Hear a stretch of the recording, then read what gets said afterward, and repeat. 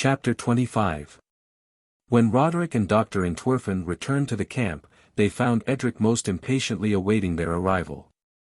He was too much agitated to speak. And the worthy doctor found all his troubles amply repaid by the interest his friends took in his welfare. Whilst Dr. Entwerfen was employed in relating his adventures to Edric, Roderick was occupied by a task far more difficult and important than any he had yet undertaken, viz. that of organizing and of providing for the disorderly multitude that had thronged into his camp from the city. Their number was immense. Men, women, and children, crowded round their deliverer, falling upon their knees, blessing him and kissing the edge of his garments. Roderick was affected even to tears. "For heaven's sake, my good friends," said he, "spare me. I have done but my duty, I have been but an humble instrument in the hands of Providence. Address your thanks to him, there they are due." Roderick, however, was quite aware it was not enough to have saved these people. He knew he must do something to provide them with food and lodging. And that if he did not, when the first moment of enthusiasm should be past, unpleasant scenes must inevitably take place. He accordingly made dispositions to this effect, with a prudence and sagacity that would have done credit to far more advanced years. Temporary huts were erected, till the streets of Seville could be cleared of the ruins that encumbered them, and the houses in some measure repaired. Shelter for the inhabitants being thus provided, Roderick harangued the magistrates, directing them to take the people under their direction. These sapient ministers of justice gladly gave him possession of the town, which Roderick was too generous to assume without their permission, and acknowledged themselves and the garrison prisoners of war. The peasants, when they found the kindness with which the citizens had been treated, flocked in with provisions, and the camp of the Irish monarch soon resembled an immense fair. Alexis had followed his master during the whole of these arrangements, and had frequently sighed deeply as they proceeded. "What is the matter with the boy?" said Roderick in one of these moments. "I cannot imagine why he looks so melancholy." The boy enthusiastically clasped his hands together, looking up to heaven, as though murmuring an inward prayer. "What can this mean?" exclaimed Roderick with astonishment. The boy took his master's hand, pressing it first to his lips, and then vehemently to his heart, and knelt before him, reverentially bending his forehead to the earth. The next moment, however, officers entering for directions, the attention of Roderick was diverted and Alexis forgotten. In the meantime, M. de Mallet and his daughter, who had been exceedingly agitated by the events of the day, thought not of repose, but sat in the tent prepared for them, conversing upon the merits of their deliverers. "I never saw a finer countenance," said M. de Mallet, "so noble, so animated, and yet so good." "Good indeed," ejaculated his daughter. "Surely if we could believe a superior spirit would ever descend upon earth, such would be the form he would assume." "How kindly he spoke, and how considerately," exclaimed the father. "How attentive he seemed, and how delicate," rejoined the daughter. "Such a majestic figure. Such a graceful manner. It is so rare to find such condescension in so great a monarch." "Monarch," cried Pauline, "were you speaking of Roderick, father?" "And of whom were you speaking, child?" returned her father, turning quickly round, and fixing his eyes upon her. Of Mr. Montague, father," replied Pauline, casting down her eyes and deeply blushing. "Pauline," said M. de Mallet. She started at the sound of her father's voice, and looked timidly up in his face. "Pauline," repeated he, "my dear child, beware." At this moment a roar of cannon shook the tent. The sound echoed by the walls of the town, and leaping from hill to hill in lengthened peals, Pauline sunk upon her knees, hiding her face in her father's lap. "My child! My beloved child!" cried M.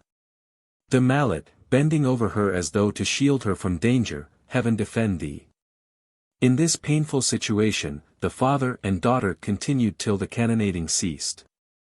All was now still, and awful was the calm that succeeded such a tumult. Pauline raised her head, and looked fearfully around. "Come, my child," said her father, "let us endeavor to ascertain who are victors." Pauline rose from her knees, and, leaning upon her father's arm, accompanied him to the opening of the tent. But she shrunk back, shuddering at the horrid scene that presented itself. Their tent was situated at the extreme edge of the camp, and commanded a view of the whole field of battle where the combat of the morning had taken place. The plain that stretched to their left, lay covered with the bodies of the dying and the dead, whilst a multitude of horses broken loose, galloped over the field, plunging, snorting, and crushing beneath their hoofs the bodies of their fallen riders. In some places, the branches of half-broken trees strewed the ground, whilst their mutilated trunks, perforated with shot, remained as melancholy relics of their former beauty. Swords and helmets, mingled with overturned wagons and military utensils of all kinds, were scattered in wild disorder around. The earth, ploughed up by the cannon-balls in deep furrows, save where the ridges had been beaten flat by the feet of the combatants, looked wild and uneven as the waves of the mighty ocean arrested in the moment of tempest. Blood lay in pools upon the ground, and clotted gore, mingled horribly with remnants of human bones and brains, hung to the still-standing bushes, disfiguring the fair face of nature. Pauline shuddered, and turned eagerly to the other side of the landscape, which commanded a view of the town. Here still, however, she found nothing but death and war. It was the moment when the explosion of the petard set fire to the wooden bulwark, and Roderick and Edric leaped through the flames upon the beach. The bright glare of the blazing bulwarks relieved strongly their dark figures, and Pauline distinctly saw and recognized them for a moment, though the next they were lost in a cloud of smoke. She screamed, and grasped her father's arm in convulsive agony. De Mallet was scarcely less agitated than herself. And, as the smoke cleared away, they saw distinctly through its flaming volumes, Roderick and Edric upon the breach, opposed by a crowd of Spaniards, and fighting with inveterate fury. "Roderick is on his knees," cried de Mallet. "But see! He rises suddenly, and plunges the Spaniard, who had raised his sword to cut him down, into the flames." Pauline did not speak, but she gasped for breath, and held her father's arm yet more tightly than before. Edric was now seen grappling hand to hand with a Spaniard, when the fire and smoke closed upon him and hid him from their view. The next instant, a tremendous crash was heard, and loud shouts, followed by a rush of men. It was the sortie of the besieged. "Oh, heavens!" cried Pauline, turning pale, and resting her head upon her father's shoulder. "War is a dreadful thing." "You are faint, my child," replied de Mallet, "this is no fitting scene for you. Shall we go in?" "Oh, no, no," cried Pauline feebly, "I cannot leave the spot. Hear shouts of Roderick. Roderick forever. Roderick in glory," rung in their ears. Pauline shuddered, a faint sickness crept over her. The scene seemed to swim before her eyes, and she would have fallen, but for the supporting arm of her father. At this moment, some soldiers, carrying a bier, passed at a little distance from the tent. Upon it lay the body of an officer. His head hung back, his long thick hair was matted with gore, and a ghastly wound gaped on his uncovered breast. Pauline could bear no more, she thought it was Edric, and she fell fainting into her father's arms. De Mallet bore her back into the tent, and as soon as she was sufficiently recovered to enable him to think of anything but herself, he dispatched one of the soldiers, appointed to attend them, to ascertain if the Irish monarch had escaped. The soldier did not return, and de Mallet, too impatient to remain in his tent, sallied forth to learn the news himself. Scarcely was he gone, however, when the soldier's wife, whom he had called to the assistance of Pauline, perceived the town was on fire. Pauline's agitation now became excessive. She trembled in every limb, and listened till the sense of hearing seemed agony. She could not comprehend the cause of the noise and bustle made by the citizens, as they came crowding into the camp. She looked forth, but the throng of half-naked men, women, and children, that came hurrying along, seemed inexplicable. She stopped a woman, who, half-dressed, had her clothes tucked up in one hand, whilst with the other she led two half-naked children. "What is the matter?" asked she. "Roderick," cried the woman bewildered in her grief, "God bless the noble Roderick." "Where are you going, demanded Pauline of two young men, bearing between them a bed containing their sick father. Roderick, shouted the pious Spaniards. Heaven, in its mercy, bless Roderick. Pauline was proceeding in her inquiries, though without the smallest hope of receiving a direct reply, the hearts and minds of Spaniards being so full of Roderick, that no other name could find utterance from their lips. When she perceived her father. "My dearest father," cried she, running to him, "now I shall know all. What is the matter?" "Roderick, the noble Roderick is safe," repeated de Mallet. Pauline was chagrined, she longed to hear of Edric, and she envied, for his sake, the renown of the Irish hero. "Can you, too, speak of nothing but Roderick?" said she, somewhat reproachfully. "And of whom else should I speak?" replied her father. "Who else deserves to be spoken of? For surely he is the bravest, the noblest of men." "I do not doubt it," observed Pauline coldly.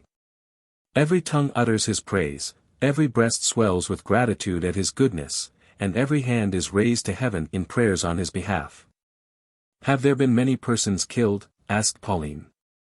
"How can you ask so foolish a question?" replied her father.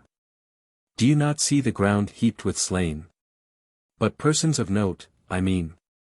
"Let me see, I think they said there were the generals H, and M, and Counts L, P, and T." "Oh," groaned Pauline, impatiently. "And besides, I think they say Mr. Montague is seriously wounded." "I feared so," sighed Pauline, "he is so brave."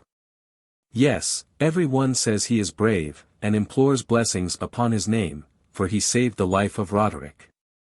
Pauline's countenance had beamed with triumph at the commencement of this sentence, but it rather fell at the conclusion. She did not quite like her hero to owe his glory to any one but himself. De Mallet continued, "His bravery and nobleness of spirit were unequalled. Every one praises him. There is certainly something very extraordinary in the character of the English. Their daring tempers and love of adventure lead them to quit peace and riches in their native country, to seek glory and distinction elsewhere. This Mr. Montague is really an exalted young man." Pauline's eyes flashed joy, she felt she loved her father better than ever, she could have embraced him as he spoke, for the praise of Edric sounded as the sweetest music in her ears. Strange that so slight an acquaintance should have produced so strong a passion. But such and so inexplicable is love. Pauline had now patience to hear the explanation of her father respecting Roderick. She even felt pleasure in the repetition of his exploits, for he was the friend of Edric, and she retired to rest, happy in herself, and contented with all the world. Having been first assured by her father that the surgeon confidently expected Edric would soon recover. Pauline, however, would have been very much puzzled to explain the cause of the excessive contentment that she felt. The situation of herself and father was as hopeless as ever. They were still prisoners in a strange land, without fortune, without friends. But so little does happiness depend upon external circumstances, that the breast of Pauline seemed to have been a stranger to it till now. After arranging everything for the comfort of the refugees and his own soldiers, Roderick took a few hours of hurried repose. When he rose in the morning, he sent his compliments to de Mallet and his daughter to demand permission to wait upon them. This was instantly and gladly accorded, and in a few minutes the Irish hero was in their tent. "I condole with your Majesty upon the situation of your friend," said de Mallet, the moment he saw him. "I hope he is better." The monarch smiled, he forgave the abruptness of the question, in favor of the excellence of the motive, and he replied that Mr. Montague was fast recovering. "He regrets exceedingly," added he, "that it is not in his power to pay his devoirs here," bowing to Pauline, "and well can I sympathize with him, as I know what he loses." Pauline inquired modestly the particulars of the combat. "Upon my word, madam," replied Roderick, "I know very little about it." "I thought your Majesty had been engaged." "That is the very reason. If I had not, the case might have been different. But as it was, I only just saw a great many people that tried to kill me, and a great many that I tried to kill, and the smoke hid all the rest." A very satisfactory account of a battle, upon my word, cried de Mallet, smiling. But other people saw more of your Majesty's acts than you did yourself, and they say, you performed prodigies of valor. It is very kind of them to say so, said Roderick, for I am sure it is more than they know. Your Majesty's modesty wishes to throw a veil over your valor, observed Pauline, but luckily it cannot be concealed. Your praises, madam, would make any man a coxcomb, returned the monarch. I own I have not the courage to refuse commendations from your lips. Pauline blushed, she fancied she had said too much, and now remained silent. I cannot describe how much I admire your Majesty's leniency to the inhabitants of the city, said de Mallet. It proves your benevolence is equal to your valor, though indeed it was sound policy to act as you have done. For by this you have conciliated the hearts of the Spaniards, whereas, if you had exercised any cruelty, they would have risen against you en masse, but this, I dare say, your Majesty considered. Indeed, replied Roderick smiling, my Majesty considered no such thing, I only thought as a man, I did not like to see my fellow creatures burnt to death, or poniarded if they attempted to escape. I should not have liked it at all, if I had been in a similar situation, and so I did all in my power to save them, that is all I know about the matter. But to change the subject, I have a great favor to beg of you, Mademoiselle de Mallet. What is it? Asked Pauline. Your Majesty has only to speak to be obeyed. Oh! For heaven's sake do not talk of obedience, it is I who should obey, I only ask a favor, and that is, that you will permit me to bring Dr. Entwerfen to kneel at your feet and kiss your fair hand, in token of his homage. I would not advise Pauline to let him kneel, said de Mallet laughing, as I fear, if she does, there will be some difficulty in getting him up again. Your Majesty's commands, said Pauline. Do not talk of commands, interrupted Roderick, I hate the word.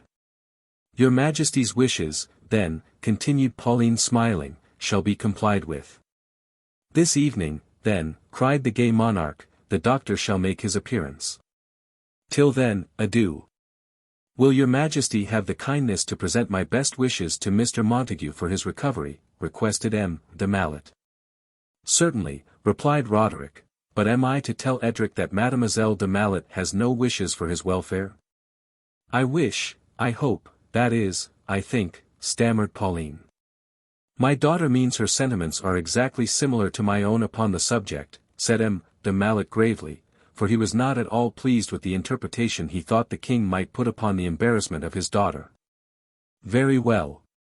Repeated Roderick provokingly, I shall tell Edric, that de Mallet and his daughter think exactly alike of him. That is it not? De Mallet was about to reply, when the king, nodding and waving his hand, bade them adieu, and hurried away. I don't know what to make of the Irish hero, said de Mallet, the moment he had left them. With all his good qualities, there is something very strange about him, I don't know what to make of him. Pauline sighed assent, though she did know what to make of him very well, for she fancied he saw, and ridiculed her partiality for Edric. This idea roused every spark of pride in her nature. She could not bear the thought of being supposed to give her love unsought, and she determined when she next saw Roderick to show by her coldness and indifference, when Edric was mentioned, how completely he had been deceived. When Roderick left the tent of de Mallet, he returned to Edric, whom he found pale and feeble. You are the happiest fellow in existence, Edric, said he. I would willingly give all my glory, and even my demoniacal renown, that the Spaniards talk so much about, to be able to call up such blushes to the cheek of beauty as your name can raise. Oh! If you had seen Pauline! By heaven! She is the loveliest creature I ever beheld in my life. As he spoke, Alexis, the Greek page, who had been crouching rather than sitting at the foot of Edric's couch, resting his head upon his hands, and looking absorbed in grief, uttered a faint cry, and rushed out of the tent. There is something very extraordinary about that boy, said Roderick, looking after him. There is, indeed, replied Edric, and I have something that I wish to communicate to you respecting him, and in a few words he related what had passed the preceding night in the tent. Impossible! Cried Roderick, You must have been dreaming, Edric. What communication would the boy hold with Alvarez? You know he is dumb. Besides, even if Alvarez were inclined to plot against me, he is too prudent and reserved to make a confidant of a beardless boy. I simply relate the facts as they occurred, said Edric. I do not pretend to explain them. But I can assure you, I was neither dreaming nor delirious. It is very strange, repeated Roderick musing, and it corresponds remarkably with what I have observed myself. For some moments he remained lost in thought. But it was not in his gay and joyous nature to suffer anything to depress him long, and the next instant, Alexis was forgotten. The fall of Seville, and the destruction of the army sent to defend it, produced a powerful effect upon the destinies of Spain. The Cortes again sent ambassadors to negotiate with the Irish hero. But, taught by experience, he now received them haughtily, refusing to treat with them but as a conqueror, and to put his threats in execution he determined to advance immediately upon Madrid. We must follow up our victory, said he to Edric, after he had somewhat contemptuously dismissed the deputies from the shattered remnant of their allied army, who came to sue humbly at his feet for peace. These people are treacherous beyond description. They do not understand leniency, and they must be treated with sword in hand. I am thoroughly tired of them, their fickleness and uncertainty have quite disgusted me.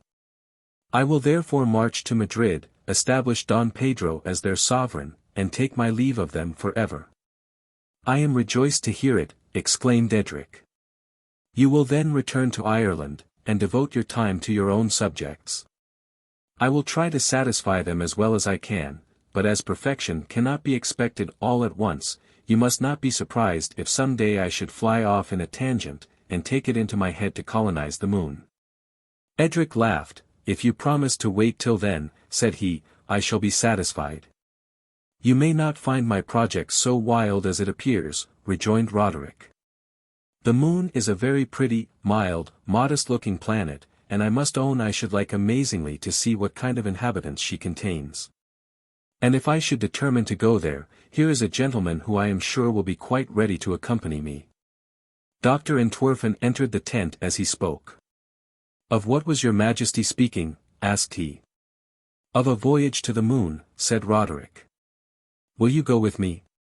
With all my heart, cried the little doctor, rubbing his hands and looking all glee at the thought. There, I told you so, said Roderick, laughing. I should have thought the many adventures you have met with had cured your passion for travelling, rejoined Edric. Cured him. Given him a zest for it, you mean, replied Roderick. The appetite for travelling always grows with what it feeds upon, and though the doctor may boast that he has fair Seville seen, so is a traveller, I ween. Yet I do not doubt but that he is just as eager to explore new places as ever. Yes, returned the doctor, I certainly did see Seville. Every part of it, my dear fellow, from its palaces to its dungeons, resumed Roderick, nay, I believe you were very near being indulged with a view of its ropes. The doctor did not quite relish this raillery. I can assure your Majesty. Apropos de bottes, cried Roderick, interrupting him, I had entirely forgotten I promised to introduce you to Mademoiselle de Mallet. We will go now. Will you accompany us, Edric? I am sorry to ask you to do anything so disagreeable. But I think it will be but decent to kiss hands, take leave, and all that sort of thing, before we set out for Madrid. Besides, it may be as well to make some kind of provision as to what is to become of them in our absence. Then you will not take them with you, said Edric, despondingly. Who ever heard of such a thing? Cried Roderick. How could I possibly ask the lovely Pauline to endure the inconveniences of travelling with a camp? I really have not the assurance to attempt it. Edric sighed deeply, and his countenance assumed an expression of so much melancholy that Roderick laughed immoderately. I could not have believed it possible, cried he, that you could ever become such a sighing Strephon, the thing's incredible.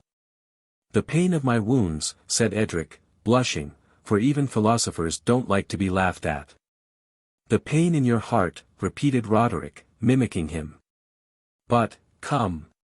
Come. I can pity you. I have been in love at least 50 times myself, so I know what it is. But I am not in love, remonstrated Edric. Denial is one of the most dangerous symptoms, resumed Roderick, gravely. Experienced physicians rarely think their patients really ill, till they are not conscious of it themselves. Let me feel your pulse. Pshaw, said Edric, impatiently. Will you go then? Asked Roderick, laughing. And to avoid being farther tormented by his raillery, Edric hastily rose from his couch, and declared himself ready to attend him. The injuries he had received, having been only flesh wounds inflicted with a sabre, had now nearly healed. And the only change they had produced in his appearance, had been to make him look more pale and interesting, one arm being supported by a sling, and a bandeau bound round his forehead. Pauline's eyes sparkled when she saw him, in spite of her intended indifference, and she could not command her voice so entirely, but that its tremulous tone betrayed her inward agitation. Edric's eyes also involuntarily expressed his pleasure. Whilst the gay laugh and arch look of Roderick told that he was perfectly aware of what was passing in the mind of each. Dr. Entwerfen, however, saw nothing of the kind, his mind being quite absorbed in the delightful contemplation of his own glory. He had been presented to M. de Mallet by Roderick as his friend and counselor, the learned and justly celebrated Dr. Entwerfen. And that moment seemed a sufficient reward for a whole life of misery, the doctor's ecstasy upon the occasion being so unbounded, that he neither knew what he did nor what he said. Whilst Roderick had been speaking, indeed, he had been in perfect agony. Stretching himself out on tiptoe, opening his hands and closing them again with every sentence, as though bursting with impatience to speak, that he might by his eloquence confirm the monarch's eulogium. Yet trembling every instant lest he should interrupt it. M. de Mallet had been a dabbler in scientific experiments in his youth, and, pleased to find a person who could talk to him, and understand his ideas upon the subject, he soon drew the doctor on one side, leaving his younger friends to be entertained by his daughter. I am glad, very glad, to see you so soon recovered, said Pauline, addressing Edric in a gentle tone. I feared, that is, my father feared, your wounds were more serious. You see, Edric, cried Roderick archly, it is as I said, Mademoiselle de Mallet feels for you exactly the same interest as her father does. I should be flattered by exciting any interest in so gentle a bosom, sighed Edric, looking at her tenderly. Pauline sighed too, involuntarily, but remained silent. Do you then feel no interest in my behalf? Continued Edric. Not even the cold, chilling feeling sanctioned by your father? Oh! Call not the interest my father feels for you cold or chilling. Exclaimed Pauline with energy, I am sure, that is, I think, and here, fearing she had said too much, she stopped abruptly, totally unable to proceed. Oh, go on! Exclaimed Edric, gazing earnestly upon her blushing face, go on, I could listen to you forever. Pauline trembled, blushed, and hesitated. I think I had better go to my father, stammered she after a short pause. Roderick smiled, by all means, said he. Don't you think so, Edric? Edric did not reply, for in fact he did not hear the question. Whilst poor Pauline's agitation increased, and her colour changed rapidly every moment, she dreaded Roderick's raillery, and trembled so violently that she could scarcely stand. At this moment her father returned. He looked at his daughter with some surprise, and then, turning to his guests, he apologized for her abstraction. My daughter is unused to camps, said he, and the scenes she has lately gone through have been too much for her nerves. She will now have an opportunity of recovering herself, replied Roderick. My army will move forward tomorrow, and if you will accept the post, I will leave you governor of this city, with a sufficient garrison to keep it on my behalf. Pauline turned deathly pale as he spoke, and every hope of happiness seemed to fly from her breast forever. M. de Mallet, however, was not at all aware of his daughter's anguish. And, thanking the king gratefully for the high honor conferred upon him, his fancy began to revel by anticipation in the delights of governorship. And in 10 minutes he had arranged in his mind as many improvements and alterations as it would take 50 years to accomplish. "Farewell," continued Roderick, "I trust we shall meet again, if not here, at least in another and a better world. Permit me, lady," continued he, slightly touching with his lips the pallid cheek of Pauline. "Tomorrow with the dawn we advance, and we have so much to do ere then, that we must deny ourselves the pleasure of again enjoying your society. Farewell, governor, you will find the necessary papers to install you here," giving him a packet, "and the soldiers have orders to obey you as myself. Come, Edric." Edric advanced, and bowing, took the hand of Pauline and pressed it respectfully to his lips. His heart was too full to speak. Pauline could scarcely restrain her tears, and shaking hands with the doctor, she hastily retired to a part of the tent enclosed for her use. "My daughter is not well," said de Mallet, "these scenes of blood and war are too much for her nerves. But she will soon recover when you have left us." "I doubt that," murmured Roderick in a half-whisper, and soon after the friends retired. Edric was not insensible to Pauline's emotion. And as he more than suspected the cause, a pleasure, unknown before, throbbed in his bosom. His eyes sparkled, and his whole appearance presented so complete a contrast to his usual depression, that Roderick could not resist the temptation of again rallying him most unmercifully upon it. "Talk of medicine," cried he, "there is no elixir like the magic of a pair of bright eyes. All the physicians in my camp can effect nothing like it. Nay, you need not blush so, Edric.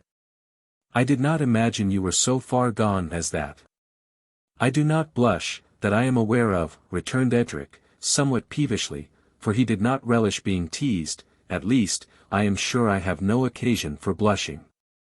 "Well, then, don't look so like a bashful maiden, disavowing her first attachment, with a hla, pa. How can you think so? I did not suppose you were capable of such affectation. I am not aware that I have been guilty of any. Come, then, own the truth candidly, you love Mademoiselle de Mallet?" "How can you think so?" replied Edric, blushing deeply in spite of his efforts to look composed.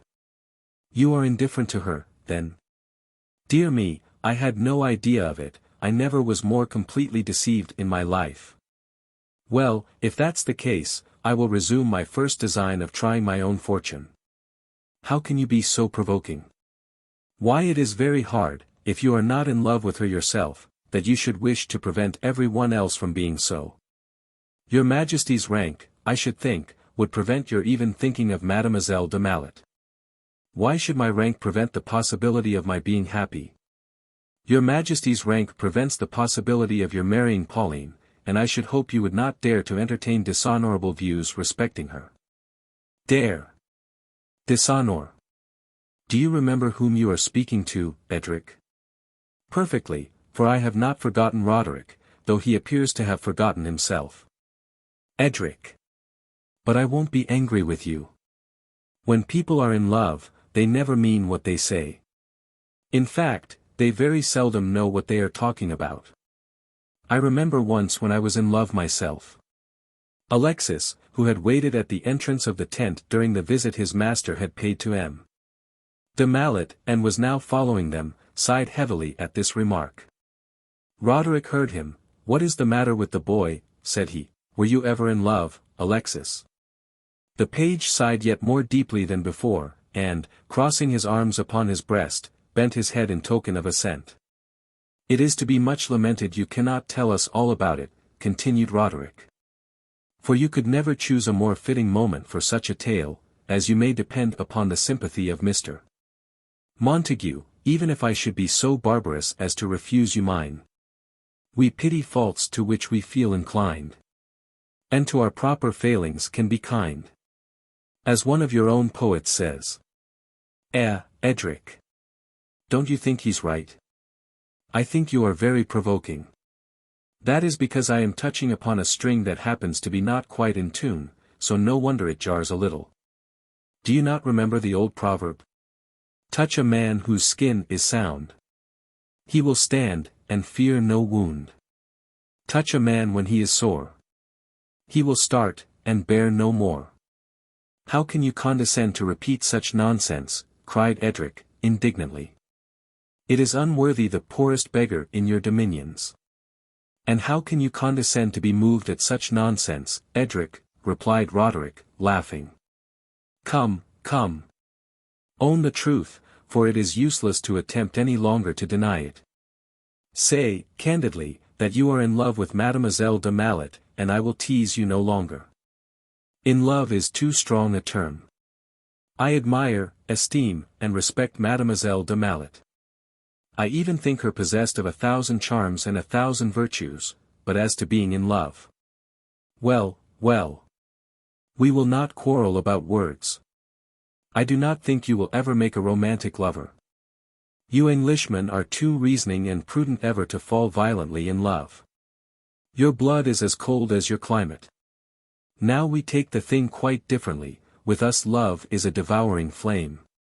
A fire that absorbs our whole being, a stream that sweeps everything before it, a madness, a delirium.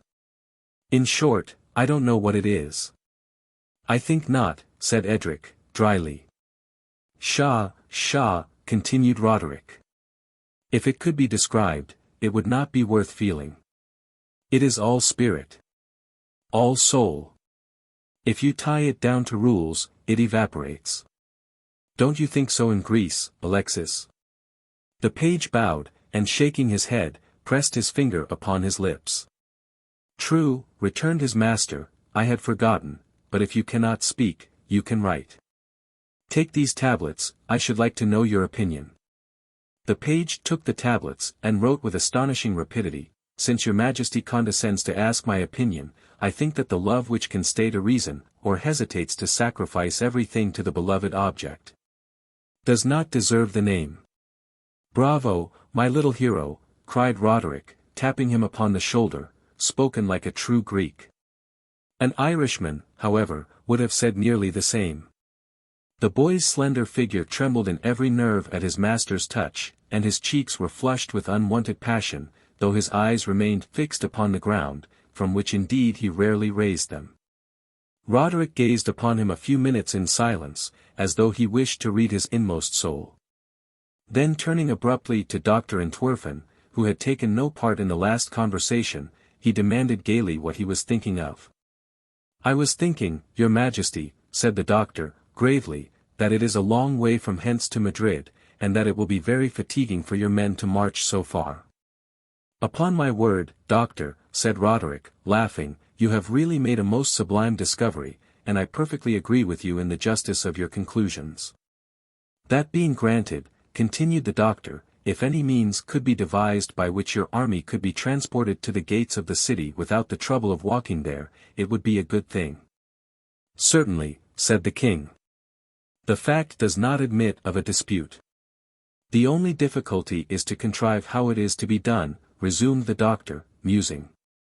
Aye, there's the rub, cried Roderick, laughing immoderately. However, if any one can do it, I'm sure you can, my dear doctor. So rally your energies and consider the best means of commencing operations. I am sure, if you exert yourself, you cannot fail of success.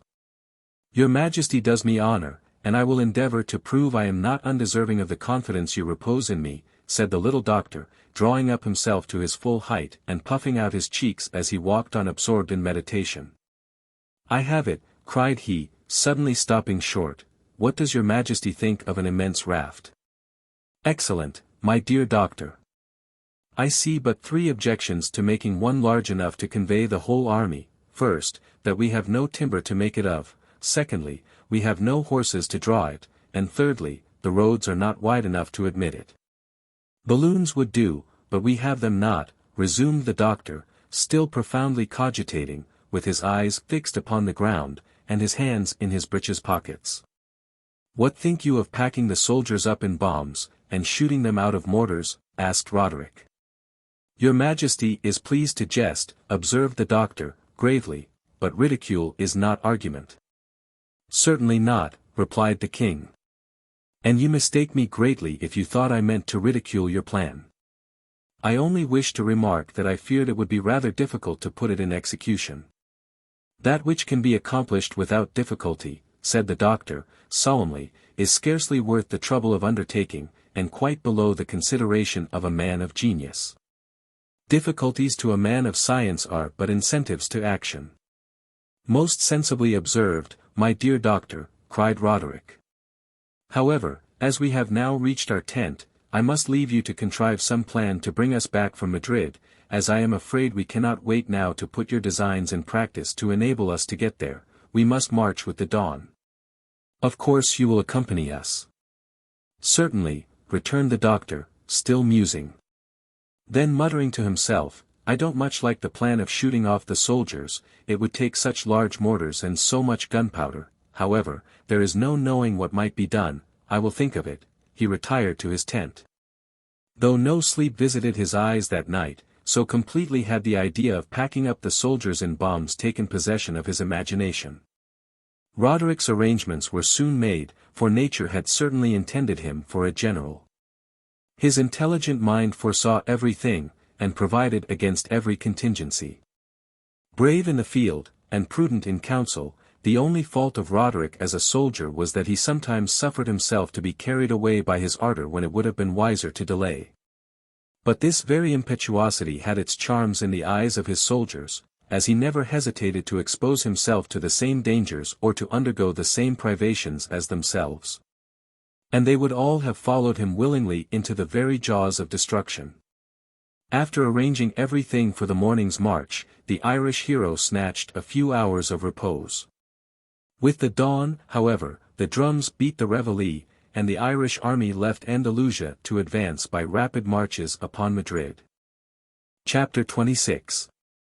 Whilst these scenes were taking place in Spain, Elvira was beginning to discover, in England, that it was not quite so delightful to be a queen as she had previously imagined. The contending parties in the state had been roused into action by the late struggle, and party spirit is of all others the most difficult to conquer.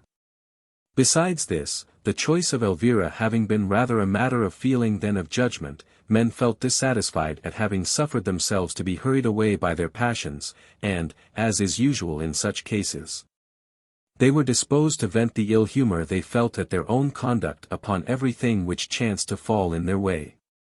Thus, even the best measures of Elvira's government were warmly criticized, and as she unfortunately altered some of her laws in consequence of these objections, the critics were encouraged to proceed. And fancying her plans to be the result of weakness, when they were in fact only produced by her natural candor and love of justice, the people became more outrageous and troublesome with every concession that was made to them. Elvira's intentions were excellent, but by unfortunately wishing to please every one, she destroyed their effect. This made her counsels vacillating, and her measures uncertain. Nothing indeed but the strength of mind and commanding genius of Edmund, joined to his complete devotion to her cause, could have prevented the ruin of her government almost in the moment of its formation. From a mistaken motive of generosity, she had retained in her council those lords who had most vehemently opposed her, though, in compliance with the wishes of Edmund, they were shorn of their beams. This was a fatal error. Half measures are always dangerous. The lords in question should have been discarded altogether, or retained in their former seats. As it was, Elvira had made them enemies, and yet left them the power to sting her. The emissaries of Rosabella were also very active, and the ferment of the public mind excessive. The taste the people had just enjoyed of power, had only been enough to make them long for more. They had only just began to relish its sweets, when the dish was snatched away from them, with which, if it had been left them to devour, they would have soon been cloyed. Discontents became general, disturbances arose, which were no sooner quelled in one quarter than they broke out in another, and these petty insurrections, though almost too trivial to mention, were excessively annoying. For trifling inconveniences, like a host of flies buzzing round a nervous man on a sultry day, are often more irritating to the temper, than serious grievances, and the noble mind of Edmund was wearied by subduing such paltry enemies. "They want employment," said he one day to the Queen, after reading a dispatch containing an account of one of the most vexatious of these tumults. "You must build bridges and cut canals to amuse them." The active mind of Elvira caught eagerly at the idea, and she vainly fancied her name would be handed down to posterity as one of the greatest of queens, who, though in the bloom of youth and pride of beauty, did not hesitate to sacrifice herself for the good of her people, and to devote that time to their welfare and the improvement of her kingdom, which others of her age and rank wasted in mere amusements. Delighted with the thought, Elvira did not delay a moment before she prepared to put it in practice. And she was found for several days together constantly surrounded by her counselors, and seated at a table absolutely loaded with papers, which she was busily employed in inspecting and arranging. Plans for the erection of public buildings, for hospitals, bridges, museums, and churches, schemes for new manufactories, hints for new establishments conducive to the public good, and sketches of new discoveries, lay in heaps before her. Mixed with addresses of compliments, votes of thanks, complaints of grievances, petitions, secret informations. And in short all that multifarious collection of paper, with which a monarch is sure to be surrounded who is said to be anxious to ameliorate the condition of his people, or who is unhappily reported to possess a genius for improvement. Unfortunate is the man possessed of power, of whom such reports are current. He is directly surrounded by projectors, each presenting a scheme more futile than that of his predecessor. And discontented dependents, each bringing a long list of grievances, half of which are imaginary, but which have been conjured up by the complainants that they may not lose the precious right they enjoy of complaining. Unhappy he whose fate obliges him to decide between the rival claimants. Certain alike to be blamed, if he give or refuse, if he accept, or if he reject. Elvira had not yet found the evils of power. But she now tasted of its sweets, and was enchanted. It seemed to her the most delightful thing in the world to hold in her hands the destinies of thousands of her fellow creatures. And she thought not of the heavy responsibility it entailed, nor how often her path would be followed by curses instead of blessings. Some one has said that every time a sovereign confers a favor, he makes one ungrateful subject and 9 discontented ones, but Elvira and Edmund as yet had not discovered the truth of this maxim. Since their present plan had been suggested, everything with them had been the couleur de rose. I say, them, for Edmund was associated with Elvira in all these gigantic schemes of improvement. And as he had conceived the first idea of them, so it was he only who could carry them into execution. His active mind required something to employ it. And the same strong feelings which had formerly been devoted to love and glory, were now turned into another channel. The energies of Elvira's mind had also been awakened by the struggle for the crown, and the passion awakened in her breast by the youthful stranger. And she now felt that she could not quietly return again to the commonplace stillness of everyday life.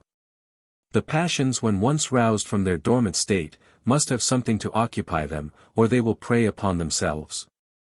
Thus we generally see great warriors, or statesmen, or in fact any class of men who have passed their lives in activity, wither away when forced to the dullness of an obscure retirement, their minds and bodies decay alike from want of stimulants to call them into action.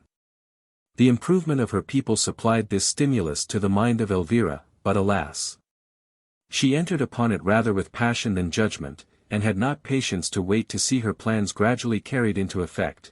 No, she could not endure anything slow, with her everything must be done by a coup de main. And as the people and the buildings were so stupid as not to be made perfect by the first attempt, she was continually disappointed and discouraged. In fact, by attempting to do too much, she did nothing. When Elvira ascended the throne, she determined no public act should take place without the approbation of her council. And these noble lords were one day debating upon the propriety of a new road, that was proposed to intersect the entire kingdom at right angles, when Lord Gustavus de Montfort rose to oppose it. Upon the ground of the injury it would do to private property if carried into effect. Elvira could not endure Lord Gustavus, his cold, prudent, calculating manner, without a single spark of imagination, disgusted her beyond description. And the only good quality he possessed, that of being indefatigable in following up his point, completed her abhorrence. Wit and eloquence were quite thrown away upon him, for he understood neither the one nor the other.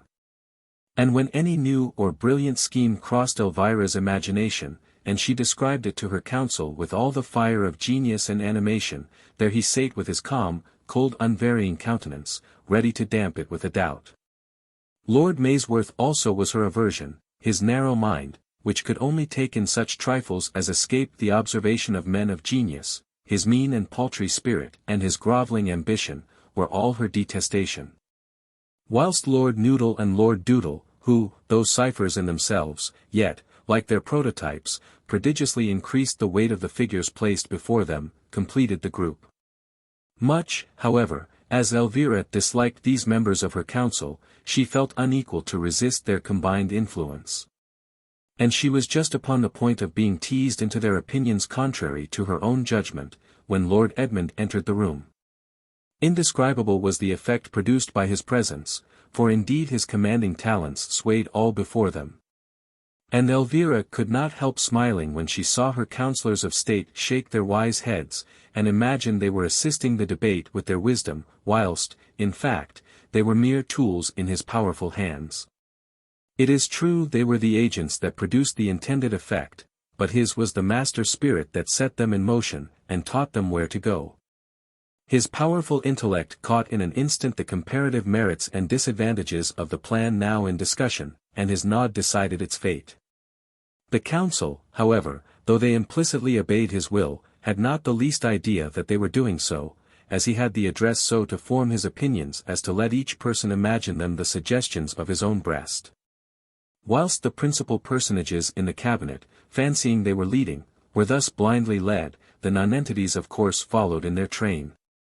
And our old friends the lords of ancient family were perfectly astonished, and they heard the magnificent plans and sagacious counsels attributed to them, and sate quite lost in admiration of their own wisdom. Whilst their little heads and enormous periwigs kept bobbing with at least threefold their accustomed rapidity. Elvira's accession to the throne had induced both her father and Sir Ambrose to leave the country, the Duke inhabiting his former palace, and Sir Ambrose taking possession of a movable house in one of the streets upon the banks of the Thames. Here the worthy baronet found himself perfectly happy in the society of his niece Clara, whom her parents permitted to keep his house, and that of his old friend the Duke. "I begin to repent that my daughter is a queen," said the Duke to Sir Ambrose, one night after supper, when the whole party were sitting cosily round the fire in Sir Ambrose's library. "I have not half the enjoyments I used to have when I could have more of her society. Now when I see her, it is but for an instant, and she can scarcely stay to ask me how I do, before she flies off to some of her new plans of improvement. The face of the country will be quite changed in a few years, if all the plans of the Queen prosper," said Father Morris in his usual smooth hypocritical manner. "I hope not," cried Sir Ambrose. "I hope it's no treason, Duke, but I must confess I wish your daughter had never been queen, if she can't leave things as they are." "They are such wild goose schemes too that she takes into her head," said the Duke piteously. "Only imagine, Sir Ambrose, she showed me this morning a plan for making aerial bridges to convey heavy weights from one steeple to another, a machine for stamping shoes and boots at one blow out of a solid piece of leather, a steam engine for milking cows, and an elastic summer house that might be folded up so as to be put into a man's pocket. It is really provoking, and Edward is quite as scheming and visionary. I absolutely think, if we were both to die, they would not feel more than a temporary uneasiness at our loss, their minds are so completely occupied in these gigantic projects." Whilst these two old men were sitting comfortably over the fire, commenting on the glorious days when they were young, and when all went right, or, what was nearly the same thing, when all appeared to them to do so, quite forgetting that age has other eyes than youth, and that the change was in themselves, not the times, Clara was at a splendid party given by Elvira. And Father Morris soon left the Duke's library to join her. It was a ball, and the splendid court of Claudia seemed yet more brilliant under the reign of her successor. It was the first time Clara had ever been at court, and the effect the gorgeous magnificence of the scene had upon her was powerful in the extreme. She forgot her cares, her sadness, and her love, all seemed enchantment. And the old lady, who acted as her chaperone, was quite horrorized at her gaucherie. Brilliant as all was, however, the lovely goddess of the temple far exceeded even the splendor of the shrine. And the beholders gazed upon her with indescribable rapture.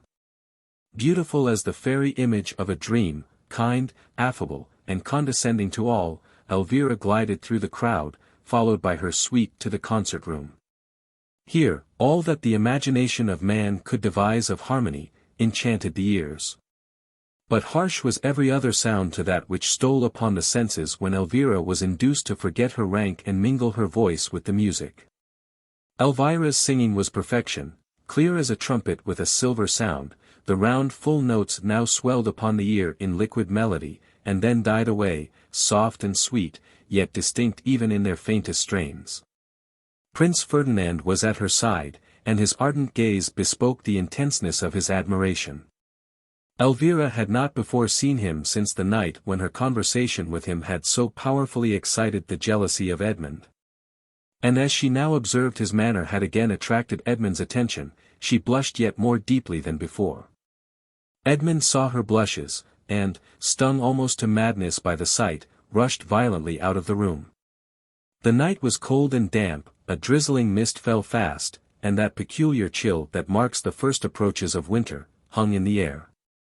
But Lord Edmund thought not of the weather, and he strode bareheaded through the palace gardens with hurried steps and the actions of a maniac. Whilst the thick gloom that pervaded the sky, contrasted fearfully with the brilliantly illuminated apartment he had just quitted. The gloominess of the scene, however, harmonized well with Edmund's feelings. He felt soothed insensibly. And though he still stalked moodily backwards and forwards, he became gradually more calm. Ungrateful woman, thought he, to treat me thus. Does she not owe everything to me? I could bear her coldness, I could resign her to a throne. But the idea of her loving another drives me to distraction, curses on that fiend. It must be by his infernal arts that Ferdinand has triumphed. The cold, the chaste Elvira could never give her love thus almost unsolicited, and at first sight if it were not the work of magic. By heaven, I would risk my soul for vengeance on that demon. As he spoke, his eyes fell upon a thicket near him, and he fancied he saw the figure of a man, half obscured however by the mist, emerge from its gloomy recesses. He gazed intently, and the figure glided slowly on with cat-like, creeping steps. The mind of Edmund was worked up to frenzy. He almost fancied a demon had appeared obedient to his wish, to receive his pledge, and work his bidding. "Speak," cried he, in a voice that sounded fearfully amidst the surrounding stillness, "speak. Art thou a demon, or a mortal?" All was silent, the figure glided on, and Lord Edmund, oppressed by supernatural terrors, and shuddering at the sound of his own voice, could bear no more. He darted upon the figure, and grasping it roughly, he exclaimed, "Man or devil, I fear thee not, and thus will I grapple with thee." "Gently, my son," replied the well-known voice of Father Morris, "in what have I offended you?" "Pardon, Holy Father," returned Edmund, "I knew you not, I knew not what I did, my passion blinded me." "And what has caused this passion?" The mind of Edmund is too noble to be lightly moved. "Oh! Talk not of the nobleness of my mind, Father. I feel I am but a poor weak worm. Nobleness belongs to God alone, 'tis blasphemy to apply the term to man. Tell me your grievances. They must, I am sure, be great, or they would not thus affect you. It is my holy office to console affliction. Speak then, my son, for, remember, that though joy is doubled by being partaken, grief is lessened by being shared, and woe robbed of half its bitterness. I have little to confess, Father. I was weak and foolish. But Elvira. And are you astonished at a woman's fickleness? Light as the eider down, and unstable as the changing wind, inconstancy is natural to the sex, they crave incessantly for novelty. And as vanity is their only real passion, if that be gratified they ask no more. And has not Elvira's vanity been gratified even to satiety? Have I not idolized, worshipped her? Was it not my power that made her what she is? And is this my reward? To be scorned, deserted, laughed at, and for what? A stranger, a boy, my prisoner. Whom do you mean? Asked the friar. Prince Ferdinand, returned Edmund. Impossible! Cried Father Morris, starting with well-feigned astonishment. Elvira cannot, surely, love Prince Ferdinand. And yet, now I recollect, I saw her talking to him, even now, with an appearance of deep interest, when I passed through her splendid chambers. Damnation! Exclaimed Lord Edmund vehemently, driven to distraction by this speech. For, strange to tell, though we may be certain of the reality of our own sufferings, they always seem to come with double poignancy when we hear them related by another. Calm yourself, my son, said Father Morris in his silky tones, eyeing him with about as much compassion as an angler feels for the writhing of a worm upon his hook. These bursts of passion are unworthy of you. Oh, Father! Cried Edmund, softened almost into tears, you know not how I loved that woman. Your grave, serious feelings, disciplined by the restraint of a cloister, mortified by your renunciation of all earthly pleasures, can form no idea of the depth and fierceness of mine. Your passions, Father, are dead within you. Subdued by holy penitence to calmness, but mine rage with the fury of a volcano, and destroy me.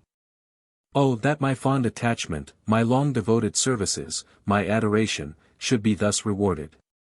Yes, my adoration, for I have adored her, Father.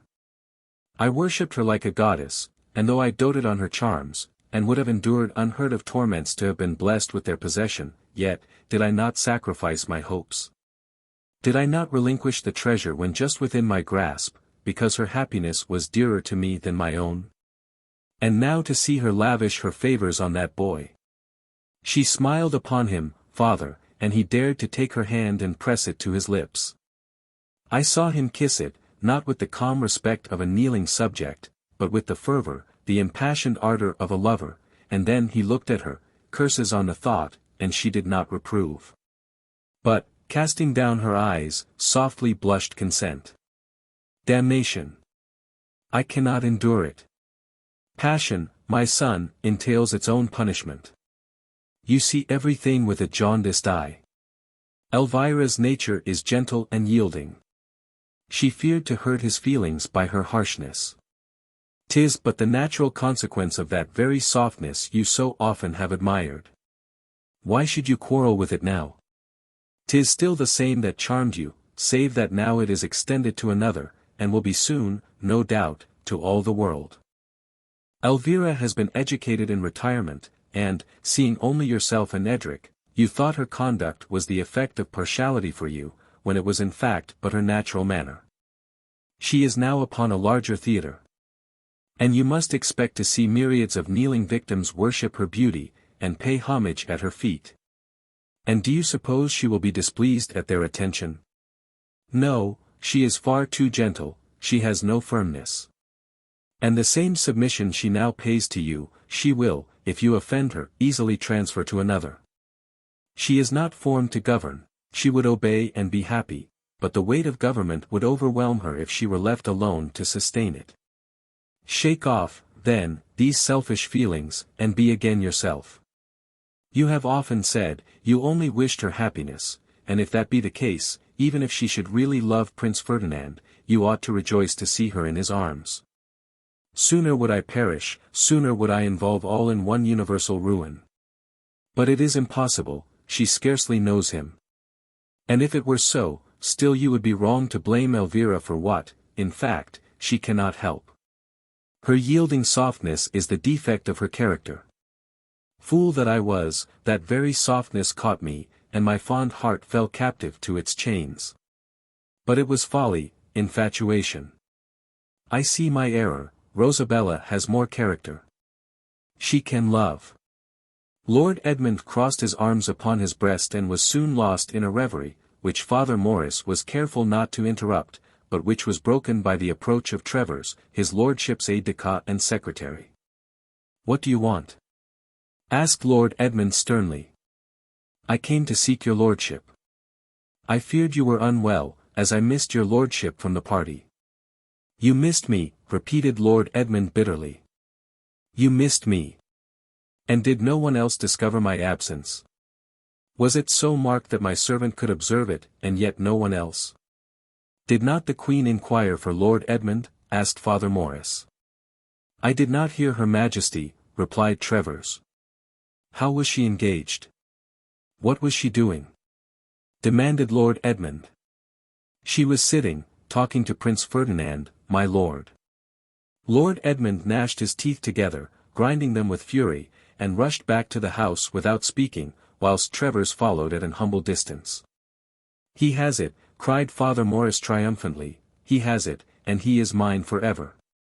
Several days elapsed from this period before Elvira again saw Lord Edmund. She was surprised at his absence.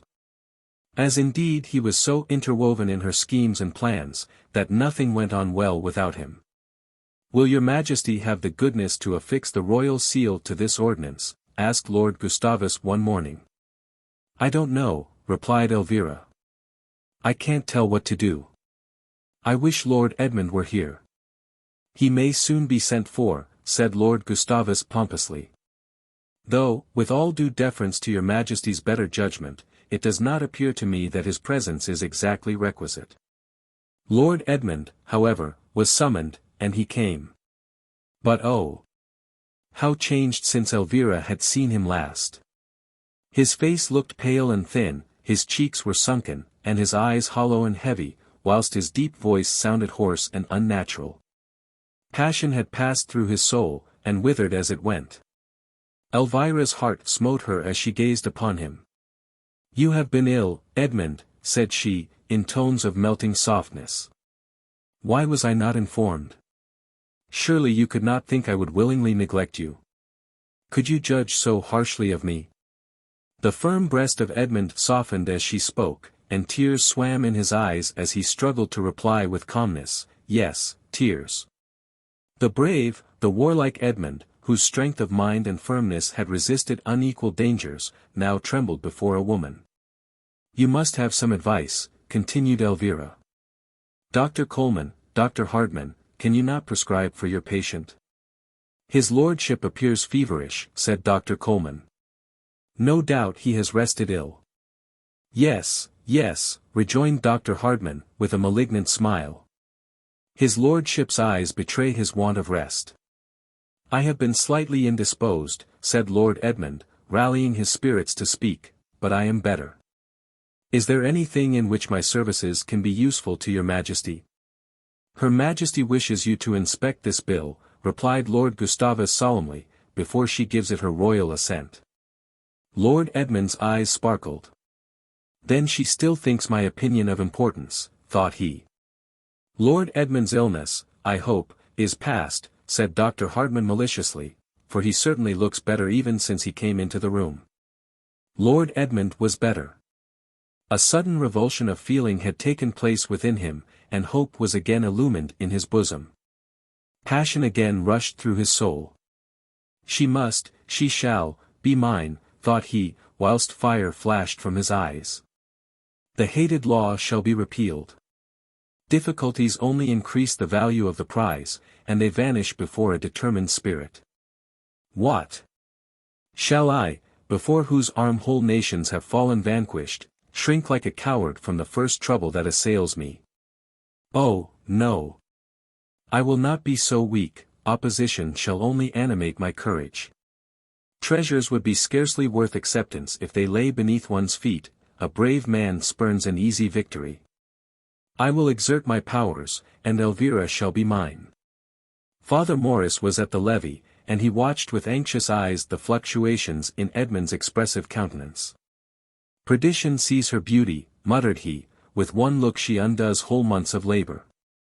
But he shall yet be mine, Cheops has sworn he shall, and Rosabella shall be queen. Be the mummy mortal or fiend, he is resistless, he has unbounded power over the human heart, and what he wills must be accomplished. Some weeks elapsed, during which Lord Edmund, restored to his former influence in the government, labored assiduously to prepare the minds of the people for abolishing the law that prevented the marriage of the Queen. With the greatest care he endeavored to make Elvira popular. For this purpose he persuaded her to remit those burthens that weighed most heavily upon the people, replacing them by taxes levied in a more indirect way. For the mass of a population seldom grumbles at taxation, unless it see the trifles for which it pays. Men do not regard the giving double the real value of a commodity, a tenth part so much, as paying even a small direct sum for the use of any of the common necessaries of life. By judiciously acting upon this principle, Edmund made himself adored, and whispers even were buzzed about, lamenting that he was not king. This was the point to which Edmund had wished to bring the people. And he pursued his plan by supporting the poor against the rich, and rigorously punishing the magistrates or officers of justice who attempted to oppress the people. The multitude generally hate those entrusted with the execution of the laws, perhaps upon the same principle as the bleeding culprit abhors the sight of the whip that has flogged him. And their natural conceit and presumption were flattered by the attention paid to their complaints, till, by his judicious management, Lord Edmund found that he had obtained the entire devotion of the mob, and could wield them at his pleasure. Time rolled on, and winter had already wrapped its frozen mantle round the world, when one day Father Morris abruptly entered the apartment of Rosabella. "It is all over," cried he, as he threw himself in despair upon a couch. "Edmund has obtained the consent of the people for the Queen to marry, and no doubt in a few weeks he will be the husband of Elvira." "The husband of Elvira!" cried Rosabella, her eyes flashing fire, and her cheeks glowing, whilst every fibre quivered with agitation, and her fine features bespoke the tremendous passions of a demon. "Then may everlasting misery attend the fiend that has deceived us. That has led us on step by step to our destruction, and is perhaps even now mocking our despair." "Yes, yes," continued she, as the fiendish laugh of Cheops rang in her ears, and his detested form stood again before her, "I expected this. You come to enjoy your triumph and mock our credulity, but no, this arm is yet powerful enough to revenge my wrongs, it shall annihilate my rival, and thou, wretch, detested hideous wretch, thou too shalt feel its vengeance." "This to your friend," said Cheops with a bitter smile, "Fie! Fie! How blind is human reason when the passions intervene. All is for the best, have patience, wait a little, and my promises will yet be accomplished." "If Elvira had died," murmured Father Morris, a dark frown gathering upon his brow. "You would not be now alive," said the mummy. "But fear not, all is as you can wish." "As we can wish?" cried Rosabella indignantly.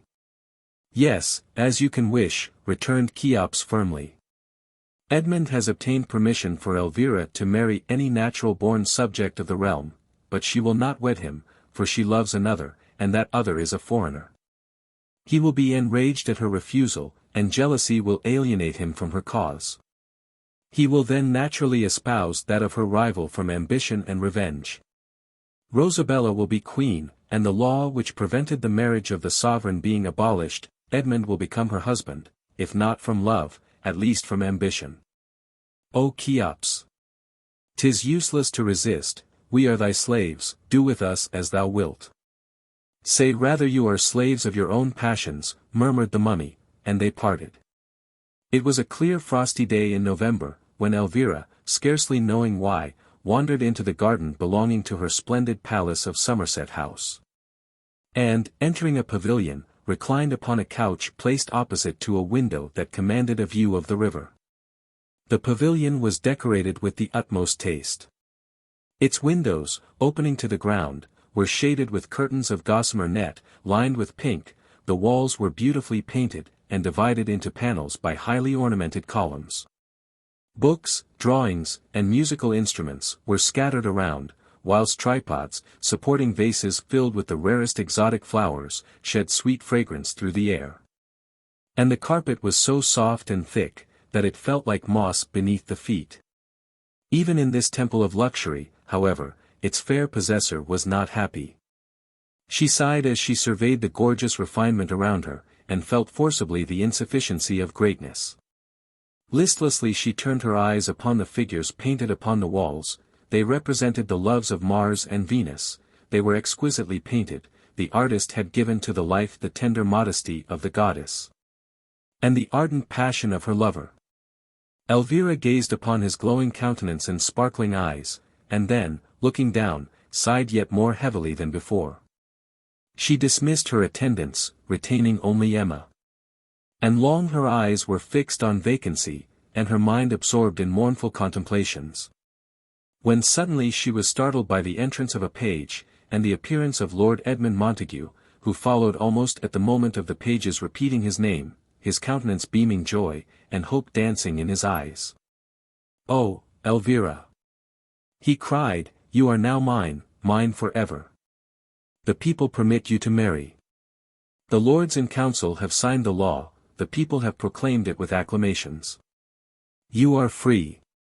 You are no longer debarred from the inestimable pleasures of domestic life, you are independent, you may marry any natural-born subject of the realm, and will you now be mine? And so relinquish my independence the moment I obtain it," said Elvira, smiling. "Oh, my loved! My adored Elvira! Consent to make me happy. Believe me, you shall be free, and still as much a queen as at this moment."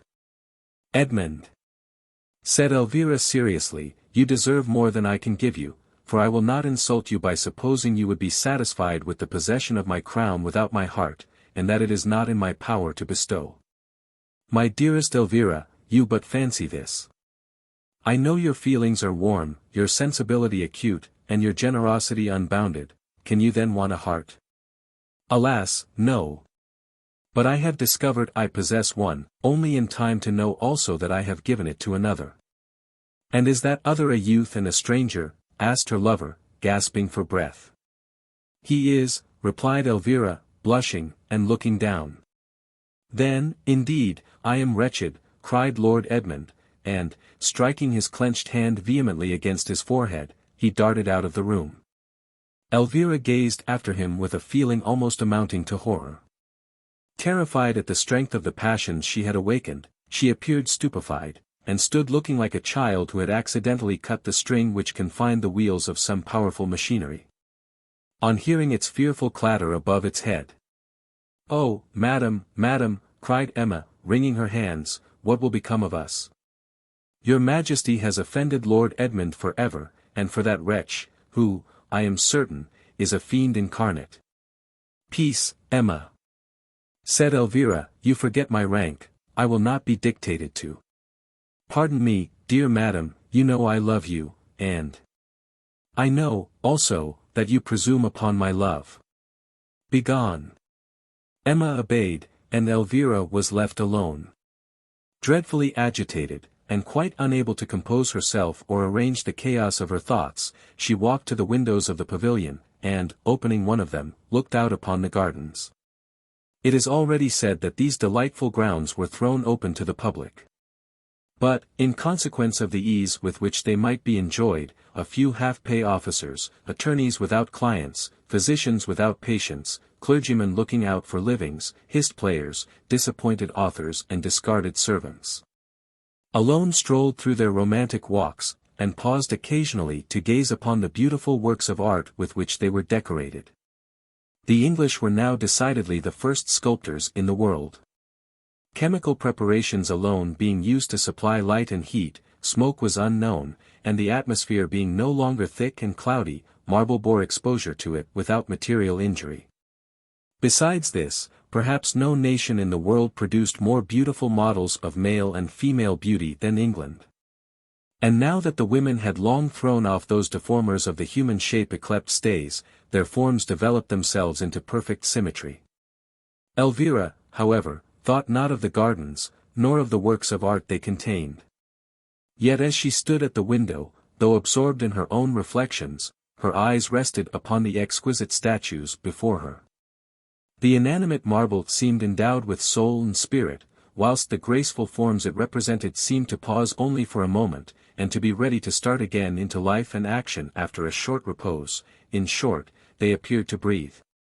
And the spectator felt almost surprised, when his eye had turned from them, to find them still in the same attitude when he looked again. The river was frozen, and persons glided along it in glittering traîneaux, or skated gracefully with infinite variety of movement. Whilst, every now and then, a steam percussion movable bridge shot across the stream, loaded with goods and passengers, collapsing again the instant its burthen was safely landed on the other side. Pleased with the busy scene around her, Elvira stood and gazed, till half her troubles seemed to vanish, and a pleasing train of thought crept over her mind. What have I done, thought she, and yet I do not repent. No, no. I could not act otherwise. The noble and devoted love of Edmund deserved my warmest gratitude, and I have done right to own the truth to him, painful as it has been to me to do so, rather than torture his generous bosom by exciting hopes I never meant to realize. Yes, I have done right, repeated she aloud, and I am perfectly satisfied with my conduct. Then you have reason to be contented, said the deep voice of Cheops, immediately behind her. For few indeed are the mortals that can say so with justice. The solemn tones of the mummy sank like a foreboding of evil upon the heart of Elvira, and she shuddered involuntarily. You think I have done wrong then, said she. I did not say that, returned he calmly. But had I not known the sex, I might perchance have felt surprised that you should avow, unasked for, a secret to Lord Edmund, which you have sedulously endeavoured to keep concealed even from me. Alas, cried Elvira, my motives were those of a woman, interrupted Cheops, a being fated to work mischief. I do not blame you, for you have only acted according to your natural instinct. What do you mean? Asked Elvira, turning pale and trembling, for the words of the mummy created an undefinable dread upon her mind. Listen, said Cheops, and I will tell you. If you had confided your secret to me, it would have produced good, for I should have aided your passions, and I cannot give assistance unless it be required.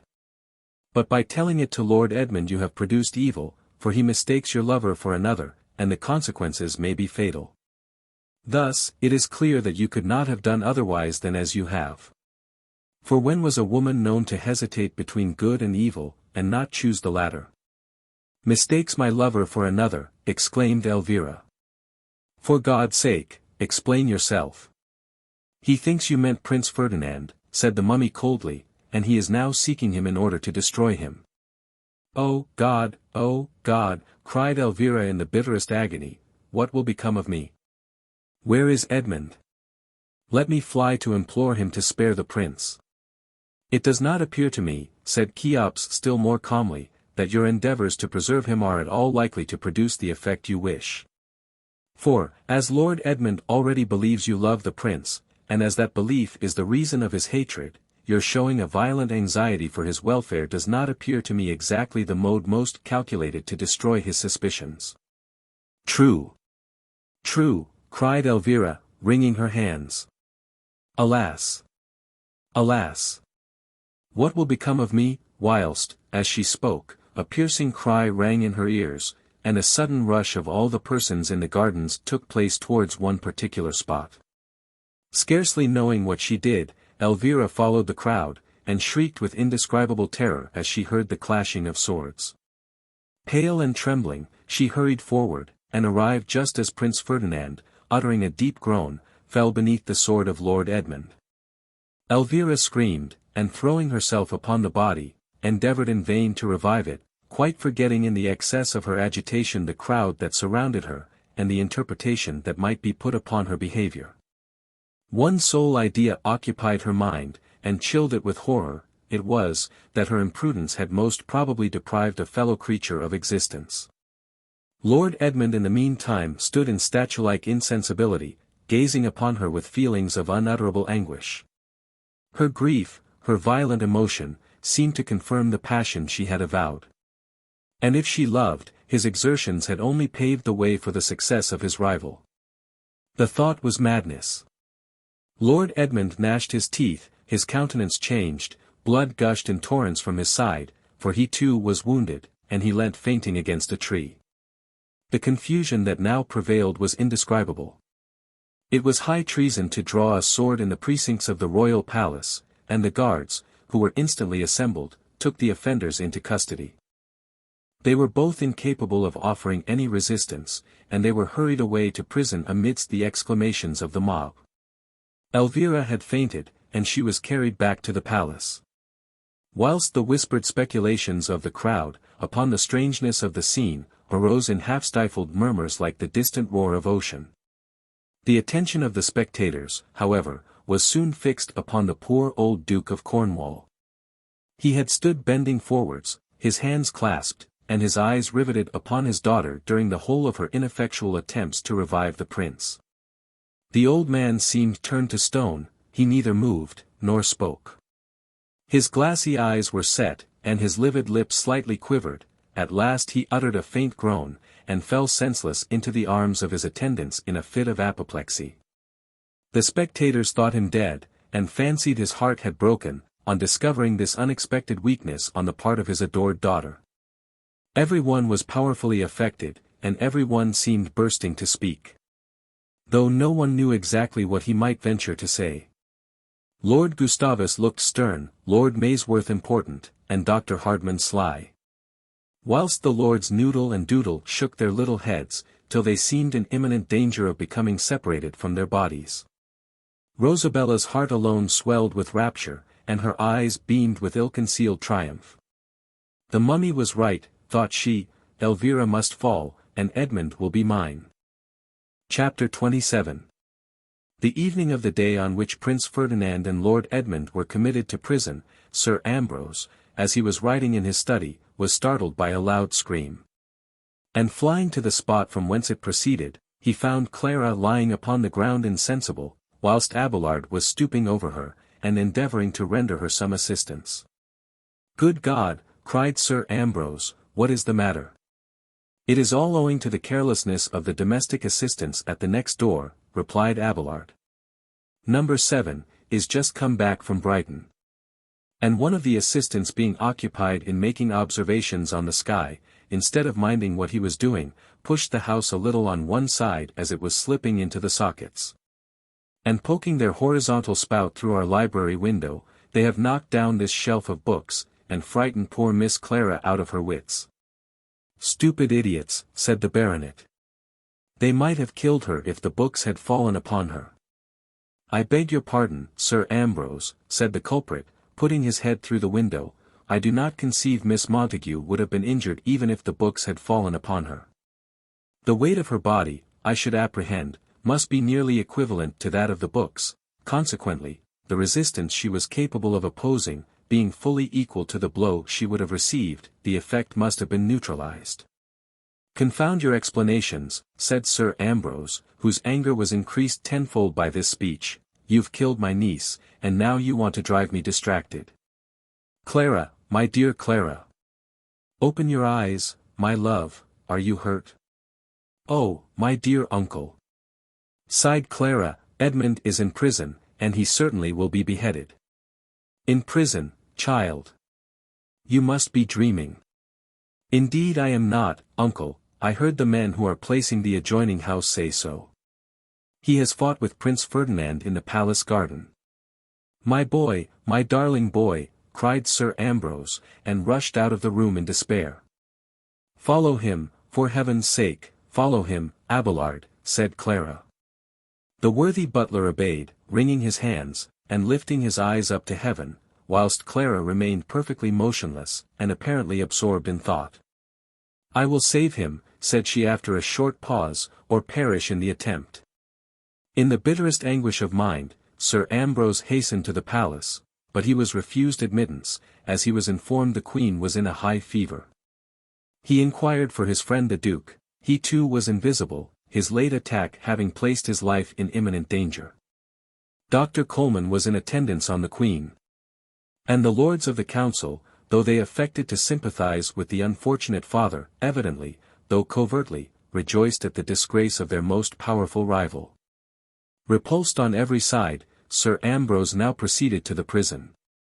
But here also he was refused admittance, and sadly and slowly he returned home in despair, resting his sole remaining hopes upon the advice and assistance of Father Morris, upon whose gigantic strength of mind he was accustomed implicitly to rely in all the impotency of age and misery. The prison to which Ferdinand and Lord Edmund had been conveyed was situated in a close disagreeable part of the city of London, called Kensington. It had been formerly a palace, and had been surrounded by a noble park miscalled a garden. The devastating hand of improvement had however, as usual, waged war against all the sublimer charms of nature, and the majestic beauties of Kensington fell victims to its fury. Narrow, unwholesome streets now rose where spreading oaks had once stretched forth their venerable arms, and verdant lawns had become dirty causeways, whilst ponds were turned to water pipes, and Jacob's well kept clean a common sewer. As Ferdinand and Edmund, however, had never seen Kensington in its pristine glories, they could not now regret the change, and it was to them neither more nor less than a place of confinement, a spot very few people show any manifest relish for. Immediately upon their arrival, Prince Ferdinand and Lord Edmund had their wounds dressed by the automaton steam surgeon belonging to the prison, which, being properly arranged and wound up, staunched the blood, spread the plasters, and affixed the bandages with as much skill as though it had done nothing but walk a hospital all its life. As soon as these operations were performed, the prisoners were locked up in separate cells, and left to meditate upon their situations. "Good heavens!" cried Ferdinand, looking round with astonishment at the elegant apartment he was shown into, adorned with a painted velvet carpet, silk curtains, and chairs and tables inlaid with brass and ivory. Whilst a sumptuous canopy hung over a bed of down on one side, and divers little cupids supported lights, held back curtains, and performed numerous other useful offices in different corners. Can this be a prison? Neither Paris nor Vienna possess palaces half so splendid. The surprise of Ferdinand was natural, as he was still almost a stranger in England, and did not know that our happy island had been long blessed with a race of people who thought prisons should be made agreeable residences, and had gone on improving them till they had ended in making them temples of luxury. In spite of all the conveniences of his prison, however, Ferdinand was perfectly wretched. He could not imagine what reason Lord Edmund had had for fastening a quarrel upon him. For, as his passion for Elvira, though violent, had been quite as evanescent as that he had formerly entertained for Rosabella, he had not the least idea of having excited Lord Edmund's jealousy. Fatigued at length with forming fruitless conjectures, he threw himself upon his bed of down, and soon lost the remembrance of his cares in a refreshing slumber. In the meantime, Clara was revolving in her mind the best method of putting in practice a wild scheme that she had formed, of visiting Prince Ferdinand in prison. She did not dare confide her plan to any one, for she feared that anybody she might consult would either laugh at her folly or betray her secret. Besides, to obtain any assistance, she must give some motive for her conduct.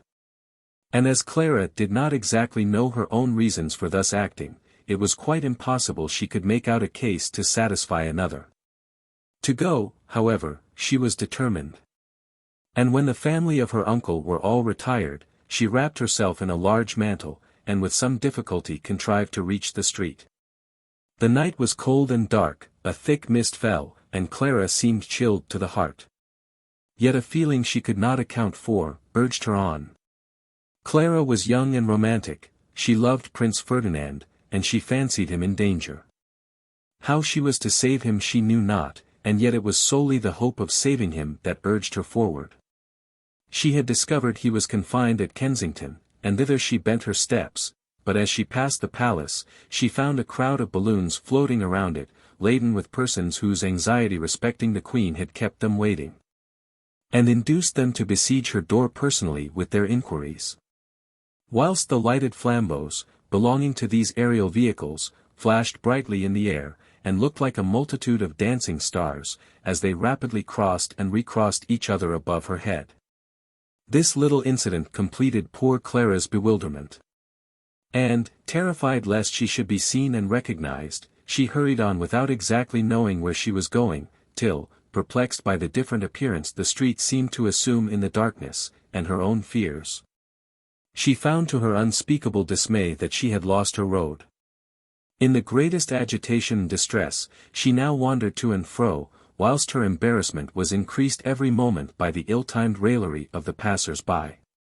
At last, she became quite surrounded by a group of people, who assailed her with so many questions and jokes, that the poor girl, quite overpowered, stopped short and burst into tears.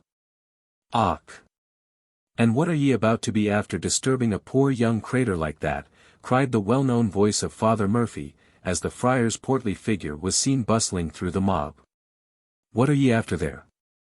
Don't you see the poor thing has lost her way in the darkness, and if ye bother her so, how d'ye think she'll ever be able to find it?" Never did any music sound so harmoniously in Clara's ears, as the father's rich deep brogue. And darting forward she threw herself at his feet, and, clasping her arms round his knees, she exclaimed, "Oh! Save me! I am Clara! Clara Montague!" "Clara!" cried Father Murphy, in the utmost astonishment. "Clara! Why, what in the name of heaven brings you out, child, at this hour of the night?" "Oh! Don't ask me, father," returned Clara, gasping for breath, "that is, I will tell you presently. But take me away. For the love of the Blessed Virgin, save me from these men." "Come here, my child," said the father, drawing her arm within his own, and walking away with her, "let us leave these people. And now," continued he, when they were already at some distance from the crowd, "you must tell me, child, what brings ye here?" This question, though it was a very natural one for the friar to ask, was beyond Clara's power to answer. In fact, she trembled so dreadfully that she could scarcely stand, and when she attempted to speak, her teeth chattered in her head so violently, that she could not articulate a syllable. "Poor thing," muttered the compassionate priest, after waiting a few minutes in vain for an answer, "she'll be better presently." All now was dark, and they walked slowly on some paces without speaking, when 4 bright flashes from a neighboring clock announced the completion of some hour, and the next instant the solemn deep-toned bell distinctly pronounced the word 1. And then all again was silent. "I had no fancy it was so late," said the father, whose disposition was naturally too cheerful to let him ever remain long silent. "Did you think it was 1 o'clock, Clara? I little thought I should ever be wandering with you, dear, in the streets at such a time of night. I can't help fancying it's all a dream, anyhow, so speak, darling, if you can, and tell me all about it." Clara felt still more faint, and only replied by clinging yet more firmly to the friar's arm. Father Murphy was frightened and thought she was going to die. "Oh murther," cried he, "what will I do? She breathing her last, sweet crater, and nobody by to help her, and I not knowing how to comfort her." The delicate form of Clara seemed every instant to become more heavy, as she still clung almost unconsciously to the friar's arm, and gasped feebly for breath. "Oh! What will I do? What will I do?" repeated the poor father, looking eagerly around for aid. All however was dark, and gloomy and silent as the grave. Suddenly, however, a bright meteor-like substance appeared at the edge of the horizon, and the friar, to his unspeakable transport, discovered it to be a patent night fire-stage balloon. He hailed it, and in a few moments it was hovering over their heads, the accommodation ladder was let down, and Clara and her companion having ascended to the car, the balloon again rapidly sailed along. "Where are we going?" asked Clara faintly. "Och," returned the friar, "and that's what I never thought of asking, darling, but heaven be praised that ye are so much better as to be able to bother yourself about it." "We are going to Kensington, miss," said the balloon conductor. "Kensington," repeated Clara, clapping her hands together in transport, "thank God." "It's a very good thing to be thankful anyhow," said the father. "But I own I don't see why you should cry out in such rapture, when you find we are going the wrong road." "Oh! No, no, father," returned Clara, "not the wrong road, for Kensington is the goal of all my wishes." "Poor thing! She is certainly distracted," thought Father Murphy. "The loss of her cousin has deprived her of her senses, but I will let her take her own way, perhaps she'll be better presently." "Where will you like to be set down?" asked the man. "Near the prison," cried Clara eagerly. "Near the prison," repeated Father Murphy, shrugging his shoulders. I was right." Not another word was spoken till the balloon stopped and the passengers were set down. All still was dark, save a lamplight that gleamed from the battlements of the prison, and showed a tall, clumsy-looking figure that marched with heavy Measured steps to and fro before the gates, whilst at a little distance lay a party of soldiers bivouacking.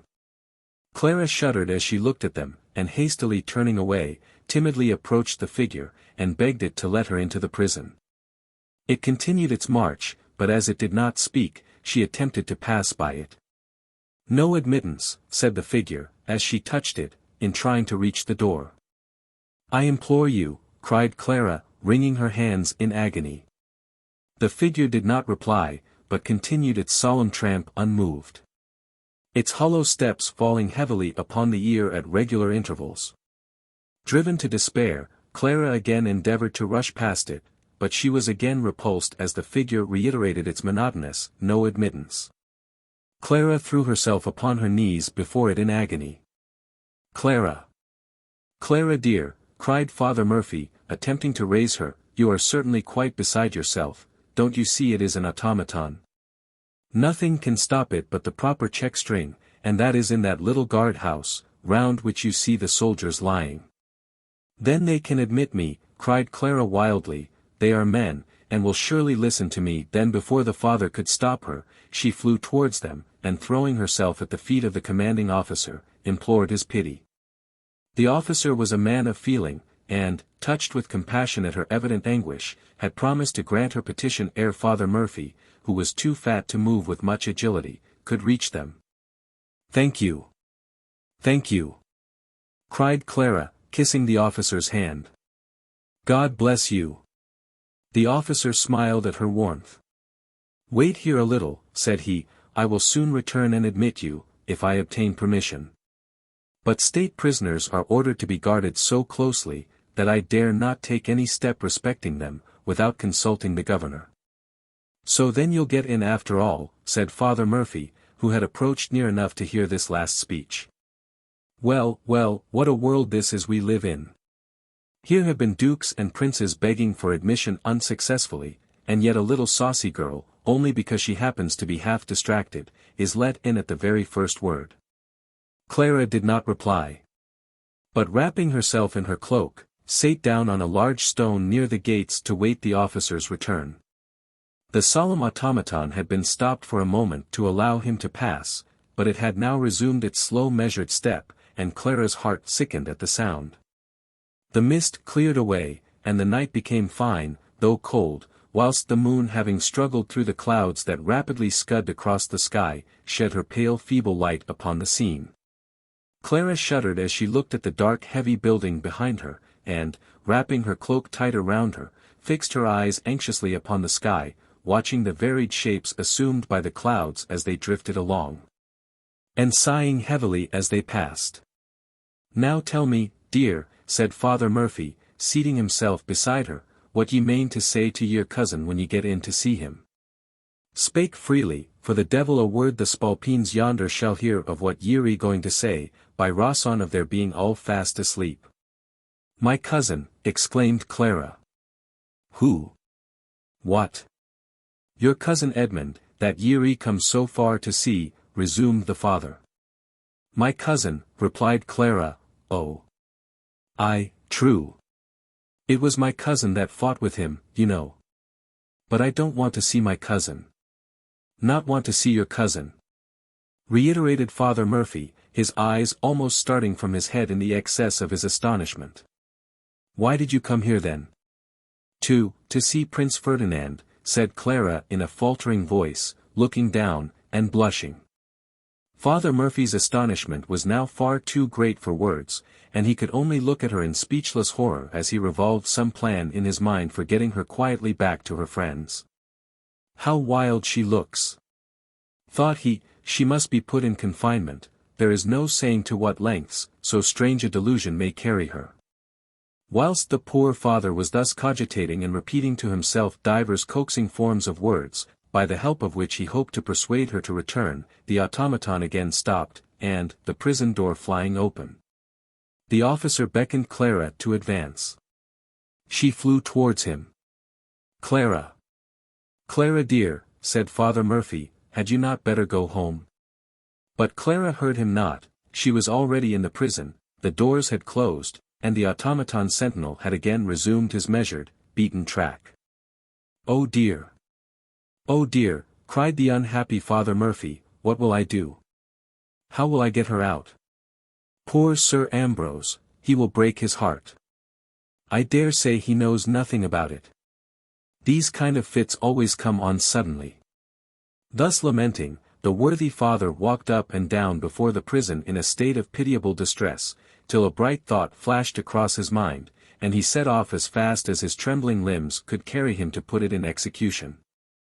In the meantime Clara had followed the officer into the prison, and her heart beat faster as she advanced, for her undertaking now appeared to her in a new light. And she trembled as she thought of the interpretation the prince might put upon her boldness. It was, however, too late to repent, she had not even time for hesitation. The officer is already at the door, the bolts are withdrawn, and Clara finds herself in the presence of Ferdinand.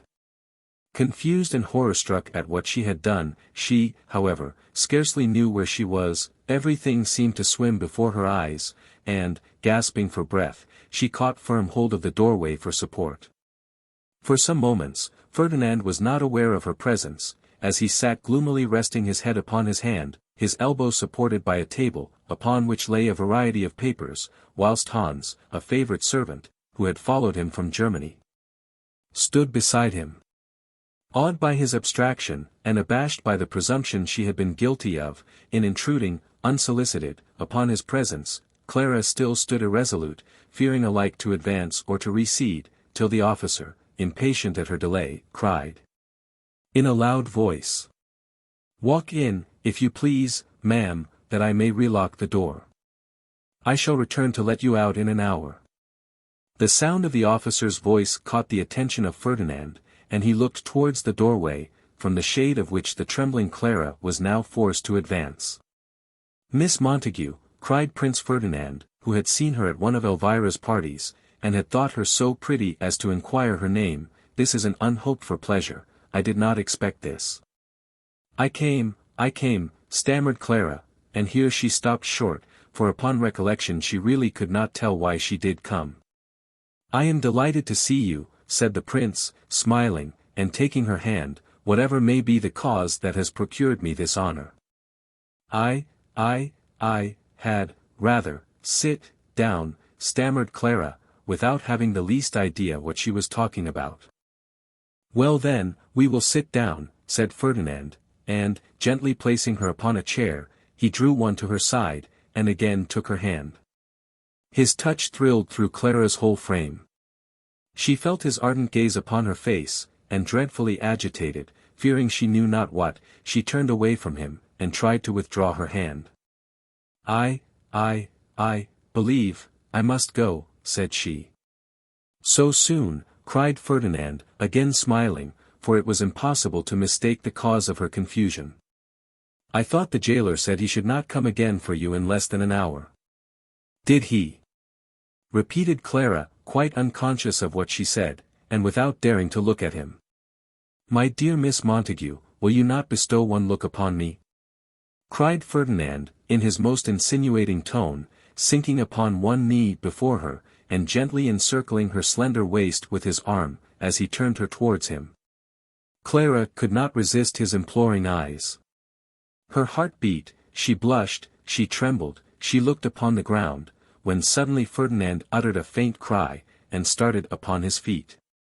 Clara gazed at him with wonder, for that countenance, so lately beaming with love and tenderness, now seemed aghast with horror. She followed the direction of his eyes, and beheld in the doorway the giant form of Cheops, whilst the mummy's appalling laugh resounded in his ears. Involuntarily Clara shuddered, and hid her face in her hands. "By the silver bow of Isis," cried Cheops tauntingly, "I admire your charity, Miss Montague. Why do you hide your face?" But so it is, true merit is always bashful, and the beneficent spirit that prompted Clara Montague to visit the distressed, and even prefer a stranger to her own cousin, makes her blush to avow her goodness. "Mercy! Mercy!" cried Clara, falling at his feet. "You know my heart, and I implore your assistance." "And you shall have it," returned Cheops. "As for you," continued he, addressing the prince, "what is your wish?" Deliver me from this prison, and make Clara mine, and I will be your slave." "It is well," said the mummy. "Clara, you must retire with me, this is no place for you. As for you, Prince, Lord Maysworth and Father Murphy will be admitted to your presence in the course of a few hours, to consult with you respecting your defense. Follow their advice, and fear nothing. Rely upon me, and you shall be safe. Come, Clara. You must return to the house of your uncle. He is prepared to receive you, and will forgive your absence, as Father Murphy will, ere we reach him, have fully explained its cause, and Sir Ambrose will overlook your folly, in consideration of your youth. Adieu, Prince. We shall meet again." The mummy and Clara now withdrew, leaving the prince's mind much relieved, as his confidence in his new friend was unbounded. Whilst the discovery he had made of the devoted love of Clara soothed his troubled spirit, and robbed his confinement of half its bitterness. Chapter 28. In the meantime, Lord Edmund's mind had been tortured by the bitterest anguish, and his agitation, added to the pain of his wounds, had produced a considerable degree of fever. The conduct of Elvira, and the anxiety she had evinced respecting the prince, seemed to confirm his worst suspicions. "O God! O God!" cried he, as he paced his prison in agony, "I could have borne anything but this, it is too much. By heaven! I could sell myself to everlasting perdition to be revenged." As he spoke, he heard the key of his dungeon door grate in the lock, and he shuddered, for he almost fancied some hideous spectre would appear in answer to his call, and he felt indescribably relieved when he heard the gentle, insinuating tones of Father Morris. Sweet is the voice of friendship to the disappointed spirit, and soft falls the balm of consolation from those we love, upon the wounded heart. Edmund's bosom thus throbbed with transport when he saw the Reverend Father, and, throwing his arms round his neck, he sobbed like a child. "My dear Edmund," said the priest, also excessively affected, for he really loved Edmund, "it breaks my heart to see you thus, cruel Elvira." "Oh, blame her not, Father," exclaimed Edmund, "I cannot bear that even you should blame her. She is deceived, she is under the influence of infatuation. We cannot control our hearts, you know, Father. But that she should be capable of loving another, when your services, your devoted affection. Alas! Alas! Father, love is not to be bought by services. All she could give she has given, I possess her friendship and esteem. And are you satisfied with those? Satisfied? Oh heavens! At any rate, I suppose you could bear to see her married to Prince Ferdinand, if you thought it would contribute to her happiness." "Married to him," cried Edmund, gnashing his teeth in agony, "married to him. Oh, anything but that, but I will never live to see it." "You are not likely," calmly returned the priest, "for, as the state requires a victim, and Elvira will certainly not resign her Endymion, you will doubtless be sacrificed to save him." "Hold, hold," cried Edmund, driven to madness by the thought, "do not dare to repeat those cursed words, I could die to serve her, but I will not be sacrificed." "What? Am I to be made a tool, a child, an idiot? Destined to labor for my rival, and denied even the poor satisfaction of showing the extent of my devotion? But I will not die so calmly, Elvira shall not forget me, I will see her, she shall at least know my sentiments. And if she treats me with scorn, I will die, it is true, but it shall be by my own hand, and at her feet. I will not be sacrificed, I will not steal out of life like a common criminal. No.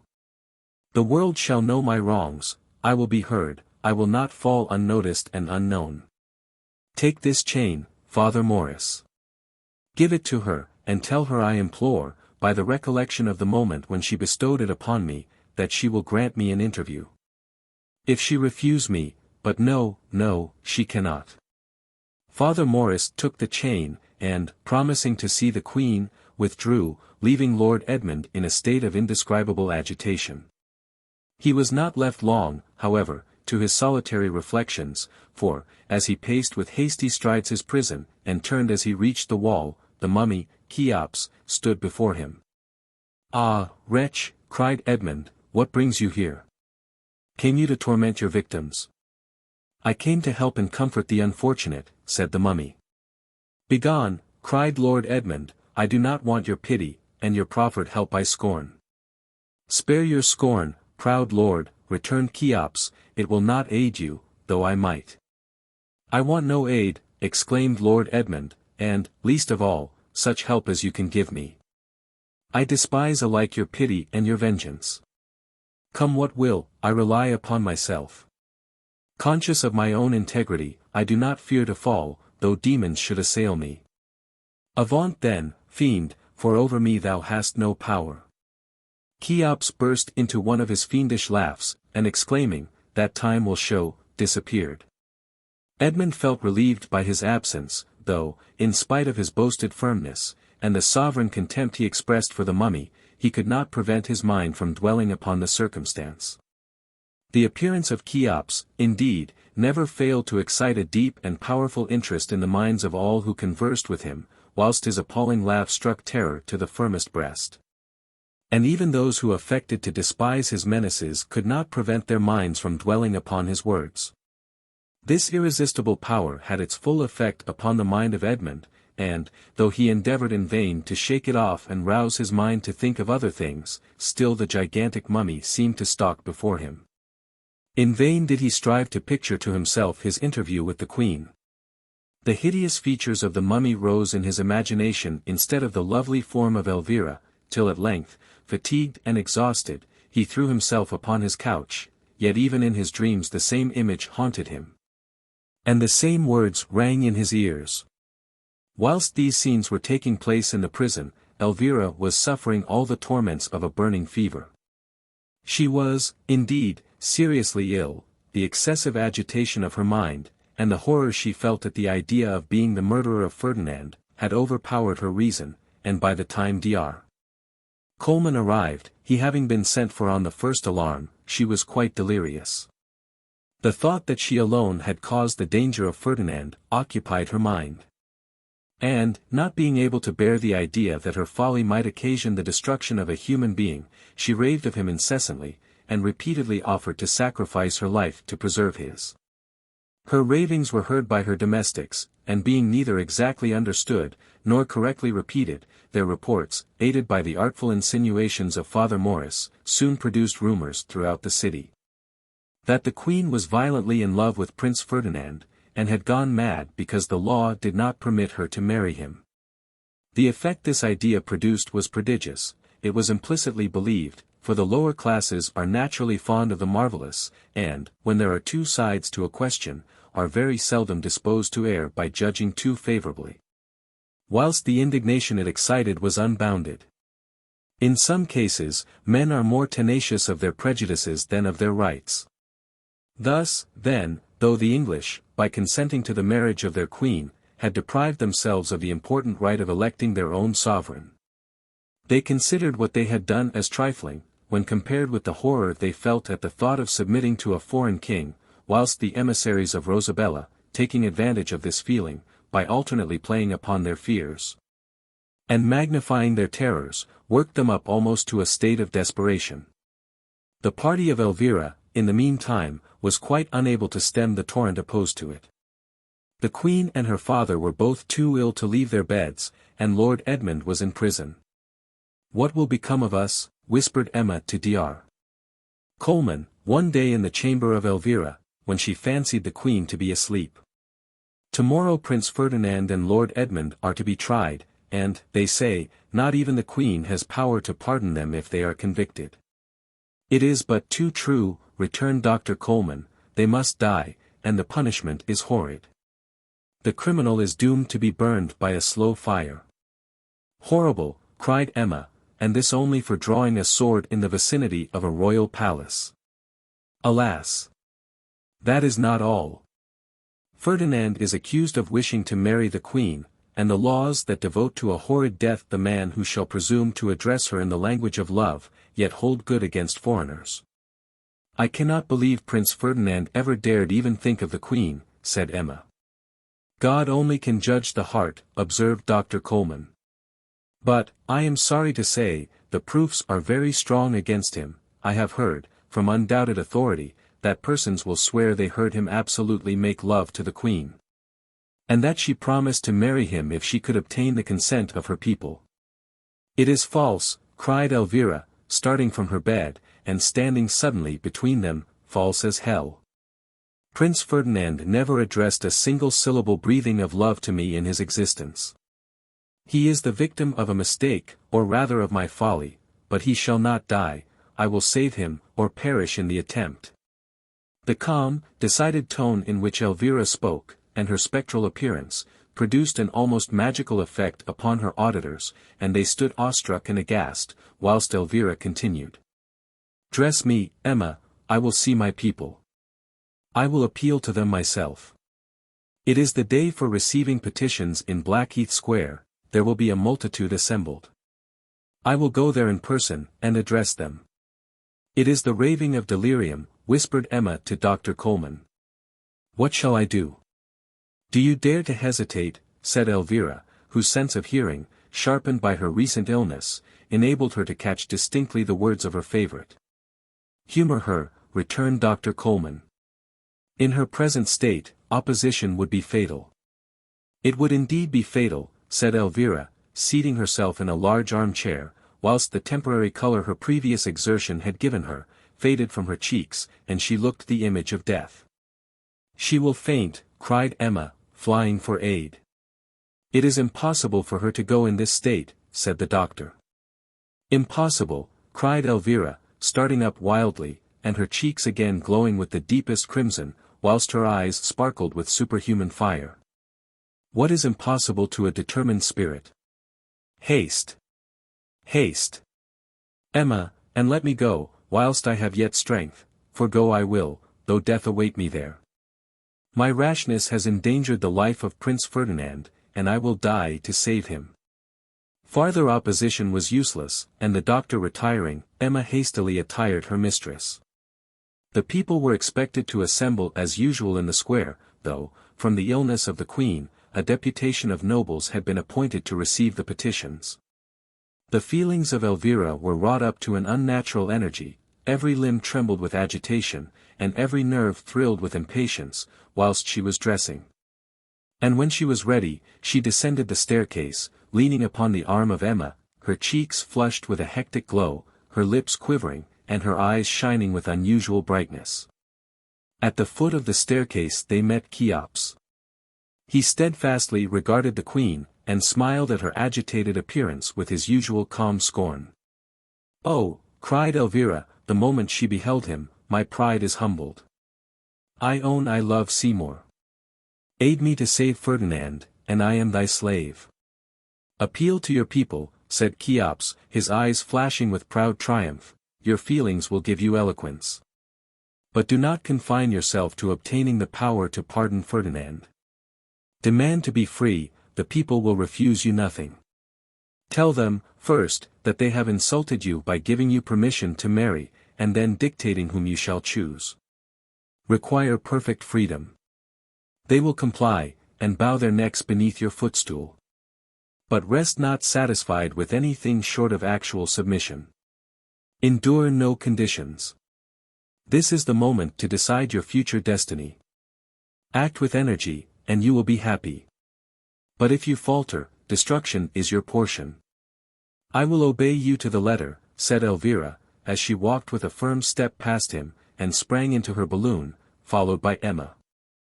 Oh, my dear, dear mistress, said that faithful confidant, do not listen to that wretch. He is a serpent sent to wile you to destruction. Do be advised, do return and relinquish this mad enterprise. Elvira did not reply.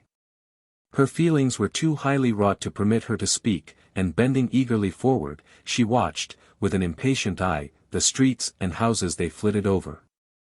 Scarcely able to bear the agony of suspense during the time necessarily lost in the transit, and seeming every instant to long to precipitate herself forward to the goal of her wishes. The balloon now rose unusually high, whilst masses of fleecy clouds hid the town from their view, and looked like flocks of sheep beneath their feet. We are going wrong, cried Elvira, in agony, we shall be too late. No, no, said Emma, I feel we descend again, we are arrived. And as she spoke, the balloon sank rapidly, whilst the clouds opening, discovered the immense square below them, apparently paved with human heads. Thank God! We are not too late!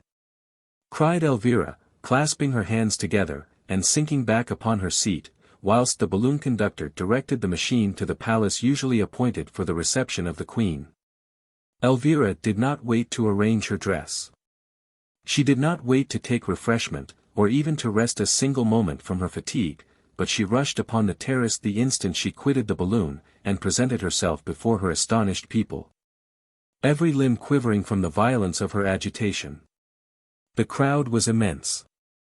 The extensive space looked one compact mass of human heads, but Elvira's courage did not fail her. Though she had now no Lord Edmund to support her, and no father or applauding friends to listen as she spoke, yet the enthusiasm of the moment gave her strength. She forgot everything but the cause that brought her there. And her mind, thrown back upon its own resources, rallied its energies, and seemed to gather courage from the thought. Whilst her sylphic figure appeared to dilate in size, and assume an almost awful dignity from the grandeur of the spirit that animated it, as she thus stood before her subjects, her life or death hanging upon their will. Her arrival had been hailed by the loudest shouts of wonder and of joy, but when the multitude saw she wished to address them, the tumult was hushed, and they waited in breathless silence for her speech.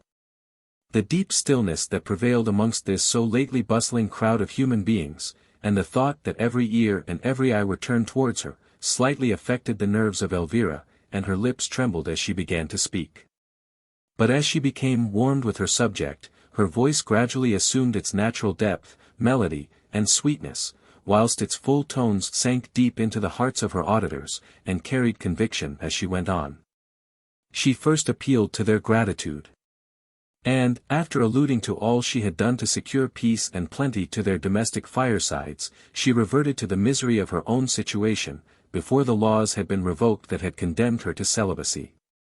She powerfully painted the harshness of the destiny that debarred her from the blessings she had so lavishly bestowed upon others.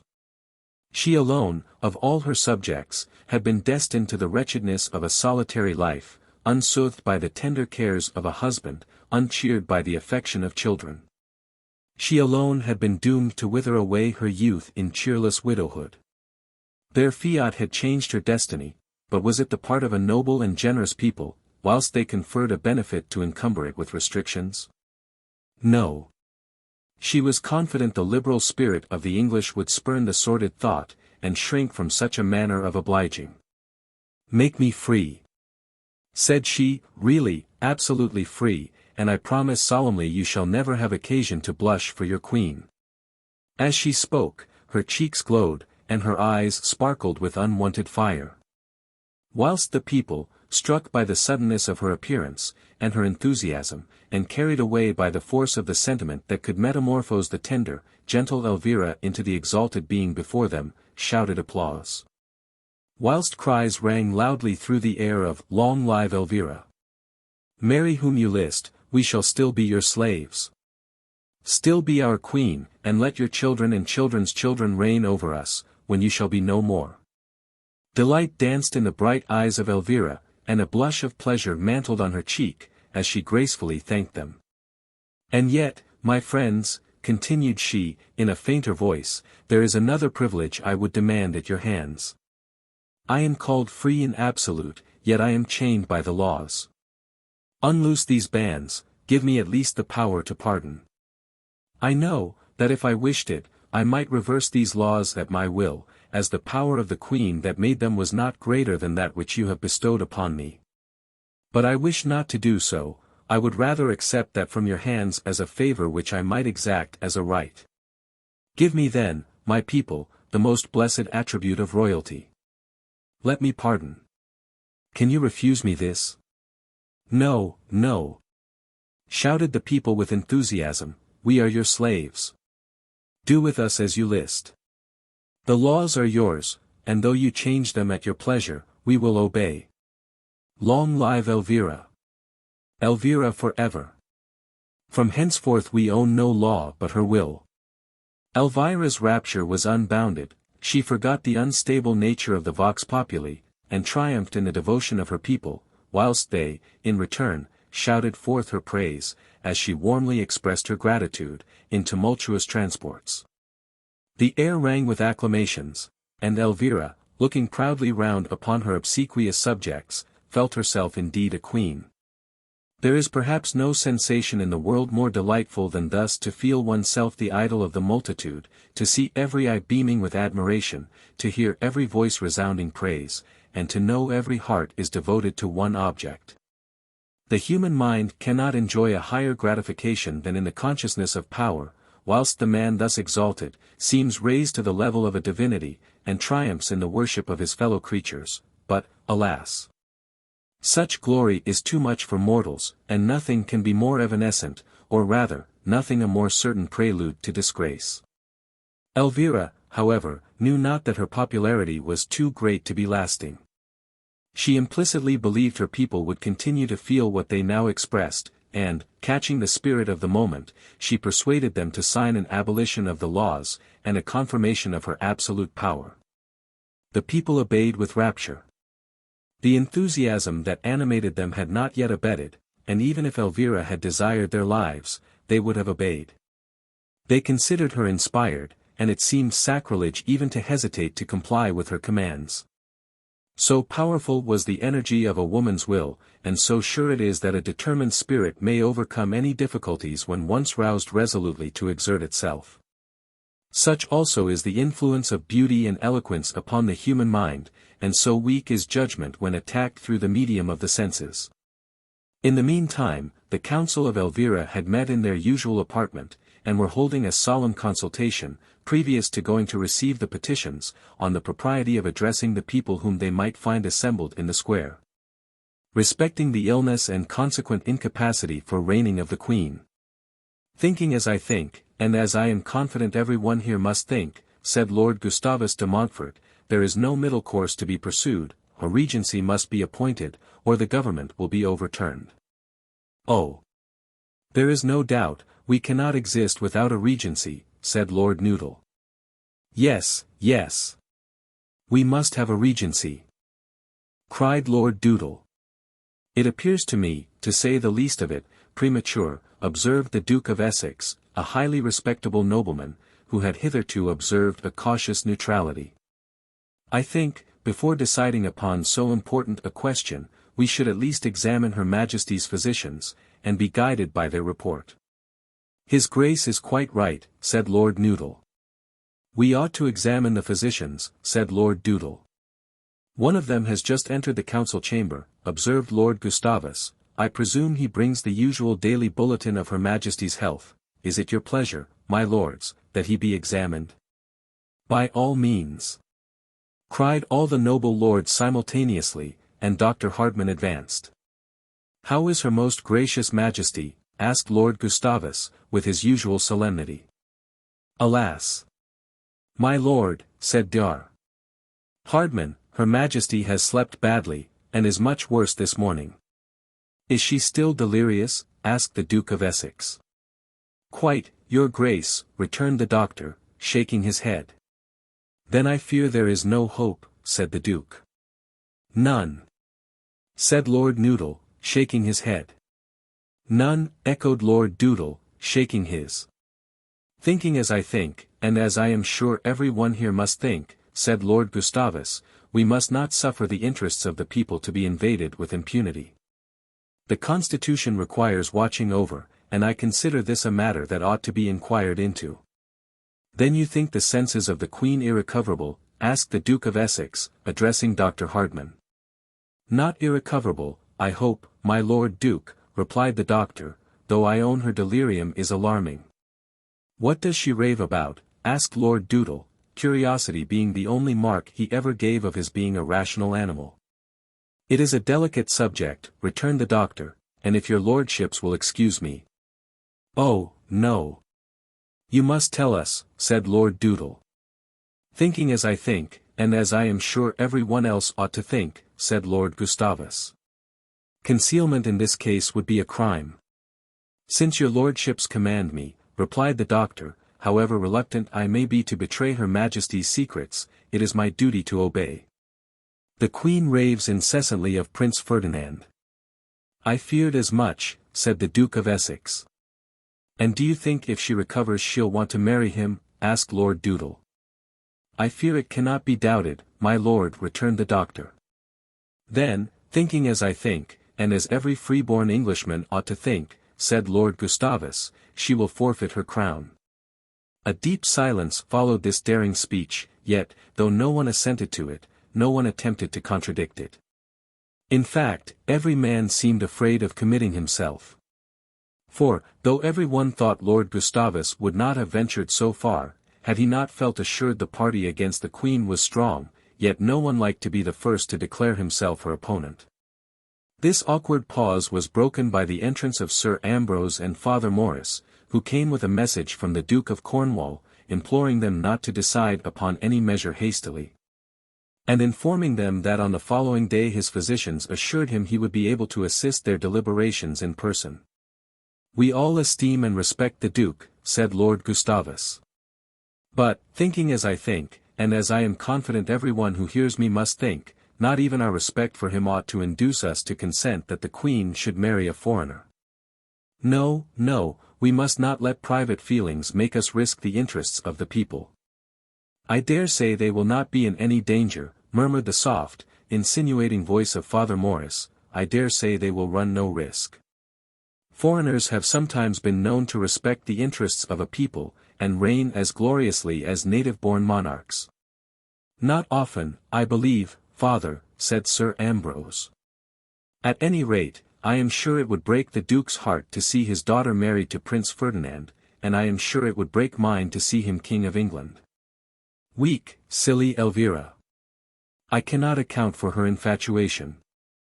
And I have no patience with her, for causing all this misery solely by her folly. You use strong language, Sir Ambrose, said the Duke of Essex. Not stronger than the occasion requires, my Lord Duke, returned the worthy baronet. I have known the Queen from her childhood, and loved her as a daughter, but now. The matter must certainly be inquired into, said Lord Gustavus. It is the duty of every well-disposed patriotic Englishman not to suffer the slightest invasion of the Constitution. Our laws are our bulwarks, we ought to die to defend our laws. And if the Queen be no longer in a fit state to administer them, or if she even contemplate the design of putting the administration of them into hands in which their purity will be contaminated, then, thinking as I think, and as I feel confident every individual who hears me must think, or, at least, ought to think, there can remain only one course for us to pursue. Perhaps, said Father Morris, we may be deceived, and the delirium of the Queen may be transient, or, at least, her mentioning the name of Prince Ferdinand in her ravings quite accidental. It is not well to be too rash. Oh, no, Reverend Father, replied Lord Gustavus, you deceive yourself. Your abstraction from the world, and the goodness of your heart, lead you to judge too favorably of others. But we, who know the world, see deeper. You, Holy Father, can form no idea of the folly of human passions. You are above their weaknesses, and cannot suspect that in another which you are incapable of feeling yourself, but, as I said before, we, that know the world, see deeper. Elvira is in love with Prince Ferdinand, and is quite capable of sacrificing her throne and people to the caprices of a romantic passion. Impossible, cried Father Morris, with well-acted astonishment. Is very true, notwithstanding, said Lord Gustavus, shaking his head sagaciously, whilst his attendant satellites, the Lords Noodle and Doodle, shook theirs for sympathy. Impossible, cried Sir Ambrose. She cannot surely carry her infatuation to such a height, she is too noble, but even if she be so mad, will no one step forward and save her from destruction? I do not see how any one can save her, if such be her intentions, said the Duke of Essex. Women are proverbially self-willed. And, now that the people have put the laws into her own hands. The people were cajoled into consent, exclaimed Lord Gustavus. But if the Queen be so mad as to intend to marry the prince, she must lose her throne and suffer death, for the laws against foreigners remain inexorable. Yes, the laws are inexorable, echoed the lords Noodle and Doodle. Good heaven! Cried Sir Ambrose, is it possible I am in England, and yet hear such barbarous sentiments openly avowed? No one has more right to feel anger at the folly of Elvira than myself, but even I cannot bear such cruelty. What? Is a young and beautiful woman, in the very flower of her age, to be doomed to destruction, merely for having shown a susceptible heart? Forbid it, heaven! And what are we that we should dare to judge so harshly and refuse mercy to a fellow creature? Are we not all feeble? Do we not all err? And if we show such cruelty in judging such a trifling offense, how shall we expect mercy for our own more weighty ones? Have mercy, then. Let us show ourselves men. Let us dare to exert our reason and throw off the shackles of prejudice. We boast that the law in this case makes us free, and arms us with power against our sovereign. Let us use that power, then, and show that we are really free by daring to act justly. If we do not, we are slaves. It cannot be, said Lord Gustavus. You talk well, Sir Ambrose, but words are nothing against facts. If the Queen intend to marry Prince Ferdinand, she must either be insane or intend to subvert the Constitution. And, in either case, thinking as I think, and as I am sure every reasonable person in the kingdom must think, she is no longer competent to reign, and is no longer worthy to live. Eloquence is a fine thing, and I do not deny that the worthy baronet speaks fluently, yet, notwithstanding all he can say, or indeed all that can be said, upon the subject, law is law. Yes, law is law, echoed the repeating lords. Sir Ambrose, I thank you from my soul, cried the old Duke of Cornwall, starting from the midst of the crowd. You have, indeed, proved yourself my friend. But I should blush to think that my daughter was slandered in my presence, and that I left it to another to undertake her defense. Yes, gentlemen, Elvira is slandered, I will venture my life upon her innocence. Her heart is English, my lords, thoroughly English, she will marry no German, no, no, my poor, dear Elvira never dreamed of such a thing, she is innocent. And here the poor old man, overpowered by his emotions, could not proceed, but, leaning upon the shoulder of his friend Sir Ambrose, wept bitterly. It is hard to see the tears of aged men. And every one was affected, they had started at the sudden appearance of the Duke amongst them.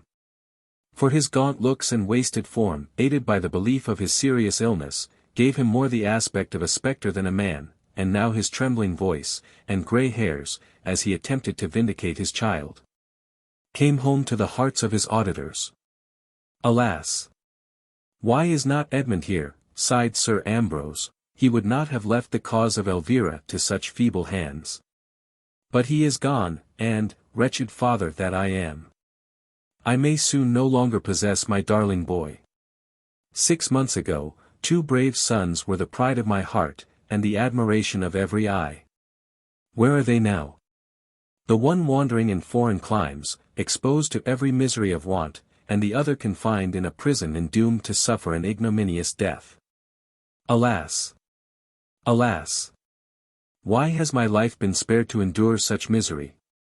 Whilst the old man thus lamented, a bustle was heard amongst the crowd, and the noble lords of whom it was composed, dividing, made way for Elvira.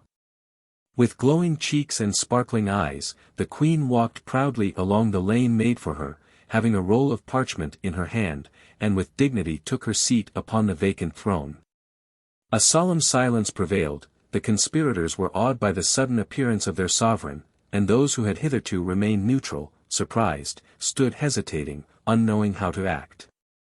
Elvira paused a few seconds, sternly surveying the crowd, and finding that no one attempted to speak, she exclaimed, "How now, my lords? What means this silence? I came to assist your counsels, not to interrupt them. Go on, I pray you. For surely such enlightened senators can have no sentiments they fear to breathe before their queen."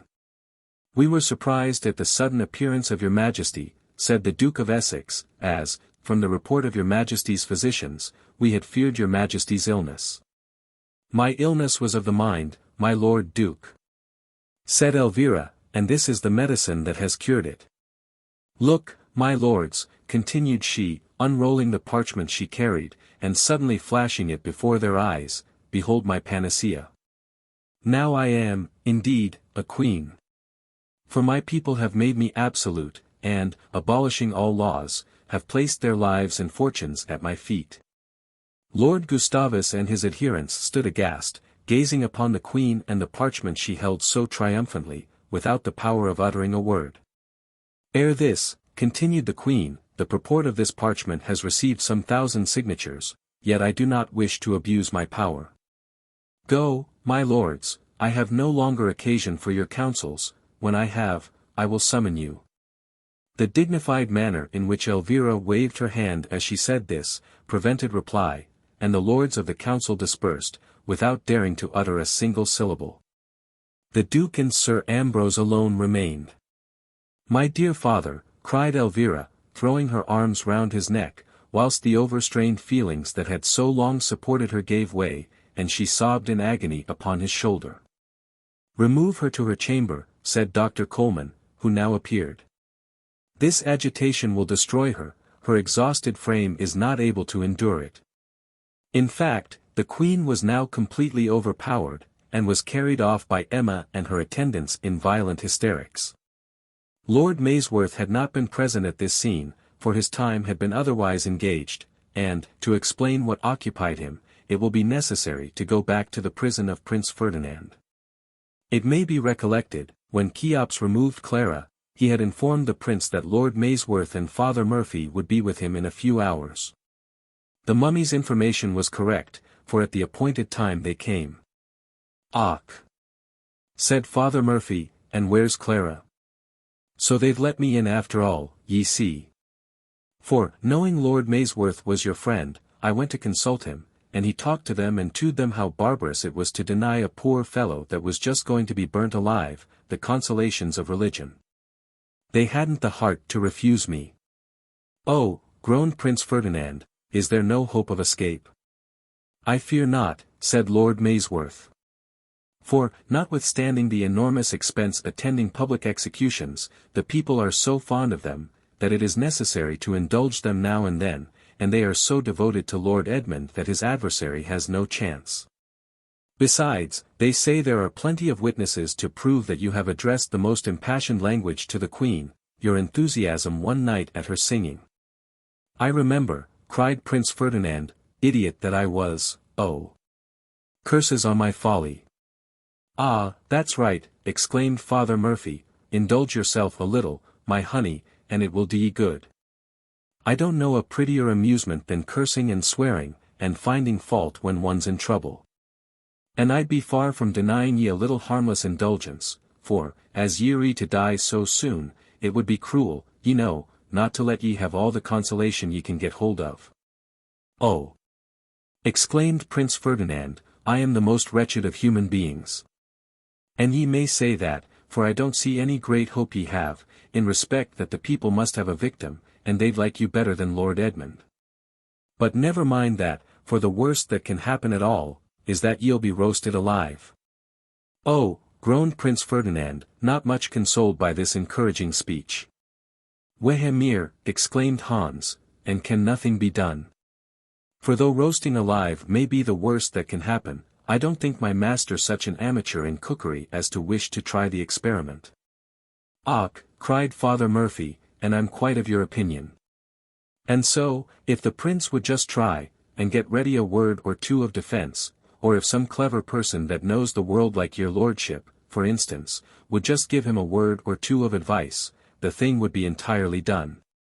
And all right." "Oh," cried the prince, clasping his hands together, "save me. I implore you to save me." "I will do all I can," said Lord Maysworth, smiling most graciously. "Rely upon me, Prince, the suggestion of the Holy Father shall be attended to. The gratitude I owe your father, demands my greatest exertions, and I am most happy to have an opportunity of serving his son. This worthy father's plan is excellent, I wonder it did not strike me before. Confide securely in me, Prince." A proper defense shall be prepared, and I think by it you may escape. So saying he retired, leaving Prince Ferdinand somewhat consoled by his assurances, but by no means reconciled even to the possibility of being roasted alive. The intermediate time between this conversation and the day fixed for the trial of the prince, was spent by Lord Maysworth in preparing, with the assistance of those learned in the law, this defence, and when it was finished, his rapture was beyond description. 3 times did he read it over with still increasing satisfaction, for, as he considered it as his own production, he regarded it with all the true, yet indescribable rapture of a doting parent. We are all so fond of our own children, whether of the mind or of the body, regarding them as emanations from ourselves, upon which we may indulge our self-love without the grossness of undisguised vanity. That the transport of Lord Maysworth is not surprising. Though he actually carried it so far, that, notwithstanding his professed attachment and gratitude to the German Emperor, I believe if the means of procuring the prince's escape had been offered to him, he would rather have let him stay at the risk of being burned alive, than have lost the pleasure he anticipated on hearing the delivery of his speech. The important day arrived, and the prince, accompanied by his faithful Hans and Lord Maysworth, proceeded to the court. The latter carrying his beloved brief in his own pocket, rightly considering it far too estimable to be entrusted into any other hands than his. The court was crowded to an excess, for strange tales of the passion and illness of the Queen had gone forth into the world, each edition more wonderful than that which went before it. And the people now thronged to see the prince with that extraordinary feeling, so common amongst the English, which makes them stare at a great man in much the same way as they would at a wild beast. An automaton judge sat with great dignity upon a magnificent throne, looking, though a little heavy, quite as wise and sagacious as judges are wont to look. A real jury, that is, a jury of flesh and blood, was ranged upon one side of him, and some automaton counsel sate in front, their briefs lying upon the table before them, and having behind each a clerk ready to wind him up when he should be wanted to speak. It being found that the profession of the law gives such an amazing volubility of words, that it was dangerous to wind up the counsel too soon, lest they should go off in the wrong place, and so disturb the silence of the court. In different parts of these counsel were holes, into which briefs being put they were gradually ground to pieces as the counsel were being wound up, till they came forth in words at the mouth, whilst the language in which the counsel pleaded depended entirely upon the hole into which the brief was put, there being a different one for every possible tongue. All now was ready, the prisoner with his friends placed themselves at the bar, and the judge and jury prepared to hear and decide with all due decorum. The signal to begin was given, and the brief for the crown being put into the English department of the council appointed to conduct the prosecution, the clerk began to wind away. And in a few minutes the counsel burst forth in the following impassioned strain of eloquence. My lord, and gentlemen of the jury, it is with feelings of the most unfeigned regret that I now rise to address you. Sensible, oh, how deeply sensible, of my insufficiency, and of the much greater competency of any one of my learned brethren at the bar. How willingly would I resign the task to any one of those eloquent gentlemen, feeling so indisputably convinced as I do, of their eminent talents and of their merit, and of their great, oh, how much greater fitness for an undertaking of this magnitude than myself. ACH. Es ist ausmitUNS. Were sin verloren, cried Hans, if thou art so unfit for the task, I wonder why the deuce they employed thee. Peace, fool, said the prince. Do you not see that this is only the exordium, these are words of course. The orator had paused for an instant from some error of his machinery. But his clerk setting him in motion again, he went on as follows. But having been deputed to act, I will not shrink from the arduous duty imposed upon me, I will, therefore, state the principal points of the case, prove my facts by witnesses, and then leave the decision to the well-known judgment and penetration of the enlightened and intelligent tribunal before me. It was here intended the counsel should bow to the court, but, owing to his defective machinery, he only gave a kind of jerk, and then continued. My lord, and gentlemen, It sometimes falls to the lot of members of my profession to relate astounding circumstances and soul-harrowing facts. Facts that pierce into the inmost souls of their auditors, and rend their tortured spirits by their iron fangs. As the teeth of the tangible harrow pierce into and rend asunder the clods of inanimate earth over which it is dragged.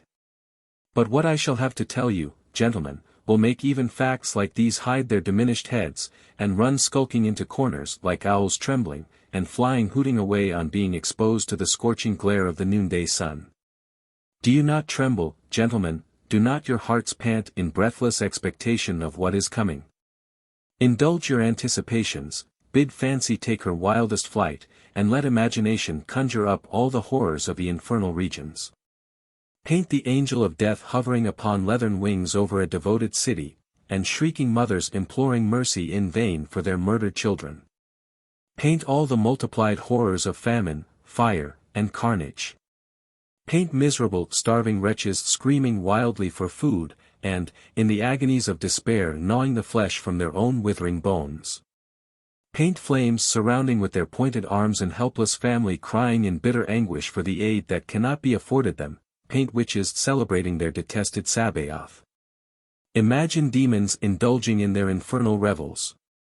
Yes, paint and picture to yourself all these, and 10,000 other horrors, each more frightful than the last, dwell upon them, let them haunt your imaginations.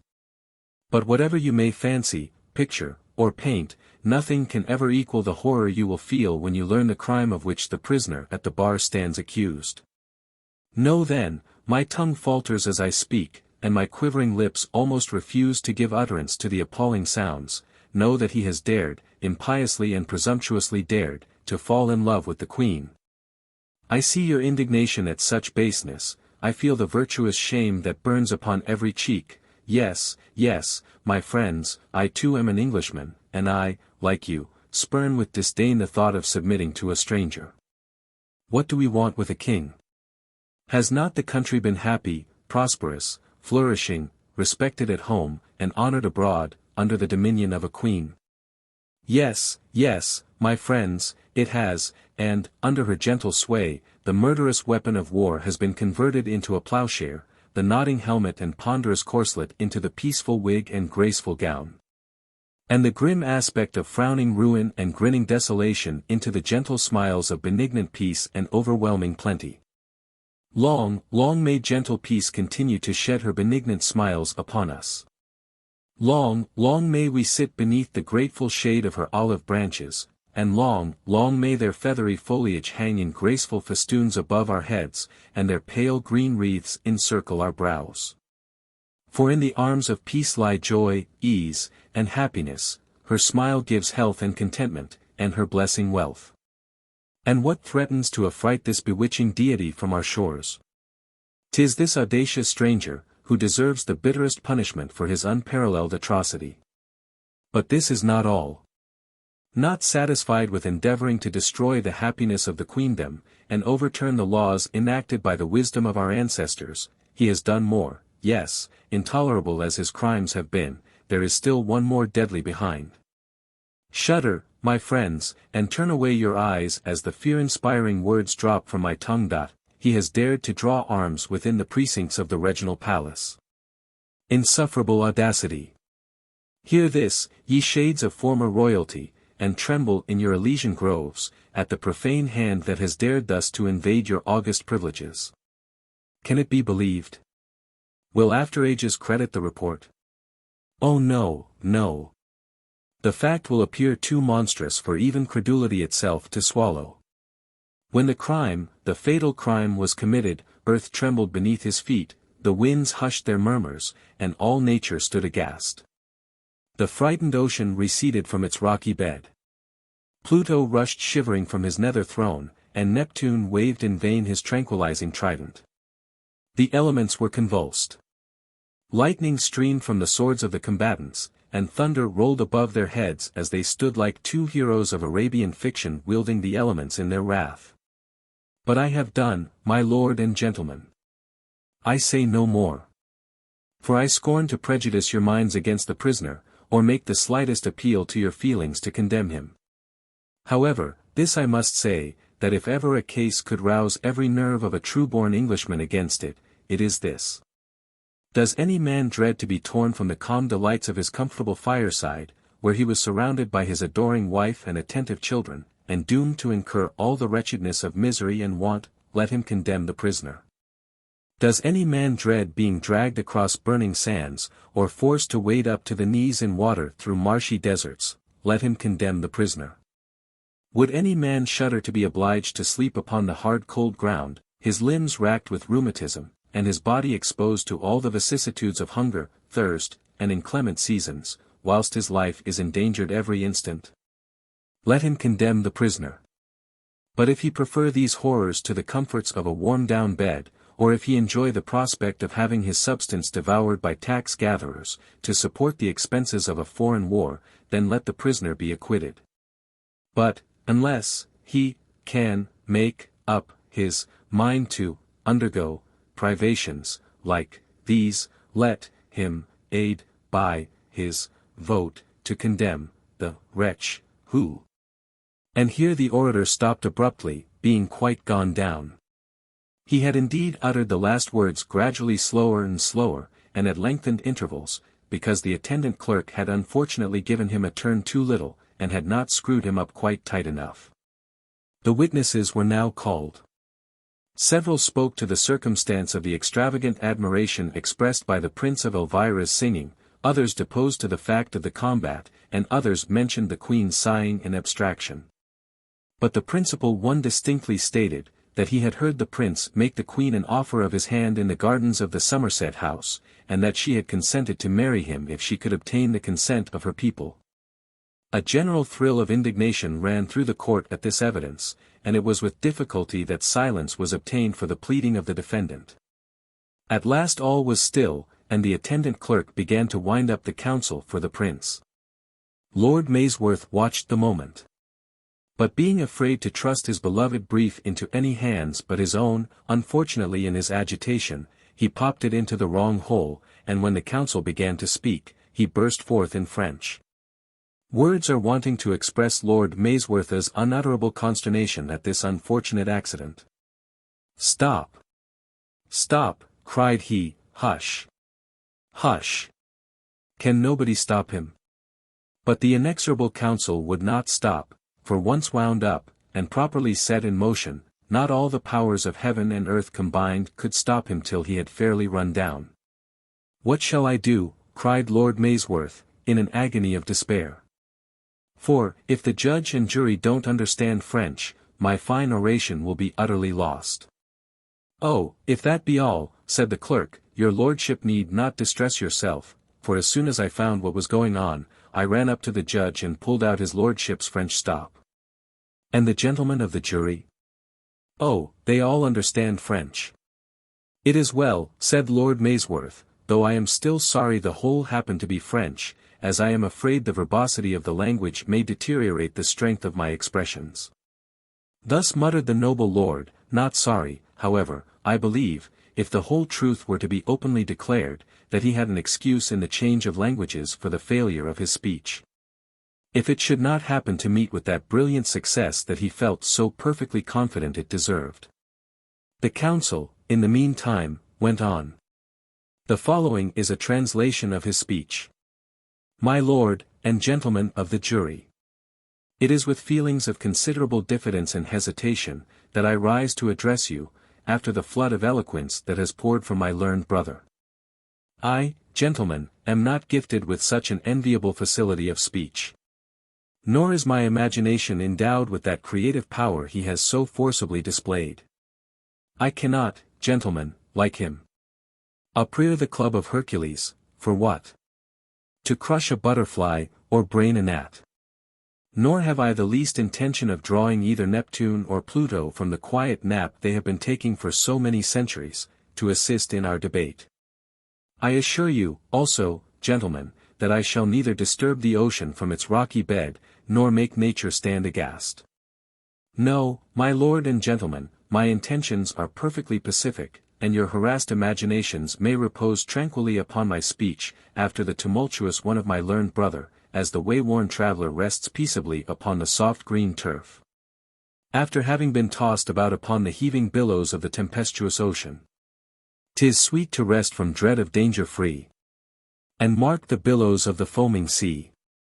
'Tis sweet, a little skiff to safely urge through the tempestuous ocean's boiling surge, to hear the pattering rains against the roof, and feel your hospitable mansion proof. But sweeter far the troubled mind's repose, when of a speech like this, it hears the close. When I listened to the powerful exordium of my learned friend, and I did listen to him with the most profound attention, I confess my imagination was too highly excited to be satisfied with so lame and impotent a conclusion. What? Cried I, have the laws of nature been reversed, have demons been disturbed in their infernal revels, and witches called from their dusky caverns, merely because a beautiful woman has excited a tender passion in the breast of a youthful stranger? Is this so extraordinary an occurrence that it should create such excessive wonder? Are our hearts so dead to beauty that such a catastrophe should occasion surprise? Forbid it, Heaven. No. Whilst our hearts still throb in our bosoms, may they ever beat responsive to the attractions of the fair. May we never become insensible to the charms of the loveliest objects of creation. May we ever own their witchery, and bend beneath their magic sway. Or man, degraded man, would soon sink below the level of the brutes. View man as he degenerates when secluded from the influence of female society. Is he not rough, brutal, and unpolished? Does he not want all those winning graces and those delicate attentions that form so undeniably the charm and solace of life? In proportion as our sensibility, as our goodness, and all the best feelings of our nature are awakened, we become susceptible of love. It is indeed, excessive sensibility, and a kindly feeling to our fellow creatures, that creates it. Does there exist a generous or noble mind that has not felt this passion? No, not one. There is, indeed, something generous and ennobling in it. We cannot prefer the welfare of another to our own, nor be completely absorbed in another's being, with the devotedness of true love, without becoming purified in our ideas, and raised from that disgusting selfishness which is ever the inspirer of base and mean actions. Yes, love indeed is light from heaven, a spark of that immortal fire, with angels shared, by Allah given, to lift from earth our low desire. Devotion wafts the mind above, but heaven itself descends in love. And from this heavenly, this inspiring feeling, shall my unfortunate client be debarred? Hear me, ye shades of heroic lovers, who, though dying for the hopeless object of your passion, have still exclaimed, with the enthusiastic devotion of a modern poet. Lead on, though horrors wait in awful fury round thy gate, and danger, death, and grim despair forbid my hopeless passage there. If love, still smiling, beckon on, the path is passed, the gate is won. And ye poets and philosophers, who have painted love as the oasis of the desert, the green spot in memory's waste, where affection still lingers even when hope decays. Have you no compassion for my unhappy client, whose only fault was that she was beautiful, and he not blind? And is this an offense for which a man deserves to be burnt alive? Forbid it, humanity. Forbid it, mercy. No, no. Such inhuman cruelty exists not in the breasts of Englishmen. I feel that you must acquit my client on this head. But this is not the only charge brought against him. He is accused of having violated the sanctity of a royal palace, by drawing his sword within its precincts. To describe the enormity of this crime, my learned friend has brought forward such an overwhelming torrent of eloquence, that unhappily his meaning was swept away in the current of his words. At least I suppose so, as, with all my industry, I have been totally unable to find it. As, however, I cannot imagine my learned friend could have harangued so long without having some meaning in what he said, I suppose it has slipped undiscovered into some sly corner, where it lies, poor thing, quite concealed, and almost crushed to death by the ponderous weight of metaphors heaped upon it. Gentlemen, my client drew his sword in the royal garden. This is the plain statement of the fact, when stripped of the load of ornaments with which my learned friend has encumbered it. My client, a stranger to the English laws and customs, chanced to be walking in the public garden belonging to a royal palace. He there met a nobleman of the court. From causes irrelevant to the question before us, high words took place between them. My client was grossly insulted in a manner impossible to be borne by a man calling himself a gentleman, or making the least pretensions to honor. He drew his sword to defend himself. Can anything be more simple? And yet for this, all created nature is thrown into confusion, and Neptune and Pluto called shivering from their beds. Gentlemen, my learned friend's brain was teeming with a monstrous conception, and longing to be delivered, he dragged it into the speech with which we have just been favored. Not satisfied with piercing us through with the fangs of a mental arrow, plunging us into all the disasters of war, and distracting our imaginations by exhibiting the combined effects of plague, pestilence, and famine, he has entangled, in his snares, these unfortunate deities, whom he has forced to upper earth to bear witness on his behalf, I am afraid, very much against their wills. Nothing, indeed, can be more distressing than to see an unfortunate thought thus hunted through the meandering of a sentence. A crowd of unmeaning words, like a pack of hungry dogs pressing close at its back, till at last worn out and completely exhausted, it sinks feebly away, and gives up the ghost so quietly that no one can reasonably imagine what can possibly have become of it. Thus it was with the argument of my learned friend, it has vanished amidst the bustle he created around it. One thing more, my lord and gentlemen, and I have done.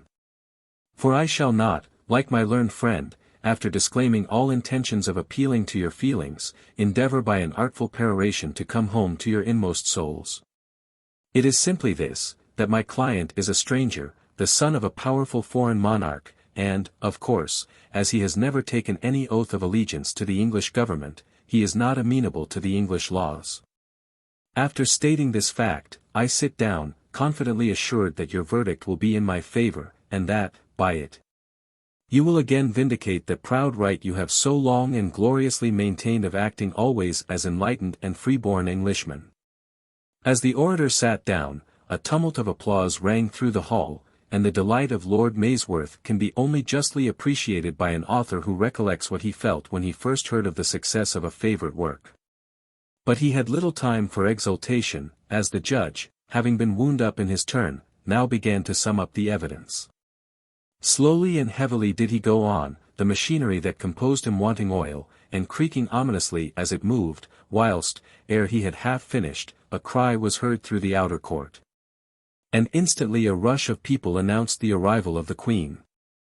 After the exertions made by Elvira the previous day, her fever returned, and she lay insensible to everything that passed till she was restored to recollection by the tolling of a deep-toned bell, which was always set in motion the moment a prisoner was put upon his defense. She heard the solemn sound distinctly. The court where state criminals were tried, adjoined the palace, in order that the Queen might have an opportunity of hearing appeals, or deciding on any difficult case that might arise. Though as offences against the state had been very rare in the female dynasty, whether from the goodness of the people or the severity of the punishment, I leave it for my readers to determine, the privilege had been seldom called in action. And the bell now grated harshly as it tolled. Elvira, however, had heard of the custom, and its cause flashed instantly upon her mind, as she started from her bed, and listened to the solemn sound as it fell slowly and heavily upon her ear, every knell seeming to strike upon the naked nerve. "Emma," cried she, "let me go, quick, let me save him, or I shall be too late." Emma obeyed, but whilst she was attiring her mistress every moment seemed an age, and Elvira listened to the heavy tolling bell till the sense of hearing became agony. And, unable to endure any more, she pressed her hands firmly against her ears to shut out the dreaded sound. At length she was ready, and hurrying to the court, arrived just at the critical moment I have mentioned. "Stop!"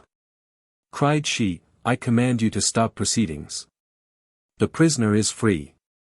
My people have given me a right to pardon all offences, and I thus first exercise it. Set him free."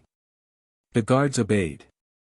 And it not being possible to stop the automaton judge till he had run down, he was carried out of court, repeating, for it happened he was summing up the evidence at that moment, and the queen said she loved him, and would sacrifice even her life for his sake.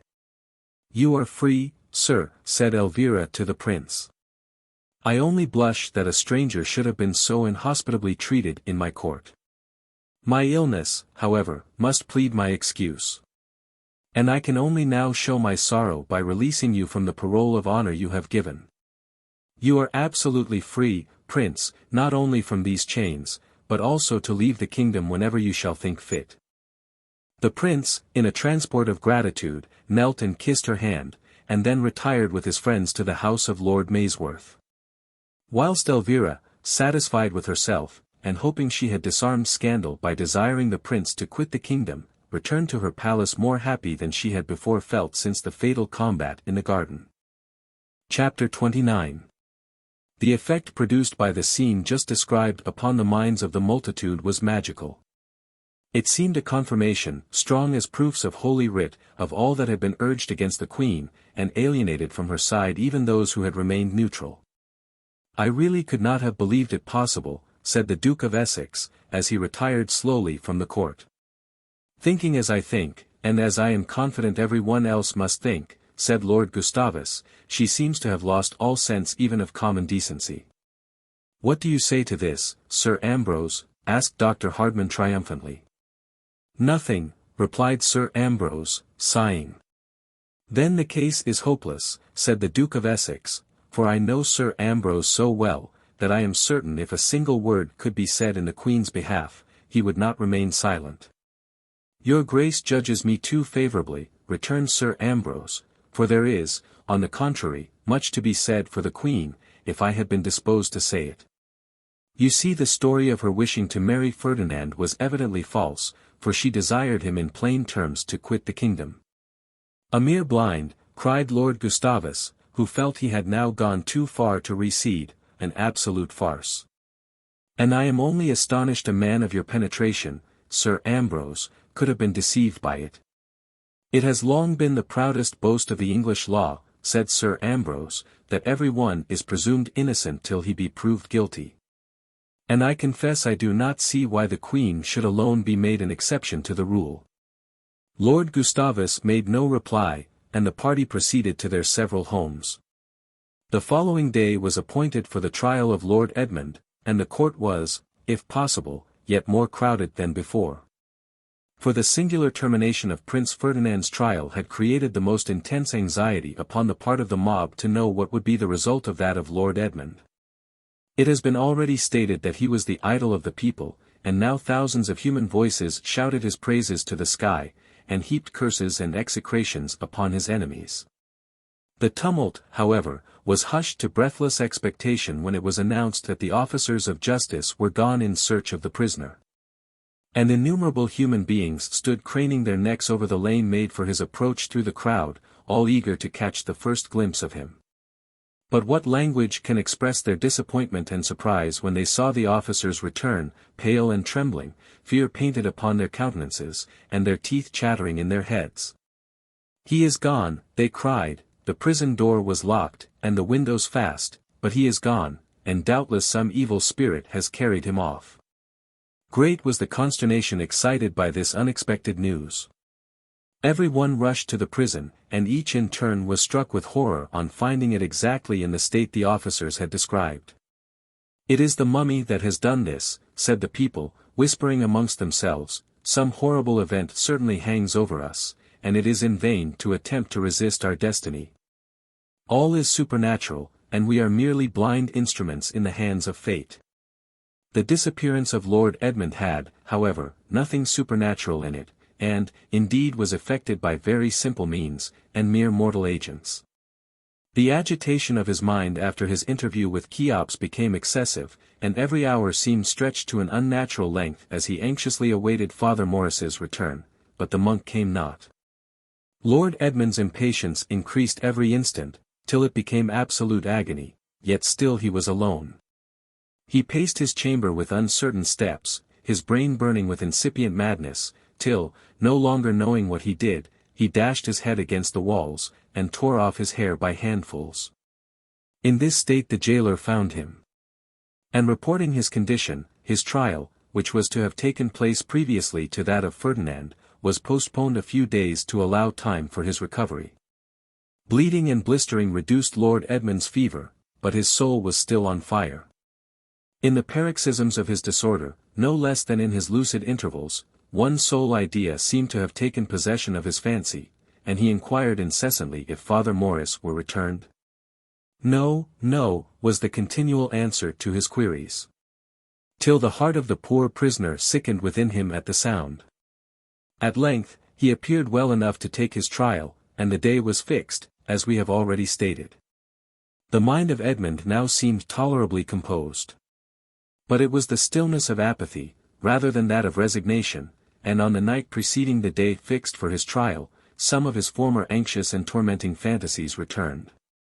"I will shake off this weakness," said he, "I will read." And, drawing his chair near the fire, he took up a book. It was in vain, however, for though he read over the same page repeatedly, he could not compose his mind sufficiently to comprehend its meaning. He threw his book aside, and, fixing his eyes upon the fire, was soon lost in gloomy meditations, when a slight noise attracted his attention. And, looking round, he saw a panel in the wall slowly detach itself, and Father Morris appear in the aperture, followed by another figure, closely wrapped in a large black cloak. "Father Morris," cried Edmund, "is it indeed Father Morris? Or some kind spirit that has assumed his shape?" "It is indeed I, my son," returned the priest, "and I come to rescue and console you." "Methinks you come somewhat late, father," said Edmund, rather coldly. "For I have suffered much since I saw you." "Others have suffered also," resumed the monk, "and for your sake. Notwithstanding you have fancied yourself neglected and forgotten by all the world, there is one human being who has never ceased to watch over you, who thinks only of you, who makes your happiness her only care. And who would sacrifice her life to preserve yours." Edmund's heart beat, and his cheeks glowed as he exclaimed, "And this kind friend is?" "Now before you," interrupted the monk. Tearing aside the cloak that shrouded his companion, and discovering Rosabella. "Rosabella," exclaimed Edmund, a slight shade of disappointment passing over his features. "Oh, Edmund!" cried Rosabella, throwing herself at his feet, "can you forget that I have overstepped the bounds prescribed to my sex? Will you not hate me? I do not blame you. I were unworthy of the name of man if I could. But father, what says Elvira? Have you delivered the chain? She refuses either to see or hear from you. Cruel woman! But perhaps she dreads to see me? I know not, but she treated your petition with contempt. Tell him," said she, "it is not possible he can have aught to say that can interest me. I will not hear his suit." Proud, haughty princess! But was this all? No, I again entreated her to see you, when she turned from me in scorn, and bade me leave her. "Talk not to me of Edmund," cried she, with a look of ineffable contempt. "Has he not wounded Ferdinand, and would you have me forgive him? 1,000 deaths are not sufficient to punish such a crime. What strange infatuation! Strange, indeed, for she has interrupted his trial and set him free, besides which, they say she has actually offered her hand and he has refused it. Yet still she dotes upon him to distraction. Go," continued she, when I had finished all I had to say, "and tell Edmund, that I neither hate nor despise him, for he is incapable of exciting any emotion in my breast. However, if he wishes to make amends for his past conduct, and be restored to my favor, his first step must be, humbly to beg pardon of the prince." "Damnation!" cried Edmund, starting up fiercely, "she did not, surely she could not, say that?" "Indeed she did, my lord." "Then may 10,000 curses light upon me if I forgive her. Pardon of that wretch! My slave! My prisoner! No, sooner would I expire in horrid torments, sooner be torn asunder by wild beasts. Pardon of that boy, oh! She could not mean it." Whilst Edmund thus raved, Father Morris and Rosabella watched his torments with much of the same coolness, as a French philosopher would those of an unfortunate animal upon which he was trying experiments. No feeling of compassion entered their souls, and they only waited to see the effect their words would produce. It may easily be perceived that the whole scene which Father Morris related as having passed between him and Elvira, was a fabrication. But Lord Edmund saw not this, for jealousy often throws a veil over the eyes of its victims, which gives a delusive coloring to everything they see. Thus, Lord Edmund believed every word the father uttered, and his whole frame trembled with agitation as he paced the room with hasty strides. At last, he threw himself upon a chair. "Beg his pardon," exclaimed he, "O Elvira! Elvira!" And he hid his face in his hands, whilst the big tears trickled through his fingers, and Lord Edmund, the stern, courageous soldier, the philosopher, the hero, and the statesman, wept, actually wept, like a feeble child. "O Edmund!" exclaimed Rosabella, approaching him, and taking his hand, "I cannot bear to see you in distress. Would to heaven that by the sacrifice even of my life I could relieve you. Rosabella, you will drive me to distraction." "Not for worlds, Edmund. On the contrary, were I mistress of worlds, would cast them at your feet." I know it, but spare me now." "Spare you, Edmund? Spare what?" "Spare my reproaches, mean you? Alas! You need not fear them. Am I not devoted to you? Is it not for your sake that I have thus passed the boundaries of my sex? Are you disgusted with my boldness?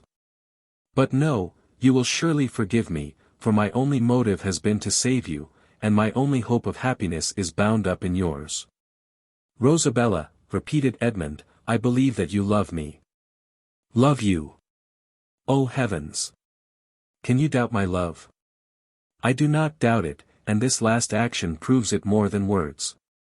I have long done you injustice. Can you forgive me, Rosabella?" "Oh Edmund," exclaimed the princess, whilst her full heart heaved almost to bursting and the tears streamed down her face. "I have been the victim of infatuation," continued Edmund. "I have loved a false, ungrateful woman, who has betrayed me. But I see my folly, and if tears of penitence shed at your feet can earn my pardon, if you will accept a broken, bleeding heart—" "Oh Edmund!" interrupted Rosabella, throwing herself into his arms, "say no more. I am yours forever, your devoted slave." "Not my slave, Rosabella," said Edmund, gently disengaging her from him, and placing her upon a chair, "but my wife. My beloved wife." "Your wife," exclaimed Rosabella, "Edmund's wife. Am I indeed so blessed? Oh no. Surely it is a dream, a fond delusive dream. You cannot surely be serious." "Is this a moment for jest?" asked Edmund calmly. "It certainly is not," said Father Morris, whose agitation had been nearly equal to their own, and who had stood gazing upon them with looks of the fondest affection. "We must immediately escape, or it will be too late. It wants but 2 hours of daybreak, and, with the dawn, Lord Edmund's trial will commence." "True, true," cried Rosabella, "I had forgotten. Dearest Edmund, you must condescend to fly, or your precious life will be sacrificed." "But how shall I escape?" "Through this panel.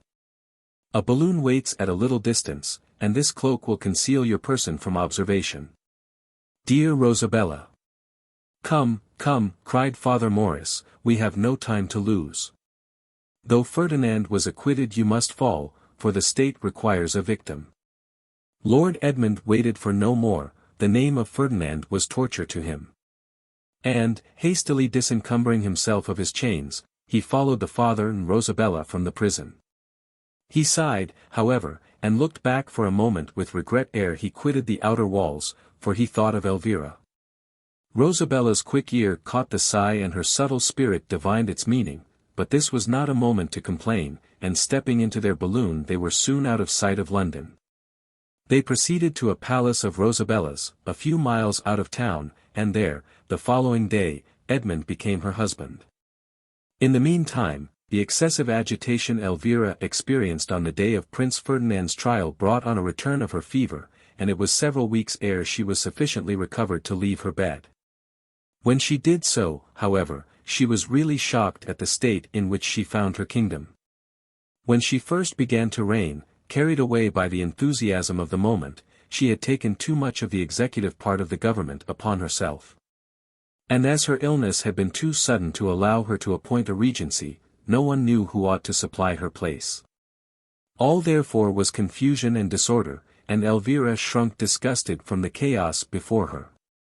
She had now no Edmund to smooth the way for her, and the native energy of her mind was gone. Pale, heartbroken, and dispirited, she felt languid and incapable of the slightest exertion. What had formerly been a pleasure, was now become an overwhelming burthen, and the weight of life seemed insupportable.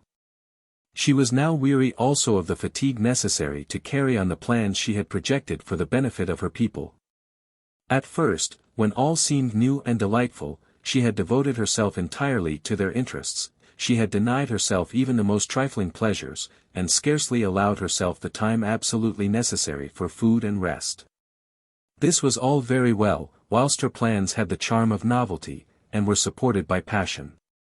But now that novelty had worn off, and they had assumed the dull wearisome appearance of duties, when repeated disappointments had extinguished almost the hope of success, and when she found her people expected, nay, demanded as a right, that which she had originally granted them only as an especial mark of favor, she discovered, though too late, the folly of the toil she had imposed upon herself. She now also discovered that improvement to be effectual must be slow, that people don't like to be forced out of old habits, till they have seen the effect of new ones proved by experience. And that nothing is so difficult as to improve people against their wills.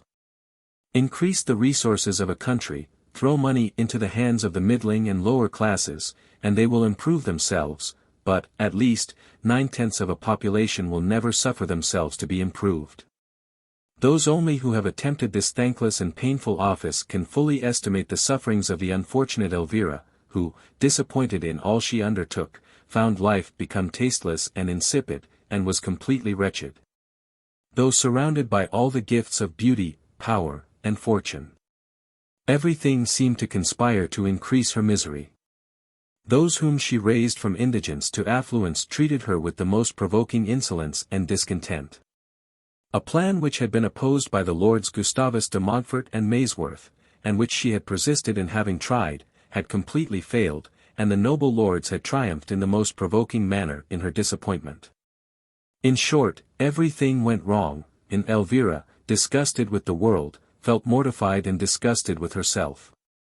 How hard it is, thought she, frequently, as she tossed upon her sleepless couch, that I who, since my accession to the throne, have devoted myself entirely to the interests of my subjects, should be thus wretched. Whilst tyrants, who live but to oppress, sleep quietly upon their beds of down. Alas! Why cannot I be as they are? Why cannot I divest myself of reflection, and enjoy the pleasures that surround me? But what pleasures can I enjoy? Alas! The world presents nothing that can interest me, an insipid vacuum spreads through creation, my heart is cold and desolate, my affections are thrown back upon myself, and I am miserable. Thus raved Elvira, and, absorbed in painful meditations, she neglected the duties of her station, and resigned herself to despair, whilst the people, attributing her evident wretchedness to her grief for the absence of Prince Ferdinand, who had left London immediately after his trial, and had not since been heard of, became every hour more and more discontented with their queen. In the meantime, the marriage of Lord Edmund, though not openly avowed, was generally suspected. And the party of Rosabella gained strength every day, whilst mysterious rumours were whispered from mouth to mouth, and divers hints given that many knew more than they chose to say. Though from the immense number of these mystery-mongers it seemed, as in the celebrated scene in The Barber of Seville, that every one was in the secret, though nobody was to divulge it. The listlessness of Elvira soon produced the most serious effects. A kingdom without a government, or rather a government without a chief, cannot long go on well. It is like a ship at sea without a pilot, and it must founder upon the first rock that impedes its course. When the vigor of government is from any cause relaxed, there are always plenty of persons ready to take advantage of the opportunity afforded them to commit evil with impunity. And crimes of every description multiplied so fast under the negligent sway of Elvira, that the people became clamorous in their complaints. But to whom could they address themselves? The Queen was rarely visible, Lord Edmund was gone, and the lords of the council were too busy talking about the interests of the people to think of really attending to them. Whilst the Duke and Sir Ambrose seemed too old to be likely to trouble themselves by intermeddling with an affair of state.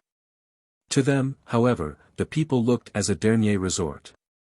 And as it seemed indelicate to apply to the Duke when the person they complained of was his own daughter, they entreated Sir Ambrose to present a petition to the Queen in their behalf. The worthy baronet acceded to their request, and though almost bent to the earth by age and misery, prepared once more to appear at court.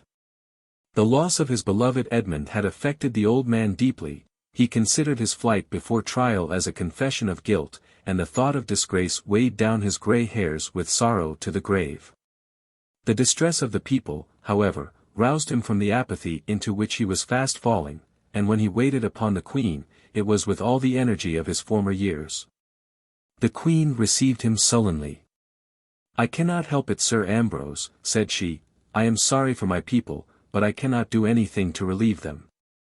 I feel that I am fast sinking into the tomb, do not then disturb my last moments by fruitless solicitations." "Last moments!" cried Sir Ambrose, indignantly, "rally your energies, and you may live half a century. You give way to a morbid sensibility that oppresses you. And, because some of your hopes have been disappointed, you shrink from the duties that you have imposed upon yourself, and talk of your last moments. Shame! Shame! Elvira! Rouse yourself from this lethargy, and be indeed a queen. Remember, that though nature has ordinarily denied your sex the power of triumphing in the field, she has yet left a far greater conquest for you to achieve, the conquest of yourself. For it is far more glorious to subdue the wayward desires of the human heart, than to lead scores of monarchs captives in your chains. Struggle then with your feelings, conquer those fatal passions that threaten to destroy you. Show yourself worthy of your crown, and be again the Elvira for whom even in her childhood, I anticipated greatness." "It is too late," interrupted the Queen impatiently, "it is now too late. Urge me no more, Sir Ambrose, or you will drive me to despair."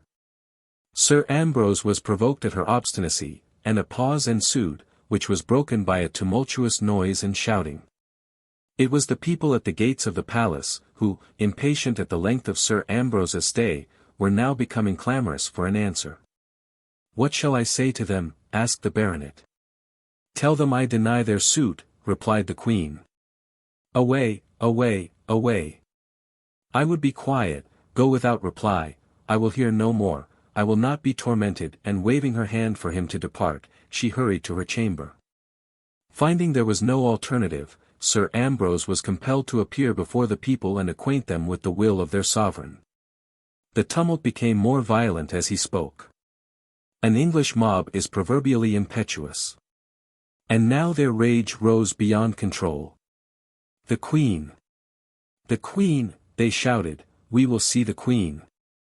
The crowd increased every moment, the multitude heaved in tremendous waves like the rolling billows of the sea, and the hum of thousands of human voices filled the air. They threatened to storm the palace. A man in complete armor, his face entirely concealed by his visor, headed their attempts, the outer gates were forced, and the throng rushed tumultuously into the court of the palace. All there was confusion, soldiers might have been summoned, and the place defended, but there was no one to give orders. And the servants ran to and fro in the greatest possible distress, without knowing either where they were going, or what they intended doing. In the midst of this bustle, Elvira sate burying her face in her hands, and obstinately refusing to take the slightest interest in the scene. The door opened violently, and Sir Ambrose and some of her principal servants rushed in. "For God's sake, save yourself," cried they. "If your Majesty were safe, we care not for ourselves." "Fly," cried Sir Ambrose, throwing himself upon his knees before her, his white hair streaming almost to the ground, "for God's sake, fly." It was too late, however, then, had the Queen been disposed to obey him, for, as he spoke, the outer door burst open with tremendous violence, the palace seemed to shake to its foundation with the shock. And in an instant the chamber was filled by the infuriated populace. "Seize the queen, but do not injure her," cried a voice that thrilled through every nerve of Sir Ambrose. "Spare the old man, do not hurt a hair of his head." Sir Ambrose looked up, the voice came from the man in armor, but it was the voice of Edmund. A crowd of overwhelming thoughts rushed through his mind, and, overpowered by their weight, he sank senseless upon the ground. "Take him away!" cried Edmund, for it was indeed he Winky-Face. "Take him away! But see that ye hurt him not, he dies that injures him." "Edmund," cried Elvira, struck also by his voice. "To prison with her," exclaimed he. "To prison, Edmund! Do you doom your queen to prison? Is it thus you treat your sovereign? I own no sovereign here but Rosabella. But, by what right can she be called your sovereign? By that which made you queen. The people's voice. It lies with them to crown or to dethrone. Oh Edmund! Mercy! Away with her!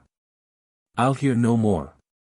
The guard seized upon the unfortunate queen, and, in spite of her entreaties, hurried her away. Edmund did not trust himself to look at her. For a moment he hid his face in his hands, then rousing himself, he exclaimed, "Now to proclaim the queen." The people followed him with shouts of applause, and before evening Edmund and Rosabella were unanimously acknowledged as King and Queen of England. Chapter 30. Notwithstanding the able manner in which the revolution had been effected, England was still in a state of tumult. Though the army had been seduced by the example of Edmund, and the people had been obliged to submit, they were by no means perfectly satisfied with their new government. And Rosabella found, too late, that though the throne might be compared to a bed of roses, it was not without its thorns. The discontented nobles who had aided her cause were also extremely displeased by what they called the trifling value of the rewards bestowed upon them. Though, in fact, they rated their services so high, that Rosabella found her whole kingdom did not possess the power of repaying them to their satisfaction. It was also a considerable grievance of these haughty nobles, to see Prince Ferdinand return to the English court immediately after the dethronement of Elvira, and be received with open arms by Rosabella, who, with the anxiety to conciliate the friendship of foreign powers, usually displayed by those whose thrones feel far from secure at home, loaded him with favors, and even gave him a post of honor in the command of her own bodyguard. Whilst the unreasonableness of her people thus embittered Rosabella's political life, her domestic happiness seemed to rest upon a yet more unstable foundation. She knew that though she possessed Edmund's hand, his heart was still devoted to Elvira, and jealousy made her view all his actions in a distorted light. If he were sad, she was sure he was thinking of her rival. And if gay, she fancied it a mask put on only to deceive her. She was thus completely miserable, and Edmund was as wretched as herself. He felt that he had sacrificed himself to revenge, and sold his peace for a bauble, which, when obtained, did not seem worth the trouble of possessing. His father too, Sir Ambrose, his doting father, was now entirely estranged from him, as he repeatedly declared he would never forgive a traitor, who could forget his oath of allegiance for his own aggrandizement. "No!" exclaimed the old man, I doted upon Edmund, but the Edmund I loved is vanished. My darling son was brave and noble, not a deceptive scoundrel. No, no, my old heart may break, nay, I hope it will, but never whilst I live shall a deceitful traitor be pressed against this breast." Edmund was inconsolable, he passionately loved his father, and could not bear his anger. Besides, he felt that the reproaches of the old man were seconded by those of his own heart. It is painful at any time to bear the censures of the world, but they fall with double weight when we know that they are deserved. Edmund was dissatisfied with himself, and, consequently, disposed to quarrel with the world. He fancied it looked coldly upon him, and, in return, he affected to despise it. 100 times a day he repeated that he was perfectly indifferent to everything that was said of him. Whilst his nervous anxiety to peruse the newspapers, and make himself perfectly acquainted with every popular rumor, proved that he was only too sensible to every word that was uttered. Edmund had made the mob his idol, he could not live without its applauses, and wretched indeed are those who thus depend on others for their hopes of happiness. Edmund's disgust at his new rank and situation was soon still farther increased by a visit from Lord Gustavus, who, with several other lords, was deputed to present to His Majesty the complaints of the Commons. They wanted to be enfranchised, they desired innumerable rights and privileges, and in fact they wanted to be all kings, for if half that they demanded had been granted, Edmund must have made them more powerful than himself. He pointed this out to Lord Gustavus, and condescended to reason with him upon the folly of their desires. "Impossible," cried Lord Gustavus.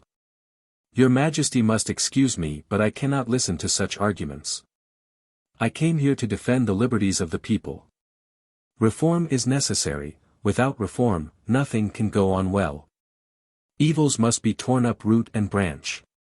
"Are not my subjects healthy, wealthy, and prosperous?" asked Edmund.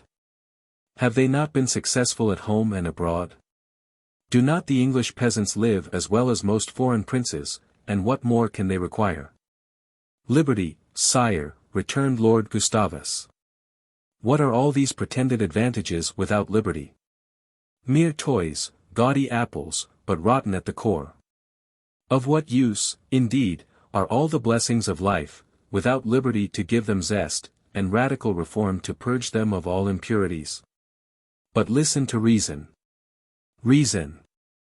Thinking as I think, and as I am sure every rational being must think, your Majesty must forgive me if I assert, that even reason herself does not deserve to be attended to, when she is basely enlisted upon the side of tyranny." "Nay, then," said Edmund, "it is useless to attempt to argue with you. I thought you had made reason your goddess, but if you worship her only as long as it suits your own purposes, I have done. You may retire. I shall take the petition into consideration, and give it an answer when I may think fit." Edmund, who, from being degraded and debased in his own opinion, no longer possessed that confidence in himself that carried conviction with all he said, had yet sufficient dignity in his manner to awe those to silence who dared to dispute his commands. And Lord Gustavus and his colleagues, not presuming to make farther remonstrance, retired in dudgeon. This incident contributed to sicken Edmund of reigning. He became disgusted with his queen, his court, his kingdom, and his country, and, secluding himself as much as possible from public life, left the care of managing the affairs of state to Rosabella and Father Morris, who now, throwing off the disguise he so long had worn, appeared openly as the dispenser of her favors, and the arbiter of her actions. The spirit of poor Sir Ambrose was quite broken by these misfortunes. The defection of his son, and the ingratitude of his confessor, stung him to the core. He retired again to the country, where with his friend the Duke, Clara, and Father Murphy, he contrived to exist, though but the shadow of his former self. The Duke was also grievously changed, and it was melancholy to see these two poor old men wandering about their splendid gardens and magnificent palaces like roaming ghosts, permitted to revisit for a time the scenes of their departed happiness. Clara now became the sole stay that bound these old men to life. Her character had developed itself wonderfully in the midst of the striking events she had witnessed.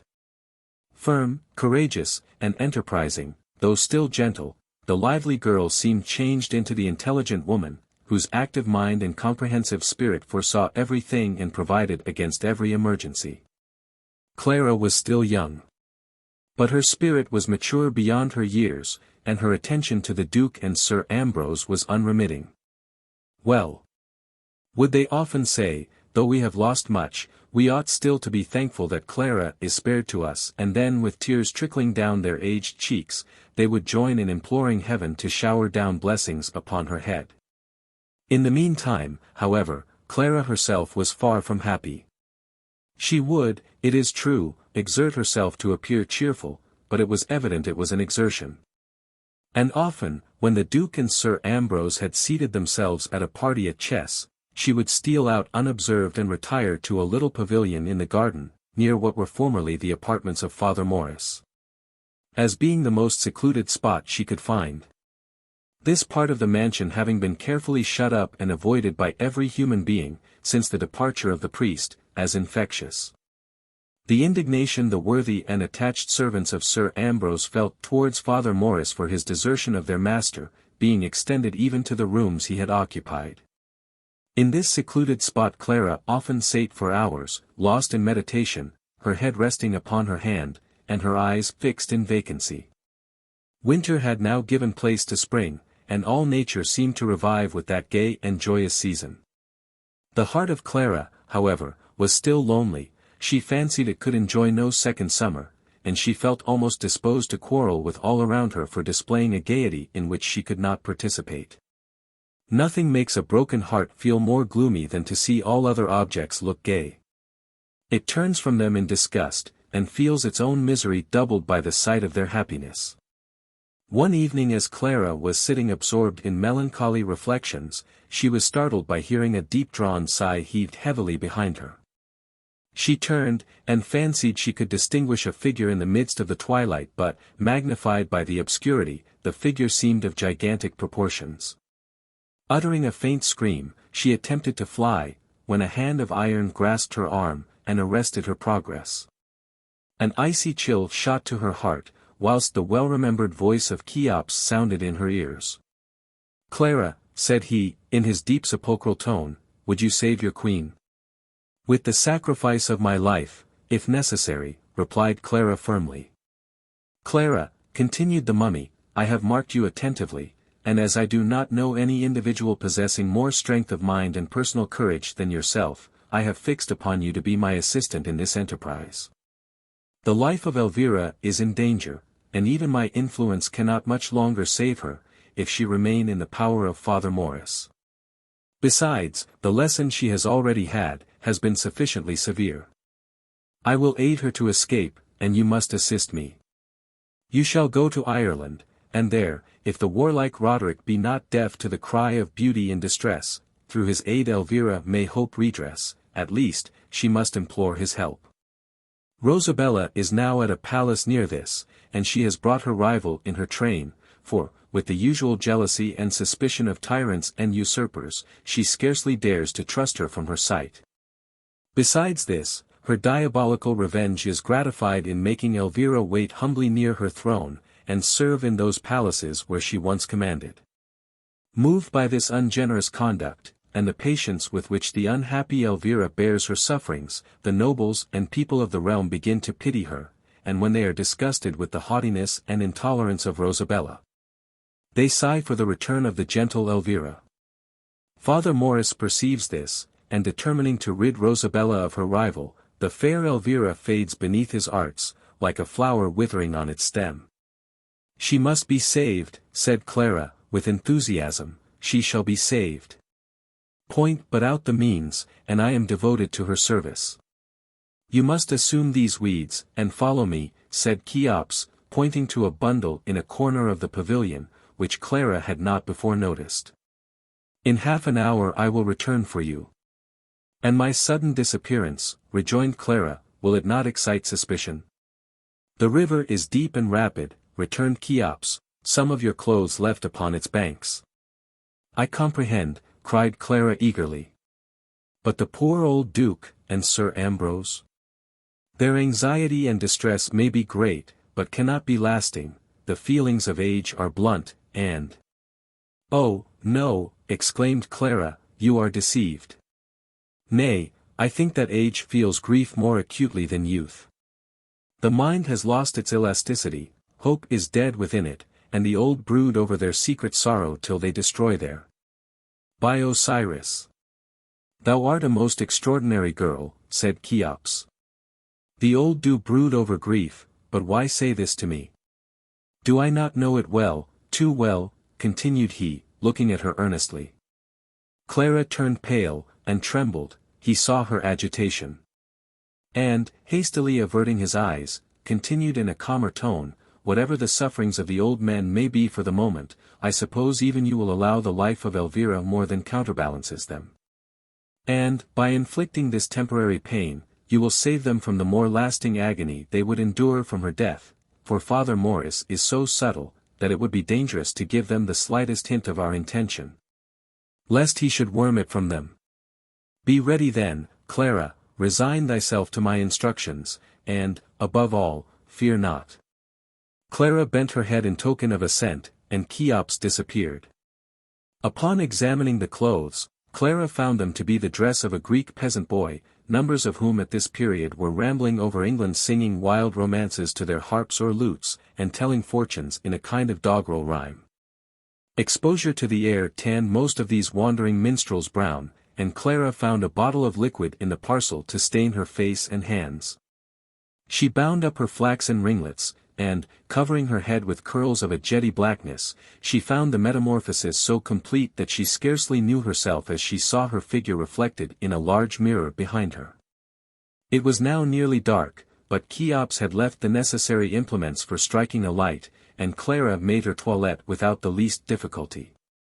Anxious were the moments, however, that passed after her task was completed, till the arrival of Cheops, and when he did come, she saw he was attired as herself. He grasped her arm, and without speaking led her to the banks of the river. Clara shuddered as she found herself alone in the power of this mysterious being, and saw the river roll deep and dark beneath her feet. Cheops felt her shudder, and cried with one of his horrid laughs, which sounded fearfully amidst the stillness of the night, "What? Do even you fear me? Is there no courage in this degenerate race? None. What do you fear? If you dread to trust yourself in my power, or think yourself unequal to the task you have undertaken, retire, there is yet time, and I wish no unwilling agents." "Poor child," continued he, looking at her with feeling. "Thou dost not know me, but for worlds I would not harm thee." "I will go with you," said Clara resolutely, "I do not shrink. Let what will await me, I will not recede, though unheard of torments may attend me, I will endure them." "By the holy gods of my forefathers," cried Cheops, "she is a brave girl." "Yes, Clara, I will trust thee, and though we should encounter horrors fearful as those which menace the initiati in the dread Asian mysteries, I will not doubt thy courage. A determined spirit, Clara, may subdue even fate." As he spoke, he threw the clothes she had brought for the purpose carelessly upon the banks of the river. And then again seizing her arm, he dragged her forward with such rapidity, that in an incredibly short time they approached the palace of Rosabella. The mansion looked the region of enchantment. Brilliantly illuminated, light streamed from every window, and through the colonnade of the great hall, groups of elegantly dressed people were seen gaily moving to and fro, some dancing, and others listening to harmonious music.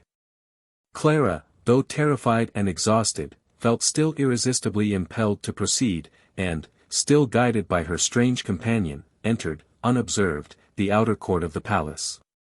"Prince Ferdinand of Germany commands the guard tonight," whispered Cheops, in a low, unnatural voice. "It is well, he shall go with us." "But will he?" asked Clara tremblingly. "Will he?" returned Cheops, with his peculiar sneer. "Dost thou doubt my power, girl?" Clara and Cheops had now reached a place from whence, unobserved, they could survey the whole of the splendid apartment before them. They had, in fact, entered the hall, and placed themselves in a kind of recess shaded by projecting pillars, from whence they could see every part of the saloon. Clara was astonished to find herself so easily in the presence of the Queen, for she knew not how they had attained their present situation. And she would have spoken to ask Cheops, but he laid his finger upon his lips, and whispering, Hippocrates was the only son of Isis and Osiris. She comprehended he meant that wisdom and knowledge produced silence, and she did not dare to breathe a syllable. Rosabella sate upon a splendid dais, gorgeously attired. Her black eyes flashing with added brilliancy from the deep rouge upon her cheeks, whilst her raven hair was adorned with diamonds, and a splendid tiara of the same precious stones sparkled on her forehead. A robe of crimson velvet, bordered with ermine, fell in graceful folds over her fine figure, whilst her swan-like neck and snowy arms, exposed perhaps more than delicacy might strictly warrant, were also loaded with costly jewels. Around her, stood the ladies of her court, and amongst the rest, Elvira, plainly attired in a robe of dark grey silk. No ornaments shone amongst her golden tresses, and her naturally fair complexion seemed faded to a sickly and unnatural whiteness. The indignation of Clara could scarcely be restrained at this sight, but Cheops laying his hand upon her arm, they stood suddenly before the queen. "Ah! Who are these?" cried Rosabella, starting. Cheops took no notice of her surprise, but, tuning his lute, began to sing. "Loveliest queen! O deign to hear the humblest of thy suppliant's prayer. Blandly on a stranger smile, who has sought thy happy isle, to feast his eyes upon that face, where majesty combines with grace." "What means this mummery?" asked Rosabella. "How came these minstrels here?" "It is doubtless a device of the king," returned some of her ladies, "to amuse your majesty." Rosabella smiled. Attentions were now so rare upon the part of Edmund towards her, that she felt gratified that it should even be supposed he wished to please her, and, addressing the minstrel more graciously, asked what brought him to England. He sung his reply. "Full often in my native land I've struck my lute with bolder hand, but with the liberties of Greece her minstrel's harmony must cease. Since Iwan with a soldier's frown hath seized and worn th imperial crown, those hearts which spurn despotic power must wander from their native bower, and in far distant lands must try the meaner arts of palmistry. Give then your hand, fair lady, give, and let the wandering minstrel live. So shall he tell the varied fate that may that lovely form await. To other strains his voice is mute, broken his heart, unstrung his lute." "What say you, ladies?" said Rosabella, again smiling, "shall we hear our destiny?" The ladies, delighted at anything that promised an interruption to the general gloom which hung over Rosabella's court, gladly assented. And, to Clara's infinite surprise, the mummy addressed a few doggerel verses to each. When Elvira's turn came, Clara perceived her color was heightened, and that she trembled excessively, yet the mummy's verses to her were as unmeaning as to the rest. Whilst this scene was passing, the king and Father Morris approached. The former stood silent and abstracted, apparently quite unconscious of the group before him, whilst Father Morris gazed at them intently, with a satirical sneer upon his countenance, as though in thorough contempt for such folly. "How can you endure such mummery?" said he to Rosabella, after a short pause. "Anything for a change," said she, sighing. The father's dark eye glanced upon the king, and then upon Rosabella, as with a gloomy frown he stalked on. The queen colored, and hastily waving her hand to the minstrel, as a sign that he might depart, she turned away, and the disappointed ladies were reluctantly obliged to follow in her train.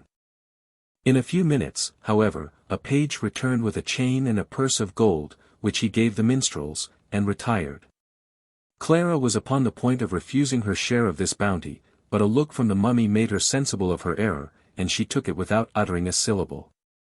Her hesitation, however, did not pass unnoticed, and she found, to her infinite horror, when they quitted the palace, that two of the queen's servants had followed them.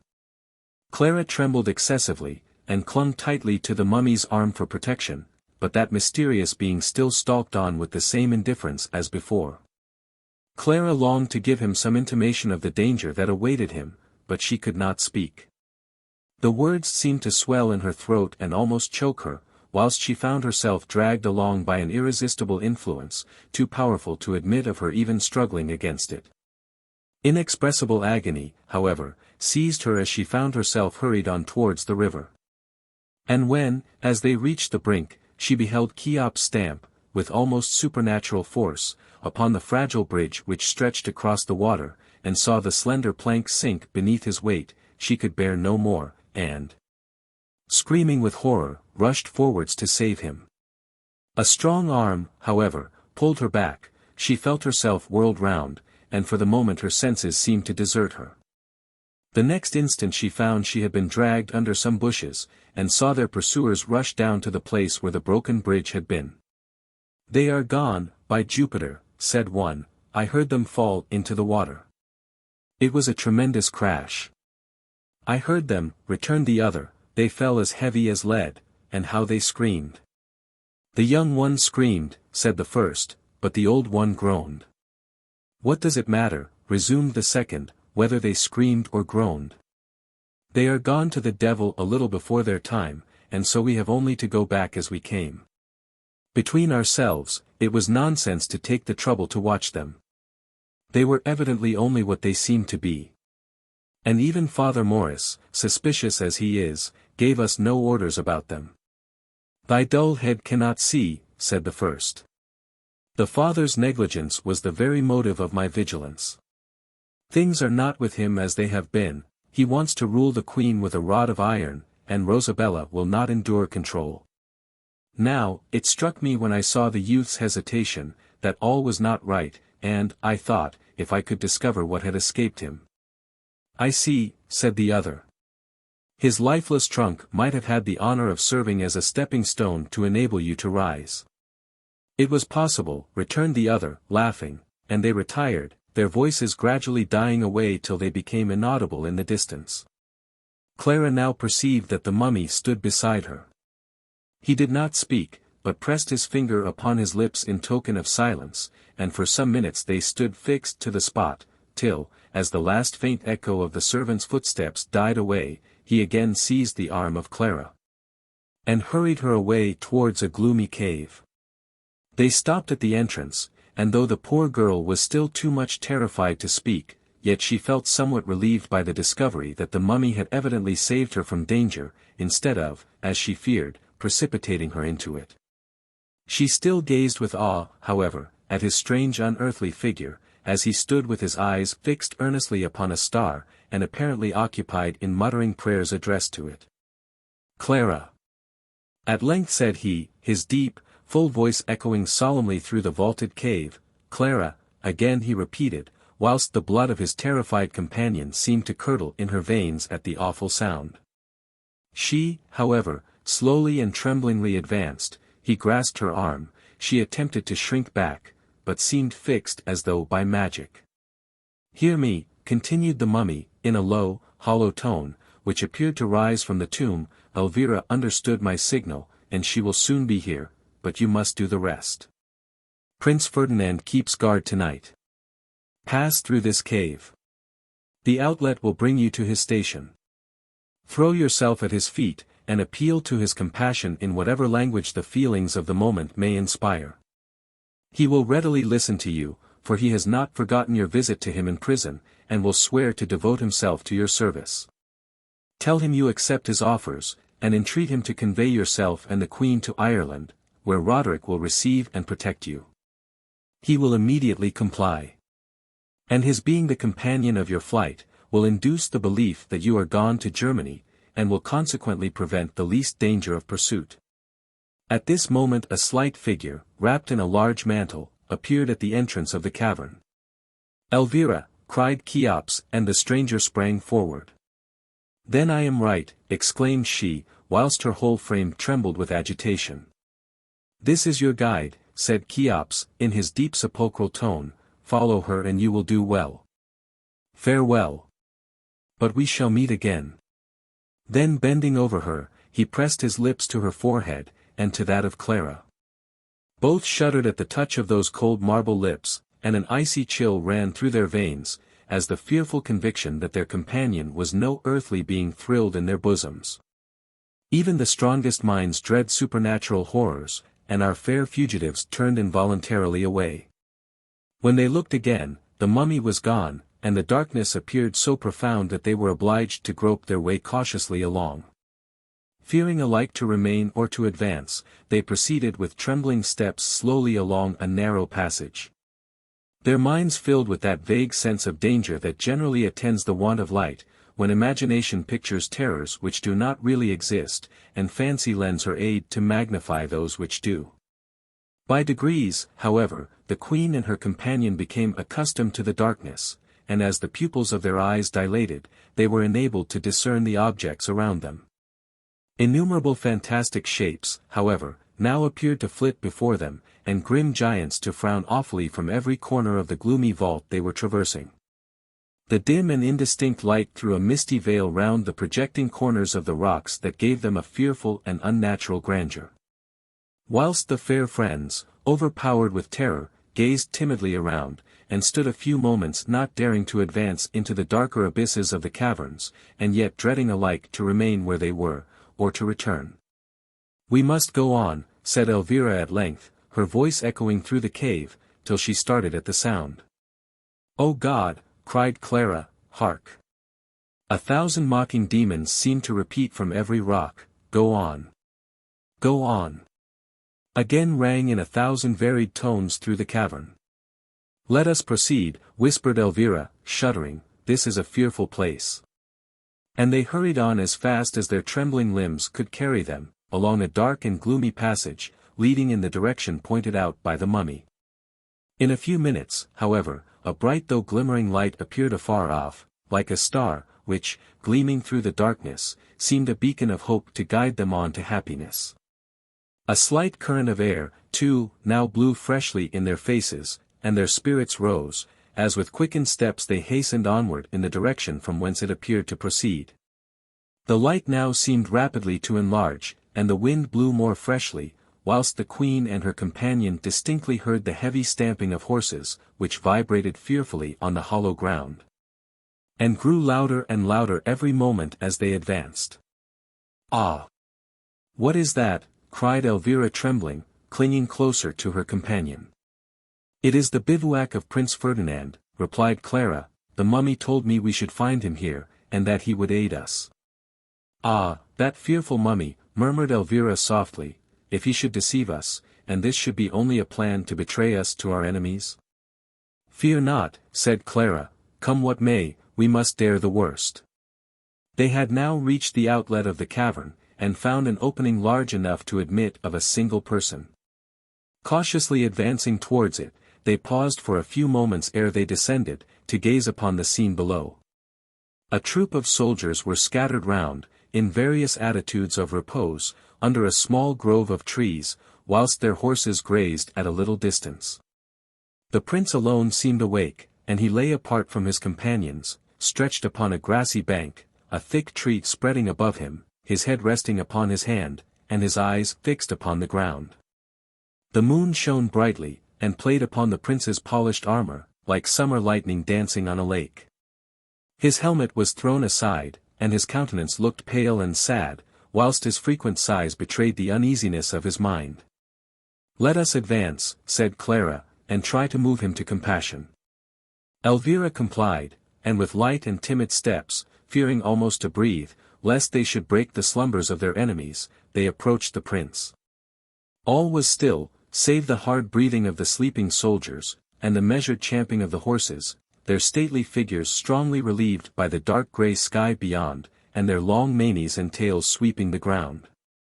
The prince was now listlessly tracing figures in the grass with the scabbard of his sword. He started as they approached, and hastily demanded the cause of their intrusion. "Mercy!" cried Elvira, sinking upon her knees before him, "mercy!" She could say no more, but gasping for breath, she stretched out her arms imploringly, whilst everything around seemed to swim before her eyes, and the figures of the prince, the trees, the horses, and the sleeping soldiers appeared all dilated to gigantic magnitude. She entirely forgot the pathetic appeal she had intended making to the prince's feelings, and every faculty seemed suspended in the intenseness of her anxiety. "For heaven's sake, good youth," exclaimed the prince, addressing Clara, "explain the meaning of this scene. Why does this lovely female kneel to me, and why does she implore my mercy?" "Because she has no other hope, save in that and heaven," said Clara solemnly. "It is the Queen." "Elvira," cried the prince, then raising her eagerly, he continued, "Your Majesty may command my services, only tell me how I can assist you." A few words from Clara explained the urgency of their situation, and the prince, promising to meet them with horses in an hour, persuaded them to return to the cavern till he should join them. Heavily rolled the minutes of this tedious hour, which seemed destined never to have an end, till the nerves of Elvira and Clara were wrought up to such a pitch of agony, that death would have appeared a blessing. At length, the prince came, bringing with him only his faithful Hans. The sight of him was sufficient to rouse the almost fainting spirits of the Queen. And, without speaking a single word, she and Clara hurried after their conductors, to the wood where the horses were waiting for them. They mounted, still in perfect silence, and hurried through the most intricate paths they could find. For, as morning dawned, they feared inevitable destruction. Before it became quite light, however, they had reached a thick wood, near the center of which, they found a half-ruined hut. And here did the ci-devant Queen of England and her suite try to obtain a few hours' repose. But, alas! Sleep fled from Elvira's eyes. She could not forget she was a fugitive in her own kingdom, flying with terror from those very people who, but a few months before, had almost worshipped her as a goddess. And not even the exhaustion of her body could overcome the hurry of her spirits, whilst every time she closed her eyes, and felt a soft doze creeping over her troubled senses, she started up again in horror, fancying her pursuers had overtaken her. Consternation reigned in the palace when the flight of Elvira, and the defection of Prince Ferdinand were made known there. "She is gone to Germany," was the universal cry, and troops were directly dispatched to all the seaports, whilst a whole fleet of balloons were ordered to scour the air in all directions, and arrest every aerial vehicle they should meet with, whose passengers could not give a perfectly satisfactory account of themselves.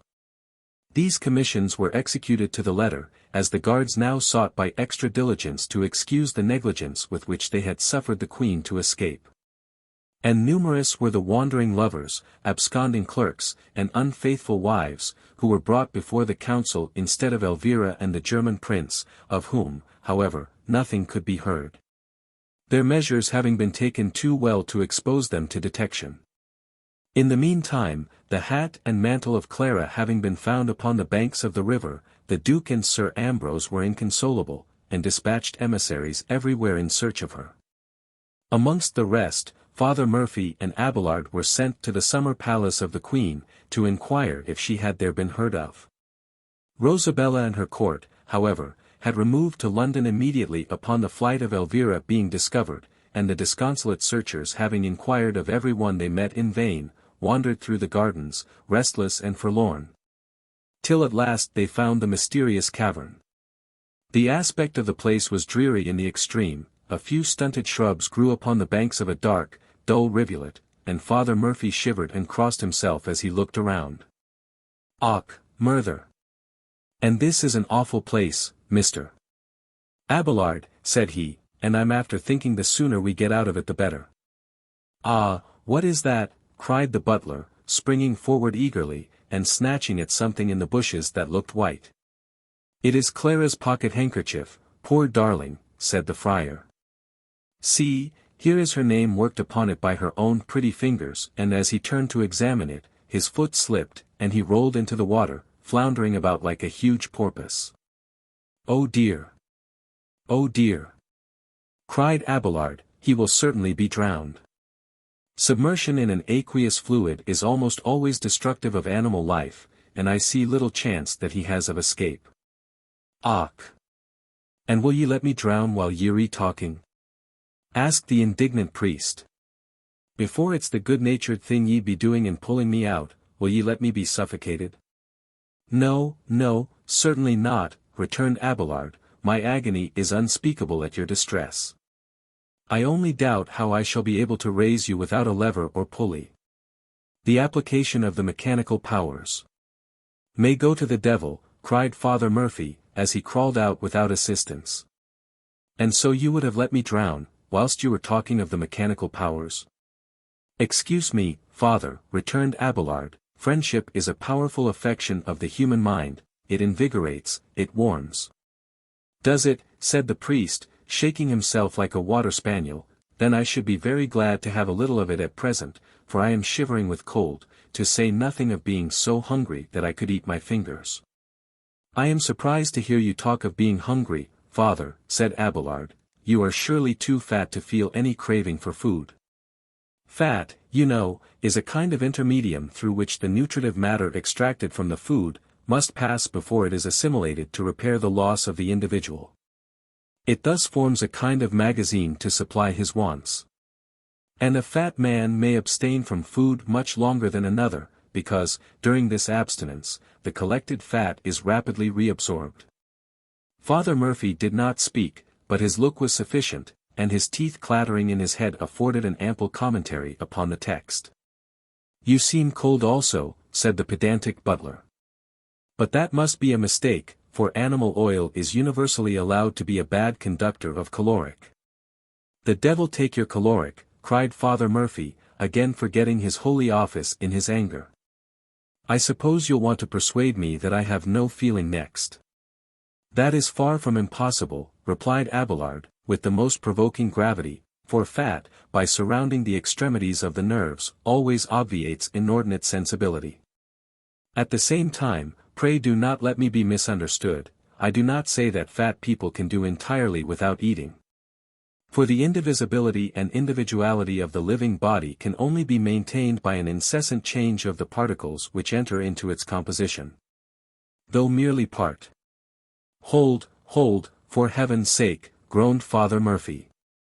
"Part of the animal food is reduced into chyle," resumed Abelard, "and, as you doubtless know, another part becomes bones. In fact, the bones are merely secretory organs encrusted with phosphate of lime. The lymphatic vessels remove this salt." "Oh," groaned Father Murphy, "all this is very fine, but it does not make me one whit less hungry. Oh, that I had a broiled rump steak at this moment, smoking hot and swimming in gravy, with a lump of fresh butter." "Hark!"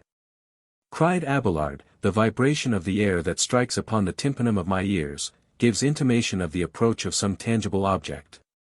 "Alas! Alas!" cried the priest, "it is certainly the spirits returned, that carried away poor Clara. Poor dear girl!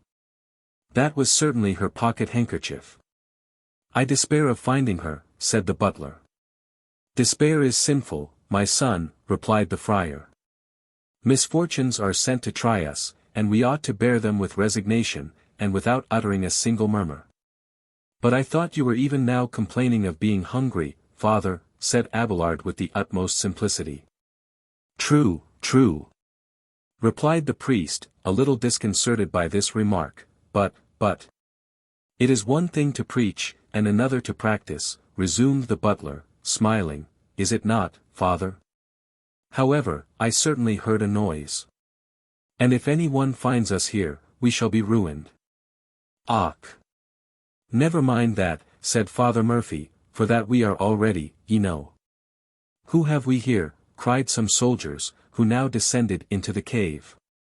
And who, as before mentioned, were particularly alert in performing their duty in examining all strangers. "And is it me ye are asking that?" demanded Father Murphy, "for if it is, it's of no manner of use. For if I were to set about telling you, it's 100 to 1 if ever ye got to the bottom of it." "Is it possible?" cried one of the soldiers, "surely my ears deceive me, or that is the voice of Father Murphy." "Sure and it is," said the Reverend Father, "and whose should it be but my own? D'ye think I'd use that of another person?" No, returned the soldier, laughing, "but my astonishment was, to find the owner of the voice so near me. Though, now I think of it, it is not at all surprising, as the Duke of Cornwall is at the palace hard by, and you of course are with him." "And how can I be with him," asked the literal Father Murphy, "when I am here? Now if an Irishman had said such a thing, they'd have called it a bull." Well, my good friend," said the soldier, "we will not quarrel for words. I suppose you came down with the Duke. And if you do, you never were more mistaken in your whole life. I cannot in the least comprehend you. I don't know how ye should, for I haven't begun to explain myself yet, nor should I finish if I were to work at it all day. And so, as the Duke is here, we'll just go to him, if he plays." The Duke, already miserable at the loss of Clara, had no sooner heard of the escape of his daughter, than he had determined to visit the place where she had been, principally from that restless desire of change which generally haunts the unhappy. And he was now as much surprised as the soldier to see Father Murphy there. He felt grateful, however, to the priest for his assiduous search for Clara. But as the adventure of the handkerchief rested entirely upon the father's conviction of its identity, the handkerchief itself having been lost in the Holy Father's unfortunate tumble into the water, the Duke considered the whole adventure as rather apocryphal. He felt, however, consoled by it, though he scarcely knew why, and returned to his friend Sir Ambrose in much better spirits than he had left him. In the meantime, the party of Elvira did not dare to leave the hut in which they had remained pent up the whole day, their horses being crowded within its walls, as well as themselves, to prevent the possibility of discovery. At length, the shades of evening began to fall, and they again set forward at a rapid pace. The agony they had suffered all day from fear of detection, the narrow space in which they had been cooped up, together with want of food, had exhausted the Queen so much, that the morning found her unable to proceed without refreshment. And about daybreak they were obliged to approach a cottage to implore assistance. The Katager and his son were out at work, but the woman of the house agreed to give the fugitives the shelter they requested. The prince, delighted at receiving this permission, flew back to the Queen to lift her from her horse, but, alas! Elvira was not in a state to enjoy even the most welcome tidings. Pale and livid as a corpse, her head hung upon the prince's shoulder as he bore her into the house, and her terrified friends thought she had expired. A little warm milk, however, revived her, and she opened her eyes. "I am ready, quite ready, to go on," said she, gasping for utterance, and again sinking back in a fainting fit. "It is impossible she can proceed in this state," said the prince to Clara, in a whisper. "What will become of us?" "We must remain here quietly, till she is better," said Clara. "But if we should be pursued and taken?" "We cannot die better than in such a cause," said the heroic girl. "It is strange," said the prince, looking at her earnestly, "that the Queen has been able to inspire such enthusiastic devotion in such a mere boy." Clara blushed, and cast her eyes upon the ground, whilst the prince gazed upon her blushing cheek still more earnestly, till she turned away from him abashed. He took her hand. "I cannot be mistaken," said he, it is Miss Montague." Clara's agitation betrayed her. "I must attend the Queen," said she, breaking from him, and the prince, respecting the awkwardness of her situation, forbore to urge her farther. He felt, however, completely happy. Clara was too artless to conceal the interest he had excited in her breast, and it was not in the nature of man to be indifferent to the devotion of so young and lovely a creature. His eyes, however, alone expressed his happiness. And Clara, who felt his delicacy in refraining from making any farther observations on her disguise, found her love for him increased tenfold by his forbearance. A few hours' repose restored Elvira so much, that she wished to pursue her journey immediately, and it was with the greatest difficulty that the prince persuaded her to wait till nightfall. "You must recruit your strength," said he, "or you will never be able to plead your cause with Roderick. He is too stern a hero to be one as I was." "Oh, it is impossible to describe how I dread to meet him," cried Elvira. "I tremble at his name. A being so fierce and stern as he is, will perhaps not even condescend to listen to a woman's prayer, and he will spurn me from him." "Impossible," cried the prince, "though, I own, I wish we could do without him." Whilst the principals were thus employed, the Katager's wife was endeavouring to learn from Hans who and what they were. "That poor lady seemed dreadfully tired," said she. "When she came, she looked just like a drooping daffodili. When the gentleman lifted her from her horse, oh! It was quite moving to see her." "Ja," said Hans. "However, though her illness should occasion a little delay," continued the Katager, "I opine that you must be unreasonable to grumble, when you consider the delightful occasion it affords you of refreshing your olfactory nerves by partaking of a little of this odoriferous atmosphere." "My what nerves?" asked Hans. "Your olfactory nerves," replied the learned Katager, with a look of the greatest possible contempt, "that is, the nerves that line the membrane of the nasal organ. Every child knows that the nasal fossae are formed to receive sensations, as by their depth and extent a larger surface is given to the pituitary membrane, and these soft sinuses, or cavities, are enabled to retain a greater mass of air loaded with odoriferous matter." Poor Hans stood aghast at this explanation, which he found something like that said to be given by Dr. Johnson, when he called network a complicated concatenation of rectangular angles. And afraid to speak, lest he should draw upon himself a new volley of words as astounding as the last, he remained silent, staring at his companions with much the same kind of feeling as that with which a wild man of the woods just caught might be supposed to gaze upon enlightened Europeans. "Can you give me some more warm milk?" asked Clara, who now descended in search of refreshments for the Queen. "Do you think so much of the tepid lacteous fluid good for the lady?" asked the Katager, as she put some milk into a saucepan. "She can take nothing else," returned Clara. "How delightfully that girl sings," continued she, listening with rapture to a milkmaid, who was chanting an Italian bravura as she was milking her cow. "Yes," replied the Katager. "Angelica sings well. The parietes of her larynx are in a very tense condition, and her trachea is quite cartilaginous. But here comes my good man," continued she.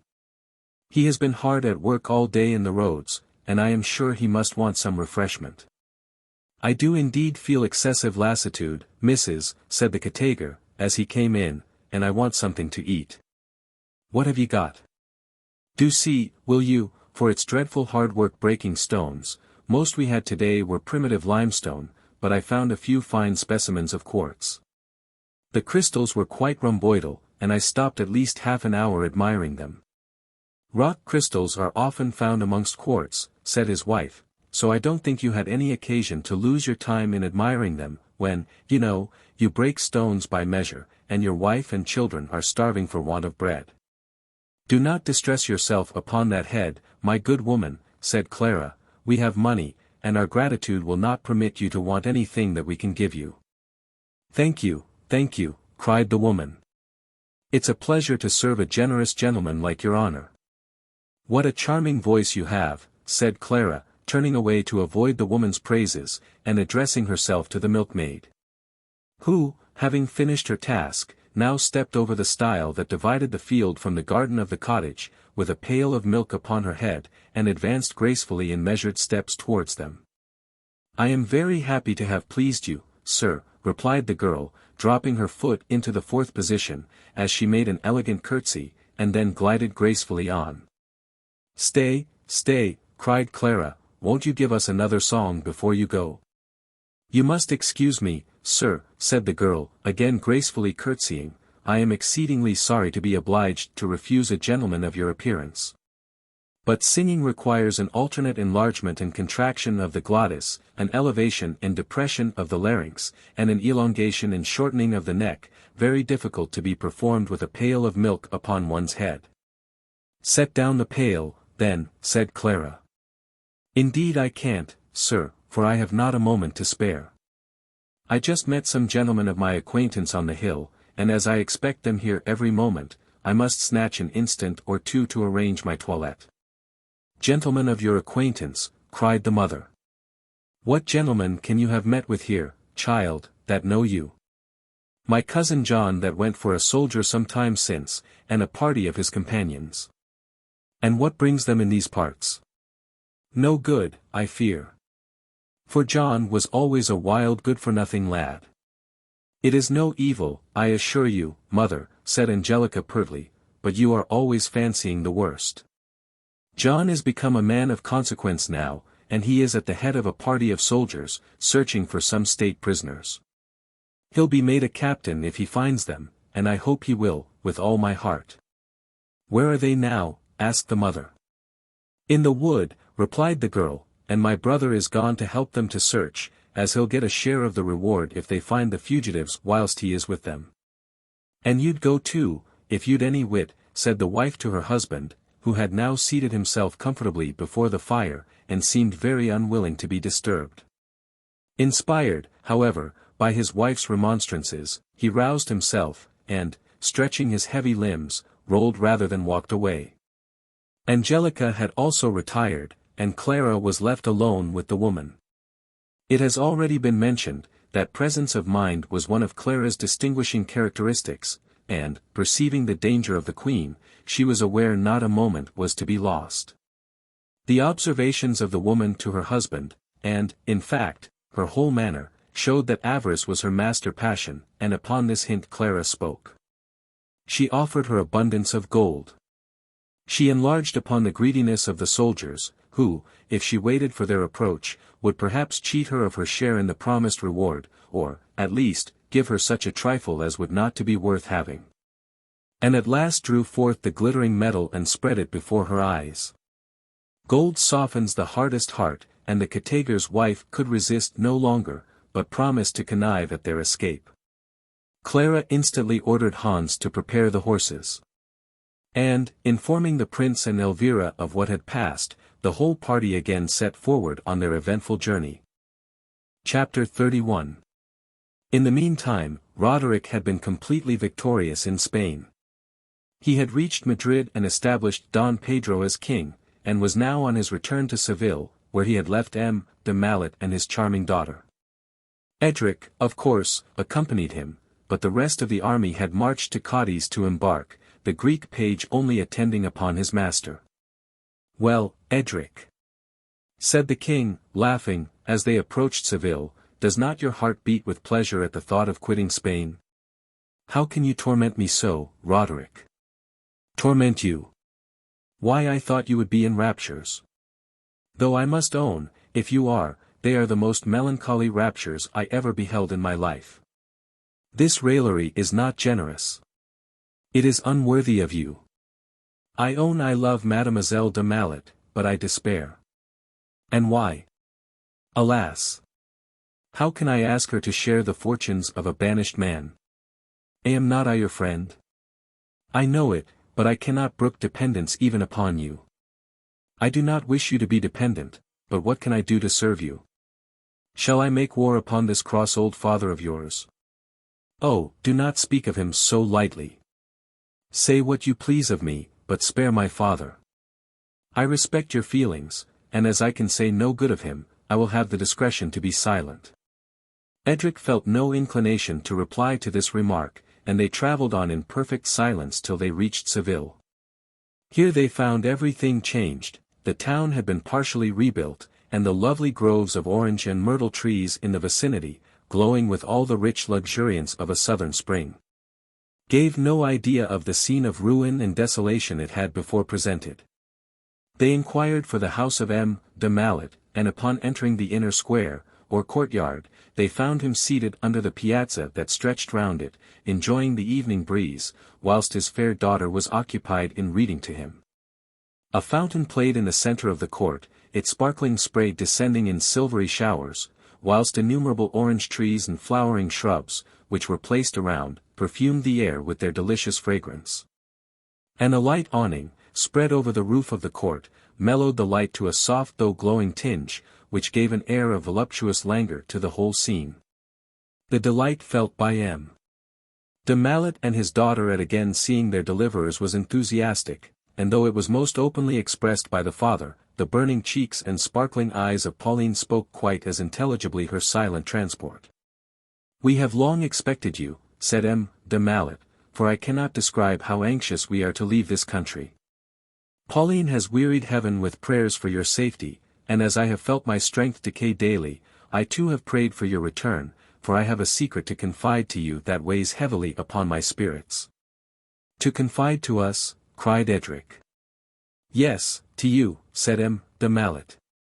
"It is true I have not known you long, but some circumstances make men better acquainted in a month than the ordinary routine of life does in years. Thus, the kindness with which you have treated me, and the important events in which I have seen you engaged, have made me consider you as old and tried friends, and have induced me to confide to you a secret which I have hitherto guarded with the utmost scrupulous fidelity." "What can you mean?" asked Edric in astonishment, whilst Pauline gazed upon her father with a look of the most intense anxiety. "Pauline is not my child," said the old man impressively. Pauline uttered a cry of agony that thrilled through the souls of her auditors, and threw herself at his feet, looking up in his face with an expression of the bitterest anguish, as though she implored him not to desert her. M.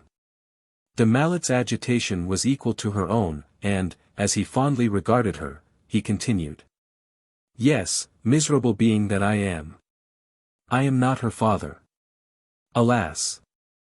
Often when I have beheld her enduring hunger and thirst for my sake, When I have seen her delicate frame exhausted with fatigue or shivering with cold, whilst still with angelic sweetness she has seemed to forget her own sufferings, and to think only of alleviating mine, oh, then! How I have burned to tell her that I did not deserve her kindness, and that I was an alien from her blood. Oh, father! My dearest father, cried Pauline, her eyes streaming with tears, what do you not deserve from me? What is there that I could do, that could half express my love and gratitude? Alas! Though I am not your child, the tender care you took of my infancy, your kindness, your affection, Pauline could not continue, her sobs impeded her utterance. My dear child, said M. de Mallet, and folding her in his arms, he mingled his tears with hers. Whilst Roderick and Edric were both too powerfully affected to interrupt their sorrows, and stood gazing upon them in silence, though both ardently desired an explanation of this seeming mastery. After a short pause, M. de Mallet resumed, I see the astonishment I have caused you, and my heart bleeds for the pain I have been compelled to inflict upon Pauline, but I could not die in peace without disclosing the truth. Oh, do not talk of dying! Cried Pauline, still clinging to him with the fondest affection. And who are the parents of Mademoiselle de Mallet? Demanded Roderick. Alas! I know not, returned the Swiss. About 20 years ago, I was travelling in England with my wife, who, afflicted with an incurable disease, had been advised to try the skill of English physicians, they being considered the most able in the world. One night, my poor wife being exhausted with fatigue, we stopped at a small inn in a village near the sea coast. The night was tempestuous, and a blazing light in the kitchen tempted us to wait there whilst the parlour was prepared for us. A woman sate near the fire, with a lovely little girl, about 2 years old, playing at her feet. My poor wife was always passionately fond of children, though heaven had never blessed us with any. And attracted by the exquisite beauty of the little cherub, she took it in her arms and began to caress it. Is your honor fond of children? Asked the woman with an evident affectation of vulgarity. I dote upon them, replied my wife. Oh Louis, continued she, addressing me in French, if I could have such an angel as this to supply my place to you, I think I could be resigned to die. If your honors like the child, you may have her, said the woman. I started, but recollecting that, from the over-education of the lower classes in England, they were all linguists, the circumstance of the woman's understanding what we said, did not appear extraordinary. She is my child, continued the woman. I live hard by, and have only taken shelter here from the storm. The landlady knows me very well.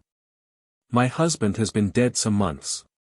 And, as I find it hard work to maintain myself and the child too, I own I shall be glad to place her in hands where she is sure to be taken care of. The woman's tale seemed plausible. And my wife and I were easily induced to conclude the bargain that gave us possession of Pauline. We visited the cottage of this woman the next morning, and found her story true, excepting that she had only lived there a few weeks. This, however, appeared immaterial, as indeed she had not fixed any definite time for the period of her residence, and gave some reason which I have forgotten for having left her former abode when her husband died. Soon after this, we left England, taking Pauline with us. Her beauty increased with her years, and when my poor wife died, which she did a few months after our return to Switzerland, Pauline formed the sole consolation of my life. 2 or 3 years afterwards, a friend of mine visiting England called by my desire upon the reputed mother of Pauline. He found the cottage deserted, and the landlady of the inn told him, that the woman had left the place a few hours after we had done so ourselves. This circumstance, combined with the evidently affected vulgarity of the woman, and the elegance and delicacy of Pauline, has always induced me to suspect I was the dupe of a deception. And that the child had been stolen from parents in a superior rank of life to that in which I found her. Whether my conjectures are correct, I know not. But when I have surveyed the beauty and graces of my child, my breast has smote me for confining her to my own humble station, and I have determined, whenever circumstances would permit, to take her to England, and endeavour, if possible, to elucidate the mystery that hangs over her destiny. Accompany me then to Ireland, said Roderick, and when you have stayed there till you are tired, if you still wish to prosecute your researches, I will give you letters of introduction to the English court. And I sincerely hope we may find our fair friend to be a princess of the blood at least. In the meantime, M. de Mallet's narrative had caused the greatest agitation in the breasts of Edric and Pauline. Not his daughter, thought the former, whose can she be, then? And his imagination ran wild amongst a variety of dreams and fancies, each more extravagant than the last, for, to suppose the elegant and accomplished Pauline the daughter of a mere peasant was impossible. And the transporting hope that she might yet be his, with the consent of his father and the approbation of all his friends, danced before him. Whilst Pauline, uncertain what to think, and unable to analyze her own sensations, felt, even amidst the desolation in which the avowal of M. de Mallet had involved her, a faint emotion of pleasure still throb at her heart, when she reflected that now her country was that of her lovers, and that it was possible, she dared go no farther. For her senses seemed unable to support the intoxicating thoughts of what might follow. It had been agreed that our friends should remain a few days at Seville, to give the army at Cadiz time to recover from the fatigue of their march previous to their embarkation. But the morning after their arrival, a courier arrived with dispatches from England, which made Roderick impatient to leave Spain immediately. He was at breakfast when these letters, which had been forwarded to him from Cadiz, were put into his hands. He changed color, and, starting from his seat, begged Edric to follow him into the garden. "Good God, what is the matter?" asked M. de Mallet. "Nothing, nothing," replied Roderick, "but that I must return to Ireland immediately." And waving his hand as though to repel farther inquiry, he left the room. Edric followed in silence. "Edric," said the Irish monarch, throwing himself into a garden seat and burying his face in his hands, "Elvira is dethroned, and perhaps murdered, all owing to my cursed folly in remaining so long in Spain." "Elvira!" exclaimed Edric, looking at his friend in the most profound amazement, for he could not imagine why he took so deep an interest in her fate. "I see your astonishment, Edric," resumed the king. "But I have not now time to explain whys and wherefores. Suffice it to say, that I adore Elvira, and if she perish, I will not survive her." A piercing shriek burst from the thicket as he uttered these words, and both Edric and Roderick sprang involuntarily to the spot. It was vacant. They searched the wood, but no creature was to be seen. "It was fancy," said Edric. "It was the mummy," murmured the king, come to chide me for doubting his promises for an instant. "The mummy," cried Edric, "good God! What do you mean?" And he gazed with horror upon the wild and haggard countenance of his friend, who he seriously believed had become distracted. His look recalled the fleeting senses of Roderick, and with a ghastly smile he replied, "I am not mad, though I have enough to make me so.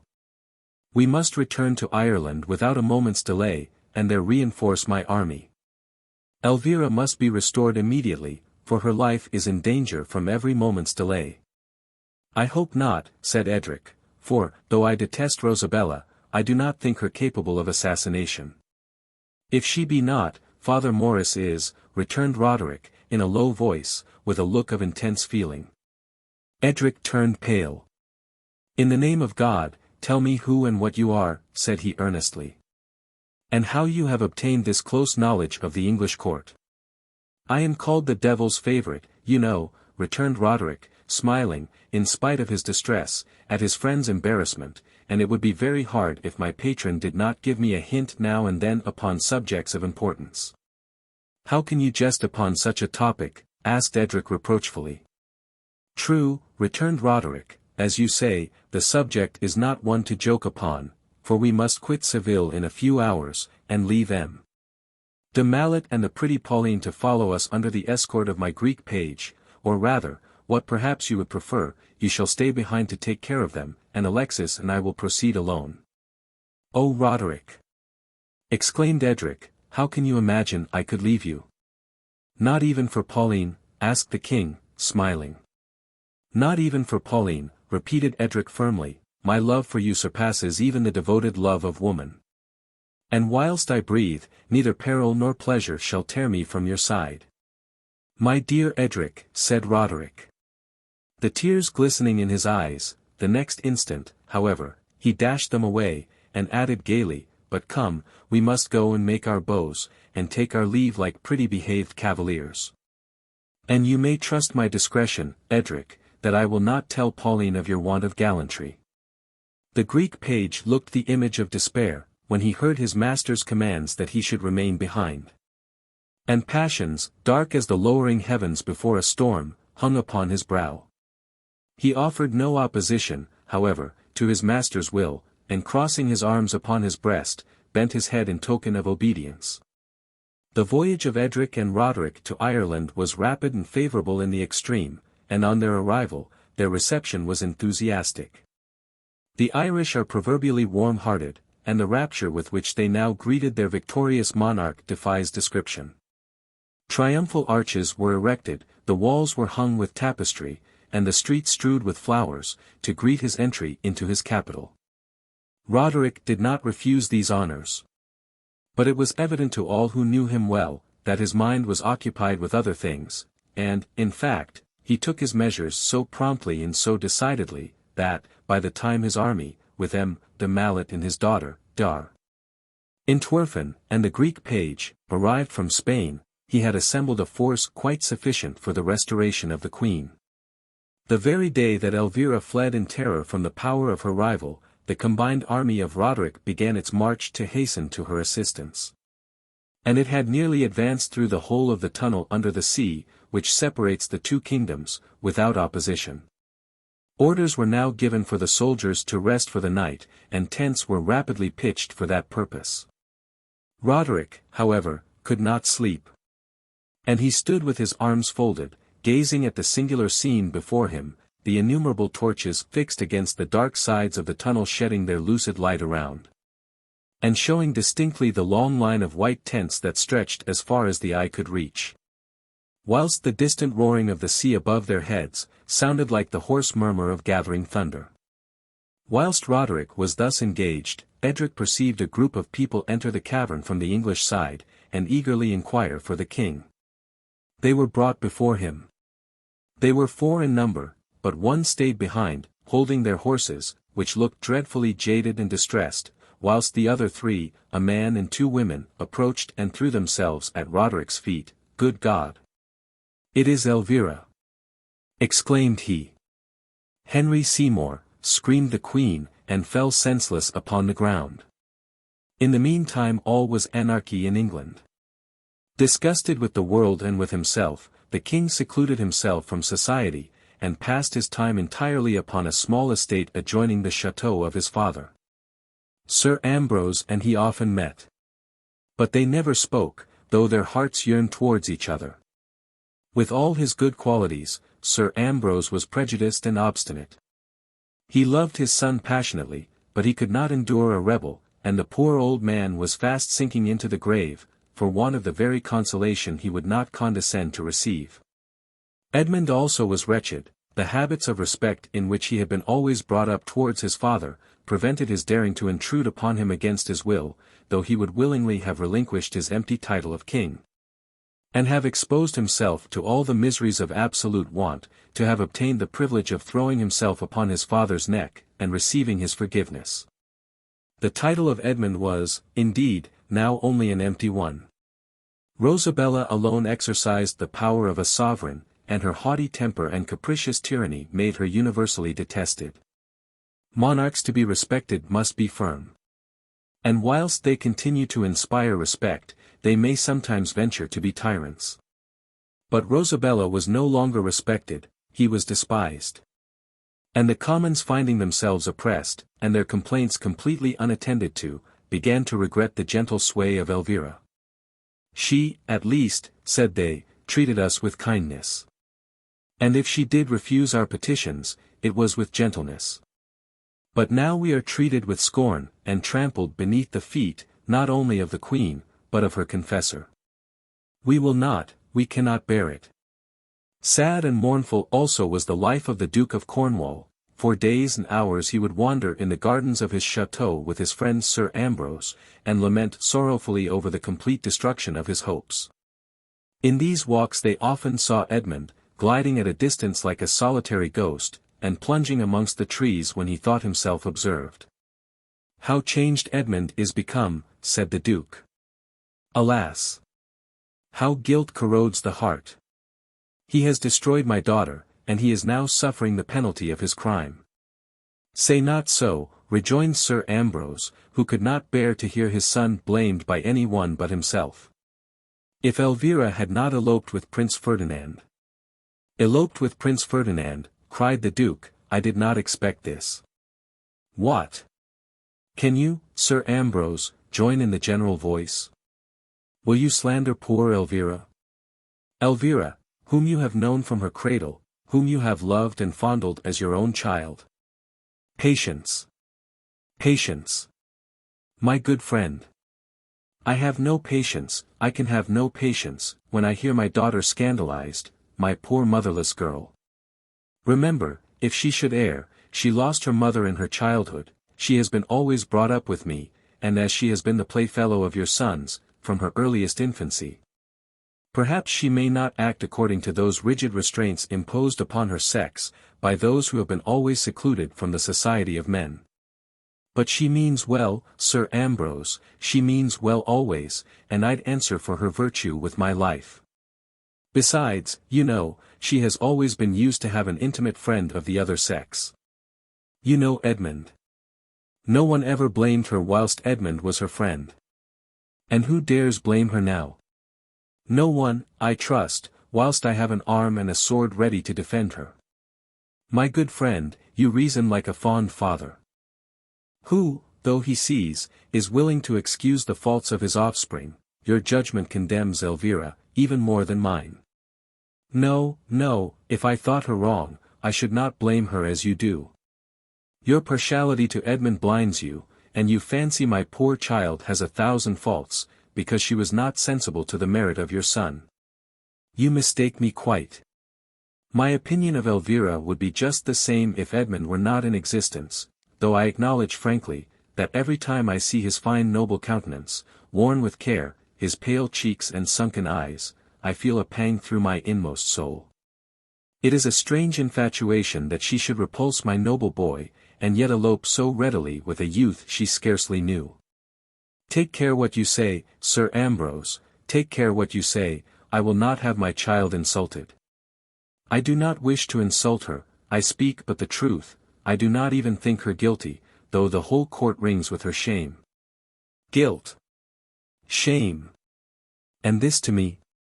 O God! O God! I have lived too long to hear my child thus basely slandered, and be unable to resent it. Base. And is this the conclusion of our long friendship, base? And have I lived to be called base, for merely blaming a coquettish wanton? Wanton! Cried the Duke, and transported by his passion he struck Sir Ambrose violently. The aged baronet could not endure this insult, his sword flew from his scabbard, and in a few seconds these ancient friends were engaged in mortal combat. It was a shocking thing to see these two old men, their white hair streaming in the wind, their venerable features wrinkled with age, and their feeble frames tottering for support, fighting with all the vindictive fury of youth. How fearful is the storm of passion! How vile the human heart when left to its own workings! Every gentler feeling was extinguished in the breasts of the two veterans, and only brutal rage remained. For some time victory was doubtful. But at last Sir Ambrose fell, and in another moment the sword of his antagonist would have passed through his bosom, had not a powerful arm arrested the stroke. It was Edmund. He had heard the clashing of swords at a distance, and, rushing to the spot, arrived just in time to prevent the fatal blow. "Oh my father," cried Edmund with a thrill of horror, "for God's sake, do not die till you have forgiven me." "He hears me not," cried he, wringing his hands in unutterable anguish. "Oh, for mercy's sake, speak. Do not destroy me." Sir Ambrose feebly opened his languid eyes. "Farewell," said he, faintly, "God bless you." "Oh, do you forgive me?" shrieked Edmund, falling upon his knees. "I do," said Sir Ambrose, and the Duke, the words feebly ebbed from his lips, and, as he spoke, the fearful rattle of death gurgled in his throat, and with a convulsive sob he expired. Sadly did the Duke now gaze upon his fallen foe, but when he found him dead he was distracted. Madly he tore his hair, and threw himself upon the corpse, but his agonies were in vain, the vital spark was extinct. Edmund stood also for some seconds gazing upon the body, without any distinct idea existing in his mind, but when the whole sad reality rushed upon him, he could not endure his own thoughts, and darted away with the velocity of lightning.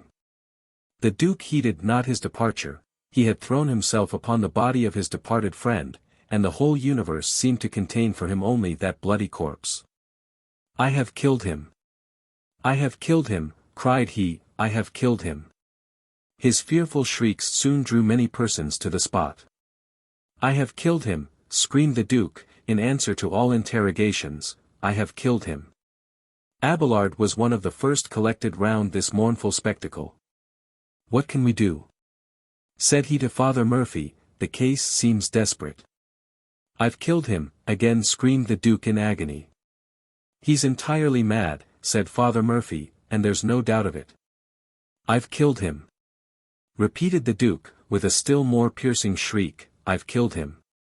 "Oh, he is mad," cried all the spectators, whilst they attempted to remove him from the spot. With infinite difficulty they succeeded, he still clinging to the corpse, and screaming, "I've killed him," till his voice was lost in the distance. Whilst these scenes were transacting at the English court, the army of Roderick marched through the kingdom without opposition, for the people everywhere, tired of the tyranny of her rival, received Elvira with open arms. And the chief nobility vied with each other in opening their houses to entertain her and her suite as she passed along. It was a fine evening in March, and the night was clear, though cold, when Elvira, with hurried steps, paced the fine terrace belonging to the castle of one of these noblemen. The Queen was evidently lost in reflection, and as she occasionally stopped, she threw back her long hair and looked up to the sky with an air of intense anxiety. "It is a lovely night," murmured she, "Heaven grant that peace may still attend us. Yet, I fear I know not what of danger. Oh, if the forces of Rosabella should resist, and Roderick should fall, and for me." She paused, for the thought seemed too dreadful for endurance. The moon shone brightly in the heavens, and the stars sparkled like diamonds on the clear blue sky, whilst Elvira, raising her eyes to heaven, and clasping her hands together, seemed lost in silent prayer. Her fair face, shaded by her long black veil, looked even more lovely than usual, in the soft light thrown upon it. And, as she stood thus apparently quite absorbed in inward devotion, she seemed almost a celestial being descended for the moment upon earth, and about to remount to her native skies. A figure, wrapped in a dark long cloak, now appeared at the extremity of the terrace, and advanced slowly towards the Queen. Two other figures also emerged from the shade, and followed, though at a considerable distance. Elvira was not aware of their approach till the first figure stood behind her, and seizing her arms, threw a cloak over her head to stifle her cries, and then, with the help of the others, was hurrying her off. At this moment, Roderick sprang actively upon the terrace, and with one blow from his vigorous arm, felled the first assailant to the ground. Then, drawing his sword, the enraged monarch would have instantly dispatched him, had not the supposed assassin uttered a piercing scream, and, clinging round his knees, implored mercy. The moon shone full upon the boy's face, and disclosed to Roderick's astonished eyes the features of the dumb page. "Alexis," cried he. The boy sprang from the ground. "Roderick," screamed he, "then I am ruined." "Stay!" returned the king, grasping his arm, and preventing his escape. "Who, and what are you? Speak, or dread my vengeance." The boy's heart beat almost to suffocation. Every nerve throbbed with the most violent emotion, and drawing a dagger from his belt, he attempted to plunge it into the heart of Roderick. "Ah!" cried the king, starting aside in time to prevent the blow. Whilst ere he could prevent it, the page had buried the weapon in his own bosom. "Good God!" exclaimed Roderick, "what can this mean?" The whole of this scene had passed with such rapidity, that Elvira had scarcely time to recover herself, or to be aware of what had happened. The two assistants had fled the moment they perceived the king. And Elvira, with trembling steps and pallid cheeks, approached the spot where Roderick knelt beside the bleeding page. Kneeling beside him, she attempted to staunch the blood which flowed rapidly from the wound, but in vain. For the boy's life was evidently fast ebbing. Brian, a servant of the king, who had followed his master to the terrace, aided her endeavors. But Roderick remained fixed and immovable, his eyes chained as by the power of fascination upon the page, who now slowly unclosed his eyelids, and heaving a deep sigh, fixed his languid eyes upon those of Roderick. "Zoe," cried the king. "Yes," returned the page, gasping for breath, and speaking with difficulty, "Zoe. I am indeed that wretch. I loved you, Roderick, I would have died for you. I do die for you, but, Elvira. What meant your outrage upon her? What did it mean?" cried Zoe, her eyes flashing fire, and her whole frame supported by a supernatural energy. "Did I not see that you loved her, and could I endure to resign you to another? No," continued she, starting from the ground. "I would have killed her, and, had she perished, I should have died contented." The violence of the action made the blood gush in torrents from her wound, and, pale and feeble, her failing eyes closed. She staggered a few paces, fell, heaved one convulsive struggle, and Zoe was no more. Sadly did Roderick gaze upon that form which had so lately thrilled with feeling, now cold and inanimate at his feet. The victim of passion lay before him. Her hopes, her fears, her rage, and her love, had passed away, and there her body remained a senseless clod of clay, till it should be resolved into its original elements. By this time, some of the servants of the castle, who had been summoned by Brian, approached, and the old Earl of Warwick, in whose castle the fatal scene had taken place, rushed upon the terrace, calling wildly upon his people to save the queen. "Is it the Lady Elvira that ye mane?" asked Brian. "Och, an't plaise your honour, and she's safe, every inch of her." "And what has been the matter?" asked the earl. "Och, and your lordship may well ask that. But the divil a bit anybody can tell you but one, and that's myself. Ye see, my master, his most gracious majesty, and me were walking in the garden, that is, he was walking and I was watching, for fear any harm should happen to him. For the life of such as he isn't to be trusted to chance in a strange country, and I guess he was thinking of the queen, though he never said nothing about it. And so when we came near the terrace, it was so dark, ye couldn't see your hand before you. And then the moon peeped through the clouds, like a pretty face looking through a ground-glass window. And then she came out as bright as a silver mirror. And the queen looked so pretty as she stood praying, that my master couldn't find it in his heart to interrupt her, and for me, I wasn't the man to be even thinking of such a thing. And then two black-looking spalpeens, bad luck to them, stole out behind her, and there wasn't two, for there were three of them, with never a livin' soul beside, to be seen in respect of being near her, but God never would suffer a raw lady like herself to want a friend to comfort her when she'd be in nad, and my master wouldn't let her be after coming to harm. For he jumped upon the terrace entirely like a hound springing at the deer, and saved her, which nobody but himself could have done like it, for the very life of M. And when I came, there was the man lying dead that would have killed the princess, and it turned out he wasn't a man at all, but a woman. The story of Zoe is soon told. Bred in a warm climate, and naturally enthusiastic in her disposition, she was the child of passion. The misfortunes she had experienced in Greece, by depriving her of all she loved, had thrown her affections back upon her own bosom, and they had preyed upon themselves. To give vent to the feelings that oppressed her, she created an image of perfection in her own mind, and this she worshipped in secret. When she saw Roderick, however, all was changed, a new world seemed to open upon her. The idol of her fancy, indeed, stood before her, for Roderick realized all her wildest dreams. He became her god. His heroism, his person, his talents, caught her imagination, and the violence of her passions completed the delirium of her soul.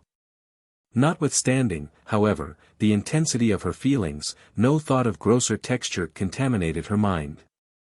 Her love was as that of angels, pure and undefiled. She regarded Roderick as a thing enshrined, almost too holy for mortal vows to worship. And she would have considered it sacrilege to dare even to think of him as a husband. With these feelings, she had watched over him, with almost a mother's love. And when she informed him of the conspiracy against him, she resolved, with all the romantic self-devotion of a fond woman, to follow him unknown and in disguise. Without any plan, however, but that of being near him, or any hope but that of contributing to his happiness. Money, and the assistance of one or two devoted servants, who contrived to follow in Roderick's train, had enabled her to accomplish this. She had felt a momentary jealousy at his anxiety for Pauline, and she had been half induced to favor the plots of the Spanish general, to take Roderick prisoner. But that feeling had worn away, when she discovered the mutual passion of Edric and the fair Swiss. Now the case was different, and, maddened by the thought of Roderick's devotion to Elvira, she had determined to destroy her. Her trusty Greeks would have assisted her plan, but they fled at her detection. Inexpressibly shocked at what had taken place, Roderick could scarcely bear again to separate himself, even for an instant, from Elvira. "Do not bid me leave you," said he, looking at her with the fondest affection, "you shall accompany me, even to the field. Oh! Would to heaven you would give me a right to be near you forever." "Alas! Alas!" replied Elvira. "I tremble for the result of this fatal contest. Oh, that I were but a humble peasant!" "Would to heaven you were," cried Roderick, with enthusiasm. "For happy as I always am in your presence, never do I feel so much so, as when we seem, as at present, secluded from the world. Then I could forget your rank, and all the artificial restraints grandeur has thrown around you. And without remembering that I am Roderick, and you Elvira, think only of a pair of simple lovers, whose weightiest care was their attendance upon their flocks, and whose only happiness consisted in loving and being beloved." "Alas, Roderick!" replied Elvira, "do not speak of love. After the dreadful scene we have just witnessed, I tremble at the passion. No, be my friend, Roderick. Friendship is more sure than love. On that, we may confidently rely. But passion destroys itself with what it feeds upon, intense feelings cannot last." "Oh, Elvira! Say not so," cried Roderick, fixing his eyes earnestly upon her blushing countenance, whilst she, trembling and agitated, betrayed by her confusion the passion she would have fain concealed. "How feeble are words to express the transports of such a moment! 'Tis the oasis in the desert of life, the bright gem that casts a radiance even upon the dross with which it is surrounded. Man is born to misery, thick clouds hang over him, and obscure his path, dangers await him at every step. One single ray alone breaks through the gloom, bright as the fairy dreams of childhood, but, alas! equally fleeting. 'Tis love, pure, passionate, unsophisticated love, the only glimpse of heaven vouchsafed on earth to man." And this was what was now felt by Roderick and Elvira, as he, throwing himself at her feet, vowed eternal constancy, and persuaded her to acknowledge that her hopes of earthly happiness centered in him alone. But why do I profane such a scene, by attempting to describe it? Those who have loved, have only to recollect what they felt upon a similar occasion, and to those who have not, heaven help them. Not all the eloquence of Cicero himself could give the least idea of anything of the kind.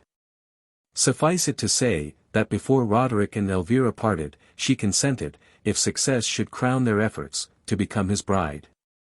The state of England, at this moment, defies description. The death of Sir Ambrose and the insanity of the Duke of Cornwall were events so shocking in themselves, that it was not surprising they produced a violent effect upon the minds of the people. Edmund had disappeared, and Rosabella, instigated by Father Maurice and Marianne, became every day more rapacious and tyrannical, whilst even they quarrelled amongst themselves, and wretchedness prevailed throughout the kingdom. This was the state of the public mind, when the news of the invasion of Roderick first reached the ears of Rosabella. "Marianne," she exclaimed, "summon Father Maurice. We are ruined, continued she, as the Reverend Father entered, absolutely ruined. Roderick is invincible, and he supports Elvira. Where is Cheops? Aye, returned Father Morris, where is Cheops? It is that accursed fiend that has led us on to destruction. His counsels have destroyed us, for, though plausible in appearance, they have been as deceitful as the oracles of old. Yet you trusted him, said Rosabella. I hated him from the first, but you trusted him. You thought him all perfection, he flattered your vanity, and you weakly believed everything that he asserted. Weakly, cried Father Morris, his lips quivering with rage. Yes, weakly, returned Rosabella, for a child would have seen through his artifices, but you were deceived by them, and have been his dupe, his tool, his plaything. This to me, cried Father Morris, gnashing his teeth together with passion. Yes, to you, returned Rosabella coolly, for why should I longer conceal my sentiments? I will no longer be your slave. You have made me deserted by my husband, hated by my subjects, and detested by myself. I will, therefore, no longer follow your counsels, from henceforward I will act for myself. Adieu, we meet no more as friends. And as she spoke, she walked out of the room, leaving the priest motionless with astonishment. This to me, cried he to Marianne, as soon as he recovered himself sufficiently to speak, to me, who have sacrificed everything for her. Did I not place her on the throne? Have I scrupled even to imbrue my hands in blood for her sake? Have I not committed crimes for her that weigh heavily upon my soul? Did I not poison Claudia? And should I not also have destroyed Elvira, if Cheops had not saved her? Oh, Marianne, am I awake? Is it not a cruel dream? Is it possible it can be Rosabella? Rosabella. My Rosabella. My child. My own Rosabella. That uses me thus? Hush. Hush, cried Marianne, 'tis but the passion of a moment. Be composed. Rosabella still loves you. But, irritated by the desertion of Edmund, and the news she has just heard. Oh, Marianne, interrupted the friar in agony, you may easily reason, for you never had a child. But if heaven had blessed us with one, you might have felt for my anguish. I do feel for you, returned Marianne, but does she not treat me with equal scorn? Since the absence of Edmund she has become distracted, and I, who know the agonies a woman endures when she finds herself deserted by the man she adores, can feel for her. And who first gained her Edmund? Would he ever have become her husband, had not I induced him? I believe not, neither would she have been queen but for you. No, no. Oh! How I have toiled for that ungrateful girl! How I have adored her! You have been a devoted father. Have I not, Marianne? I have at least endeavored to expiate my sin. I have done penance, I have spent nights unnumbered in painful vigils. I have scourged my body, till the feeble flesh has shrunk beneath the torture. Yet still my mind remains unappeased. Remorse still gnaws my vitals. Oh, Marianne! How poor is earthly grandeur to a mind diseased! In this manner did these companions in iniquity confer. Till at length, hating each other and themselves, they gave vent to mutual upbraiding, and parted with undisguised hatred and contempt. Such, indeed, is the disgusting nature of sin, that though a man may shut his eyes to his own defects, or rather, see them through the magic prism of self-love, yet he almost always abhors them when he sees them reflected in another. Thus it was with Father Morris. Marianne had been his associate in many scenes of vice, he had, in fact, first led her from the paths of virtue, and, as usual in such cases, he now hated the creature he had made. Father Morris was indeed that brother of the Duke of Cornwall, whose crimes and punishment have been before slightly hinted at. He had married in early life a beautiful and accomplished woman. But, instigated by the machinations of Marianne, whom he had previously seduced and abandoned, he had become jealous of her, and, in a paroxysm of rage, had deprived her of life. This was the crime he had since endeavored to expiate by the penance of his whole life. Vain, however, had been his endeavor. The mortification of the body avails little, where the humiliation of the spirit is wanting. And Father Morris, notwithstanding his apparent repentance, was proud, envious, and intolerant. In a fit of remorse, after the death of his wife, he had embraced a monastic life, and in order to subject himself to a perpetual penance, had placed himself as Father Confessor to Sir Ambrose. No situation, in fact, could have been more painful to a proud spirit than this, yet this daily misery Father Morris felt a pride in supporting without murmuring. It is strange, but true, that haughty spirits sometimes feel almost pleasure in trying their powers of endurance to the utmost. For there is a self-satisfaction in thinking we have borne what seems almost too much for mortals, that often consoles a man under the acutest agonies. This was the case with Father Morris, and the daily tortures which he endured without shrinking, almost reconciled him to himself. Ambition, however, was still his master passion, and as his monastic vows prevented its indulgence in his own person, he devoted himself to the advancement of his child. How he succeeded, and how he was rewarded, has been already shown. Chapter 32. "Have you heard the news?" asked Lord Maysworth one morning, bustling into the breakfast-room of Lord Gustavus de Montfort. "What is it?" demanded that noble lord, who was sitting at breakfast with his usual satellites. "The King of Ireland has arrived at Oxford with an immense army, intending to re-establish Elvira." "Impossible," cried Lord Gustavus. "Impossible," echoed the satellites. "Something must be done," said Lord Maysworth. "Thinking as I think, and as I am confident everyone who hears me must think, or at least, ought to think," said Lord Gustavus, "no government can be worse than the one we have at present." "The Queen has not performed one of her promises," subjoined Dr. Hardman, "and her caprice and cruelty are beyond endurance." "Her extravagance is unbounded," said Lord Maysworth. "And her arrogance extreme," rejoined Lord Gustavus. The satellites shook their heads in chorus.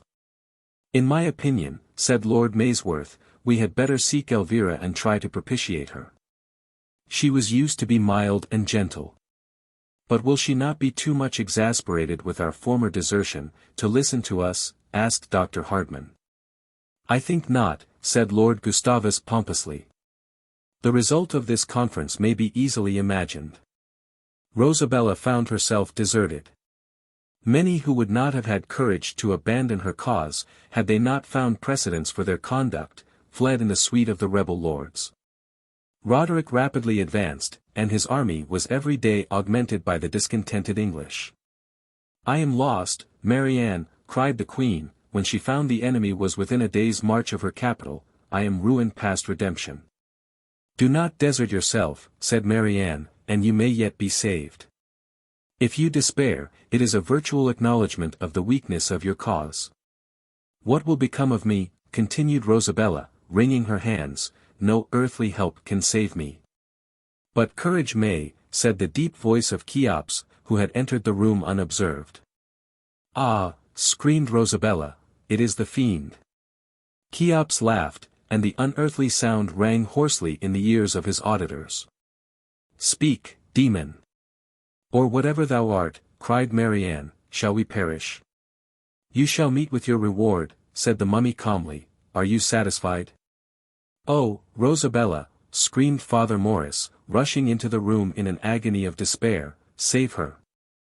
Save my child!" "Your child?" cried Rosabella. "Can it be possible that you are my father?" I am, but fly, and I forgive everything, only let us fly." "Alas," cried Marianne, "he has but too much reason for his agony. The enemy have entered the city." "What will become of us?" ejaculated the friar. "Fiend! Monster! Barbarian!" cried he, addressing Cheops, and seizing him roughly by the arm, "deliver us. It was thy accursed counsels which involved us in ruin. Save us." "My counsels that led you to ruin," returned Cheops, with one of his bitter laughs. "Say rather, your own passions. Did I urge you to murder Claudia?" "Nay, Did I not save Elvira? Did I not warn you that the throne and misery were inseparably connected? And have not all my promises been fulfilled to the very letter? Yes, yes, to the letter, returned Father Morris, but not in spirit. By the sacred hawks of Osiris kept at Edfou. I swore Rosabella should be queen, and you her favorite minister. Talk not of what is past, cried the priest impatiently, tell me how to act. The foe is at the gates of the palace. Did you not say there was a secret passage, leading from this chamber? There is. There is, cried Father Morris, with rapture, we will there lie concealed, and may surprise them. Cheops laughed, am I still your foe? Asked he, with his usual bitterness. Name it not, cried Father Morris, we have not an instant to lose. Hurry into the subterranean passage. I hear the horses of the enemy in the court of the palace. Thebes was perforated with passages, yet she has fallen, muttered Cheops, as he followed the friar and Rosabella through the opening into the secret chamber. Marianne joined them, and the spring panel closed. Nothing could be more flattering than the reception Elvira met with from her people. Roderick had placed her at the head of his army, and the people hailed her appearance with rapture. Not a blow had been struck, for the army of Rosabella had joined her banners, and Elvira advanced to London without opposition. Too mild and forgiving to indulge a single feeling of revenge, she felt rejoiced that her rival had escaped, and wished no pursuit to be instituted. Edric, however, was not so quiescent. 1,000 circumstances flashed upon his mind, to prove that the accession of Rosabella had been long planned by Father Morris, and he felt convinced he had been the dupe of the plans they had laid to induce him to quit the kingdom. I will find him, said he, and expose his infamy. He shall not escape me thus. Vain, however, was his search, and he returned to the room so lately occupied by Rosabella restless and dispirited. Elvira was now in this splendid chamber, surrounded by her friends, and, trembling with agitation, was awaiting the expected arrival of her father. Oh, heavens, exclaimed she, as the poor old man was led in, Roderick. My beloved Roderick. Can we not save him? Alas, returned Roderick, I fear, but compose yourself, my dearest girl, all may yet go well. Where is Elvira? My child, my darling Elvira, cried the old man, I did not kill her. No, whispered he, drawing near to Roderick, I killed him, it is true, but it was for her sake. He slandered my child, and I could not bear that. O God! O God, cried Elvira. Have mercy upon him. It breaks my heart to see him thus. Leave us, I implore you, she continued, addressing her friends, I cannot bear that even you should see the extent of his malady. Leave him with me, and perhaps my presence may recall his lost recollection. Finding opposition only increased her anxiety, her friends at length consented, and Elvira was left alone with her father. Kneeling by his side as he lay stretched upon a sofa, the queen endeavored to console him. But he knew her not, and wrung her heart by calling vehemently upon Elvira. If I could see my child, said he, I should die contented. Call my child. Where is Elvira? Yes, yes, I know she is a queen, and cannot come to me. Yet I think even a queen might look at her poor old father, I only want her to look at me. Whilst this scene was passing, Rosabella and her friends lay concealed in the secret chamber. And, through the movable panel, watched everything that passed. Now is the time, cried Father Morris, when he saw that Elvira, exhausted by her grief, had hidden her face in her hands, to indulge her tears unrestrainedly. You ensure your own destruction if you kill her, said Cheops. I care not, returned Father Morris, and removing the panel, he approached. Elvira saw him not, and the shining dagger already was aimed at her breast, when it caught the eye of the maniac, and returning reason flashed through his mind. Edgar, cried he, with a piercing scream, spare my child.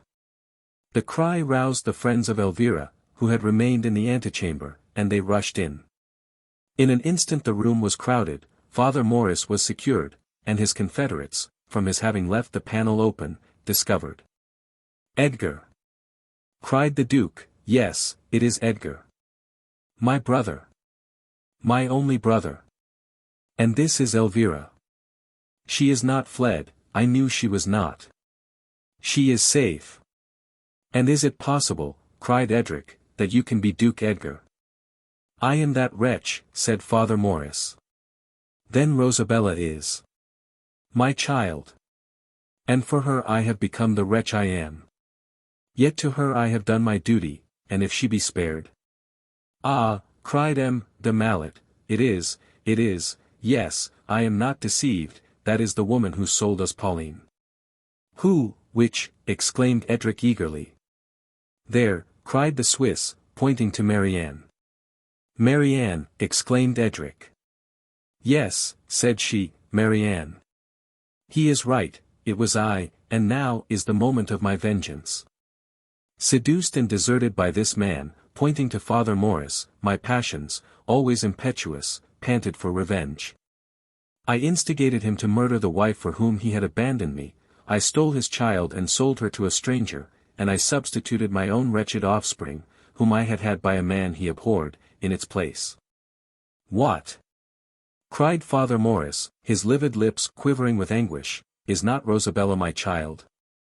"No," said Marianne, 20 years ago I sold your child to this gentleman," pointing to M. de Mallet. "He was a foreigner, and I believed, by placing her in his hands, you would never see her more." "Then who is Rosabella?" "My child, and by your servant Jacques." "Curses on thee, woman!" "What? Have I then destroyed myself here and hereafter for the offspring of that wretch? A man I detested, abhorred, despised." "Yes," said Marianne, with a fiendish laugh. "You abandoned me, and I swore to be revenged. He heard my oath, and by promising to assist me obtained my consent to be his paramour. By his aid I effected all the rest. He has long been dead, but still I have pursued my plan. And when I saw you risking body and soul for Rosabella, I have gloried, for I was revenged." "Fiend!" cried the priest. And rushing upon her before anyone could prevent him, he stabbed her to the heart, and then instantly withdrawing the dagger buried it in his own bosom. "Still I am revenged," cried Marianne, as heaving a deep sigh she expired. Father Morris never spoke again. My tale is nearly closed, for dull must be the mind that cannot picture all the rest.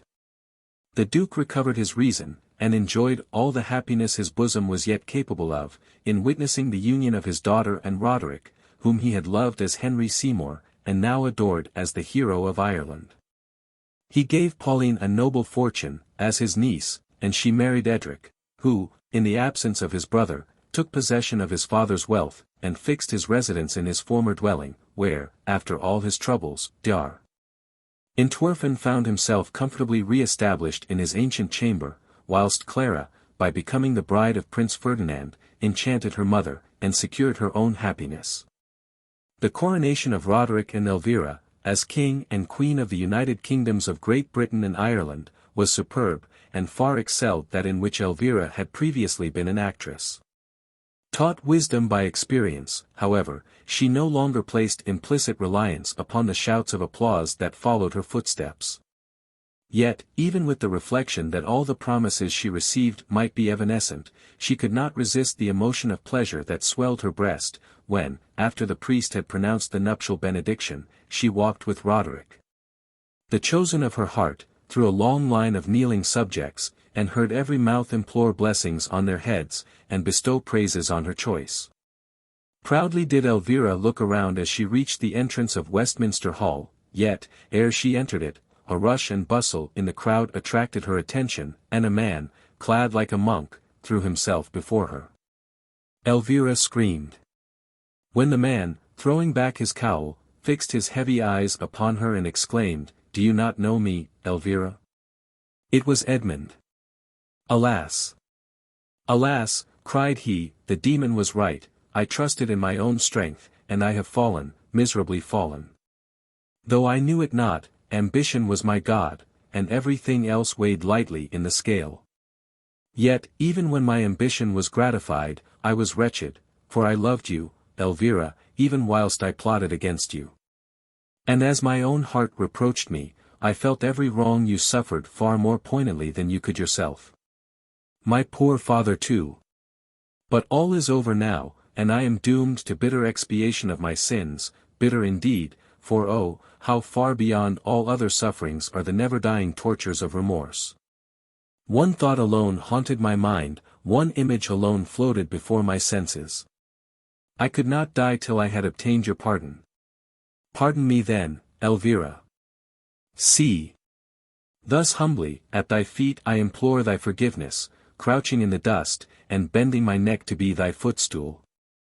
Rise, I entreat you, rise, said Elvira. And be assured I forgive you, nay, that I pity you from my inmost soul. She pities me, cried Edmund, yet I can bear even this, even pity. And am I indeed fallen so low as to be pitied? Yes, yes, I am indeed to be pitied. I did not mean to wound your feelings, returned Elvira, believe me, Edmund. Tell me, what is there I can do for you? Nothing, cried he wildly, the world is nothing for me now. Pity that unhappy woman that was my wife. And as for me, forget me. Never, said Elvira, for never can I forget your disinterested love and your devoted affection. The heart, however, is capricious, and mine, though sensible to your merits, was destined for another. And well does that other deserve your love, for even jealousy itself must own that Roderick is worthy to be your husband. Yes, to him I can resign you. Farewell, Elvira. You shall never see me more. Let my brother take my inheritance. May you be happy. God bless you. God bless you. And starting from his knees, he disappeared, before she could reply. The spirits of Elvira were agitated by this event, which threw a damp over the remaining festivities of the day. And, trembling and unnerved, she proceeded to the magnificent hall, where a sumptuous banquet was prepared for her reception. For some days after this event, the attention of Roderick and Elvira was occupied in arranging the different affairs of the kingdom, whilst Edric and Pauline, with the old Duke of Cornwall, M. de Mallet, and Father Murphy retired to the house of the former in the country, where Dr. Entwerfen was already comfortably established. 1,000 emotions swelled in the heart of Edric as he approached this venerable mansion, and saw again its well-known turrets peeping through the trees. Strange, indeed, are the feelings that oppress the mind, when the wanderer returns, after a long absence, to the habitation of his forefathers. A mingled crowd of contradictory sensations, of disappointed hopes, of undefined fears, float through his fancy. And, as well-remembered objects recall the visions that formerly delighted him, he starts at the difference the experience of their fallacy has made in himself, and he sighs in vain for a return of the blissful ignorance he formerly despised. All too appears changed. As the human mind judges only by comparison, the eyes become dazzled by distant splendors, and that which to the eyes of youth had appeared superb, seems to the maturer judgment of manhood, tame, vapid, and insipid. Whilst the imagination which had fondly cherished the favorite dreams of childhood, and decked them in all the vivid colors of fancy, feels disappointed and disgusted, though it scarce knows why. To find the reality so different from the image it had pictured to itself. Such were the feelings of Edric as he entered the grand hall of this residence of his ancestors, and gazed upon the well-remembered faces of the crowd of servants assembled to meet him. At the head of these was Davis. His tall thin figure waving to and fro, and his long thin white hair floating upon his shoulders, and the more spruce and gallant aspects of Abelard and his devoted Eloisa, the late Mrs. Russell, who had blessed him with the possession of her fair hand a few days before, and now stood blushing and simpering, with all the affected modesty of a bride of 60, to receive the congratulations of those around her. Welcome! Welcome, my dear Edric, cried Dr. Entwerfen, rushing downstairs to meet them, his sleeves tucked up, and his wig thrown back, in a very experimental philosophic manner. Rejoice with me too, for I have recovered my balloon. My darling caoutchouc bottle of inflammability. My immortalizing snuff, and, more than all, my adored galvanic battery. Yes, my compendium of science, my epitome of talent, and my most inestimable treasure, is safe. Not, indeed, that which was employed in galvanizing the mummy, but its counterpart, its duplicate, its prototype. The mummy came to England, and the balloon being recognized to be mine, it was placed in my apartment, where it has remained ever since, stowed up in safe but inglorious obscurity, till my return. Och! And that's a clear case, said Father Murphy, and there's no doubt of it. Leaving the delighted doctor to show the treasures of his laboratory to M. de Mallet, Edric retired to his chamber, and after surveying again and again the well-known objects it contained, he hurried to his favorite grove. It is singular how inanimate objects, which have been long unseen, recall the thoughts and train of feelings indulged in when one last beheld them. Thus, the house, the groves, the walks, the gardens, and the river recalled all its former longings to Edric's mind. And he again burnt to converse with a disembodied spirit, as he entered the grove where he had formerly so often ruminated, and indulged dreams wild and improbable as the delusions of delirium. The day was beautiful. It was one of those bright glowing mornings in April, when dewdrops hang upon every thorn, when the sun shines brightly through the clear pure air, and all nature seems awaking to new life and vigor from repose. Edric entered the grove, and threw himself upon that very bank where he had reclined only a few months before, under such different feelings. The river, the grove, the bank, were all the same, he only was changed. And yet, said he, is not my mind still as unsettled as before? Am I not still wandering in a labyrinth of doubts? Unknowing where to turn, and yet tormented with a restless desire to discover my way. What can have become of the mummy, I so strangely resuscitated? It is strange, that since the restoration of Elvira it seems to have vanished, and yet all here speak of it as of a living animated being. Would that I could see it. O Cheops! Cheops! Suddenly a strange unearthly voice seemed to murmur harshly in his ear, go to the pyramid. There and there only can thy hopes be gratified. Edric started upon his feet, no one was near him, and not a sound broke the awful stillness that reigned around, save the gentle rippling of the river that flowed at his feet. He gazed wildly on every side, hoping, yet fearing to behold the ghastly being, he fancied his words had conjured up. It was in vain, no dark figure interposed between him and the clear bright sunshine, no gloomy shadow stretched along the plain. All looked gay as youth and happiness, yet still that awful voice rang in his ears, and thrilled through every nerve. I will go the pyramid, cried he energetically, I will again enter that horrid tomb, but I will go alone. In pursuance of this sudden, but irresistible desire, Edric hastily prepared to return to Egypt, and feigning that he was called to London by business of importance, to satisfy the anxious curiosity of Pauline, he departed. Indescribable emotions throbbed in his bosom as he took his seat in the stage balloon which was to convey him to Egypt. But when he saw the towers and temples, and, above all, the pyramids of this mysterious country, lying beneath his feet, his agitation increased almost to agony. It was with infinite difficulty that he obtained permission again to visit the objects of his journey, as, since the mysterious disappearance of the mummy, the tomb of Cheops had been closed from mortal eyes. The interference of the British consul, however, at length obviated all objections, and Edric, whose impatience had become absolute torture from the delay, once more entered that awful receptacle of fallen greatness. Scarcely a 12-month had elapsed since he had last trodden those solemn vaults, yet what a change had taken place in his destiny. When he considered the number and variety of the events that had befallen him, he could scarcely fancy it possible that they had been crowded into so short a space of time, and, instead of a year, centuries seemed to have rolled over his head. His feeling of personal identity seemed confused, his senses became bewildered, and he mechanically followed his conductor almost without knowing whither he was going. At last the guide stopped. This is the tomb of Cheops, said he. I suppose, sir, you will enter it alone. Edric started, the words of the guide seemed to ring in his ears as the knell of death, and he shuddered as the thought crossed his mind that some horrid and appalling punishment might even now await him for his presumption. Desperately he snatched the torch from the hands of his guide and advanced alone. Darkly did those gloomy vaults seem to frown at his approach, and fearfully did his footsteps resound as he slowly penetrated into their deep recesses. At length, he reached the tomb, but the brazen gates were closed, and he attempted in vain to open them. He placed the torch upon the ground, and again tried to unclose the fatal portal. He exerted his whole strength, but still it resisted his efforts. Rendered desperate, he now threw himself against the gates with almost superhuman force.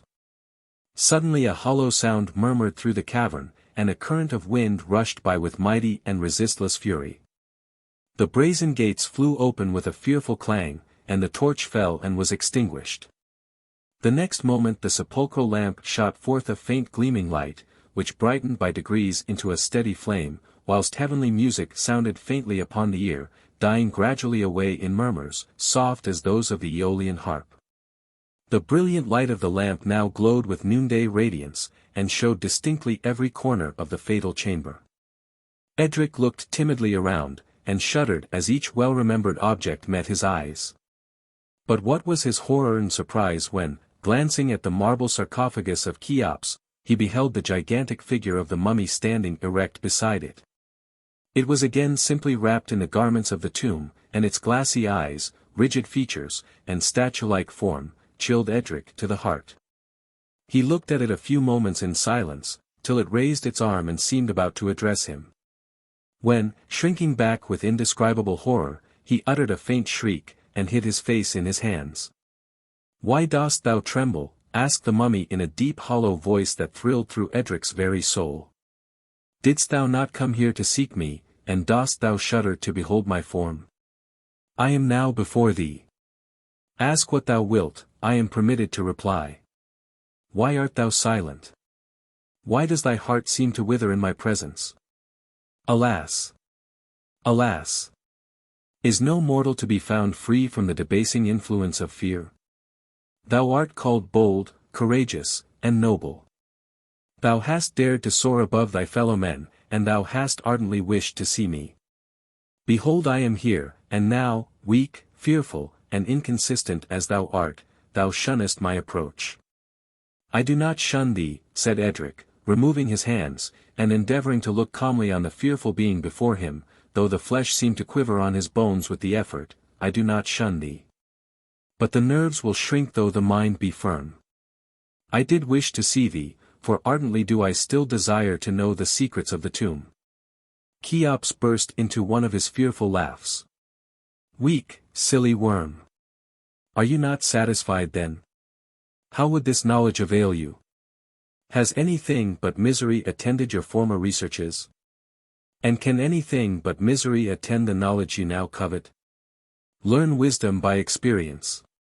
Seek not to pry into secrets denied to man.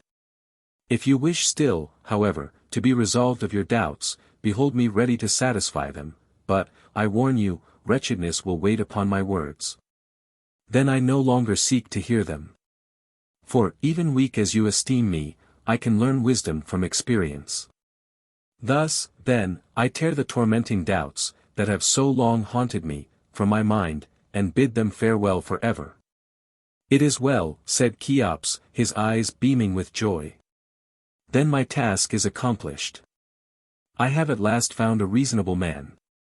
I honor you, for you can command yourself, and now you may command me." "I wish it not," said Edric. "Have you no curiosity?" asked the mummy, with a ghastly smile. "None," returned Edric, "unless it be that I would fain know your history, and the meaning of the sculptures upon your tomb." "What are they?" demanded Cheops.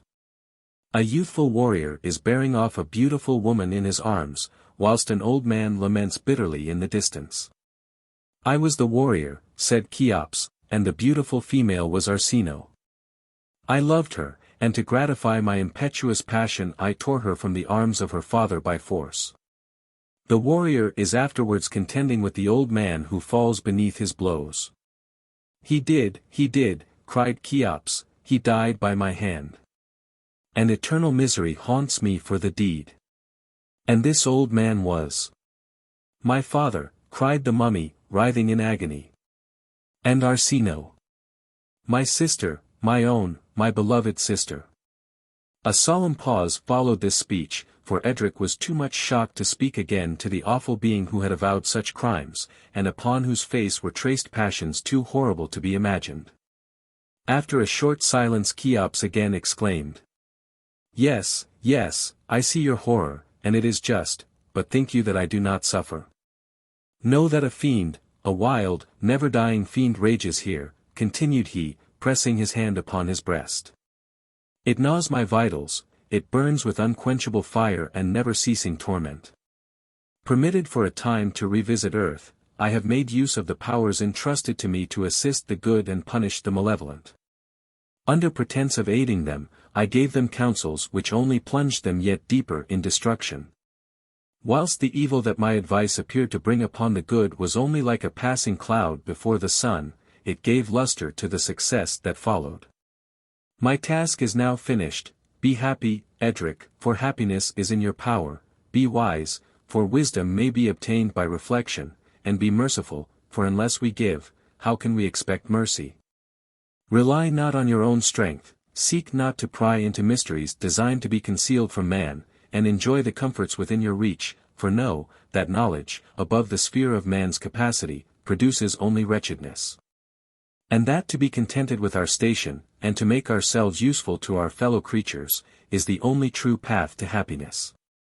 The mummy ceased to speak, and his features, which had appeared wild and animated during his conversation with Edric, became fixed, the unearthly luster that had flashed from his eyes, faded away, and gave place to a glassy deadness. His limbs became rigid, and as the light of the lamp gradually sunk to less distinctness, the ghastly form of the mummy seemed rapidly changing into stone. Edric felt that the moment when it was possible for him to hold communion with this strange being was rapidly passing away, and almost shrieked as he exclaimed, "One question. Only one ere it be too late." The mummy feebly raised his languid eyelids, but Edric felt his blood freeze at the unnatural glare. With a violent effort, however, he roused himself to speak. "Was it a human power that dragged you from the tomb?" "The power that gave me life could alone restore it," replied the mummy in slow measured accents, as it sank gradually back into its former tomb. Edric shuddered, and involuntarily rushed forward, but the mummy no longer lived or breathed. Cold, pale, and inanimate it lay, as though its sleep of 2,000 years had never been broken. Oblivion laid him down upon his hearse. And no mortal evermore could boast of holding converse with the mummy. The end.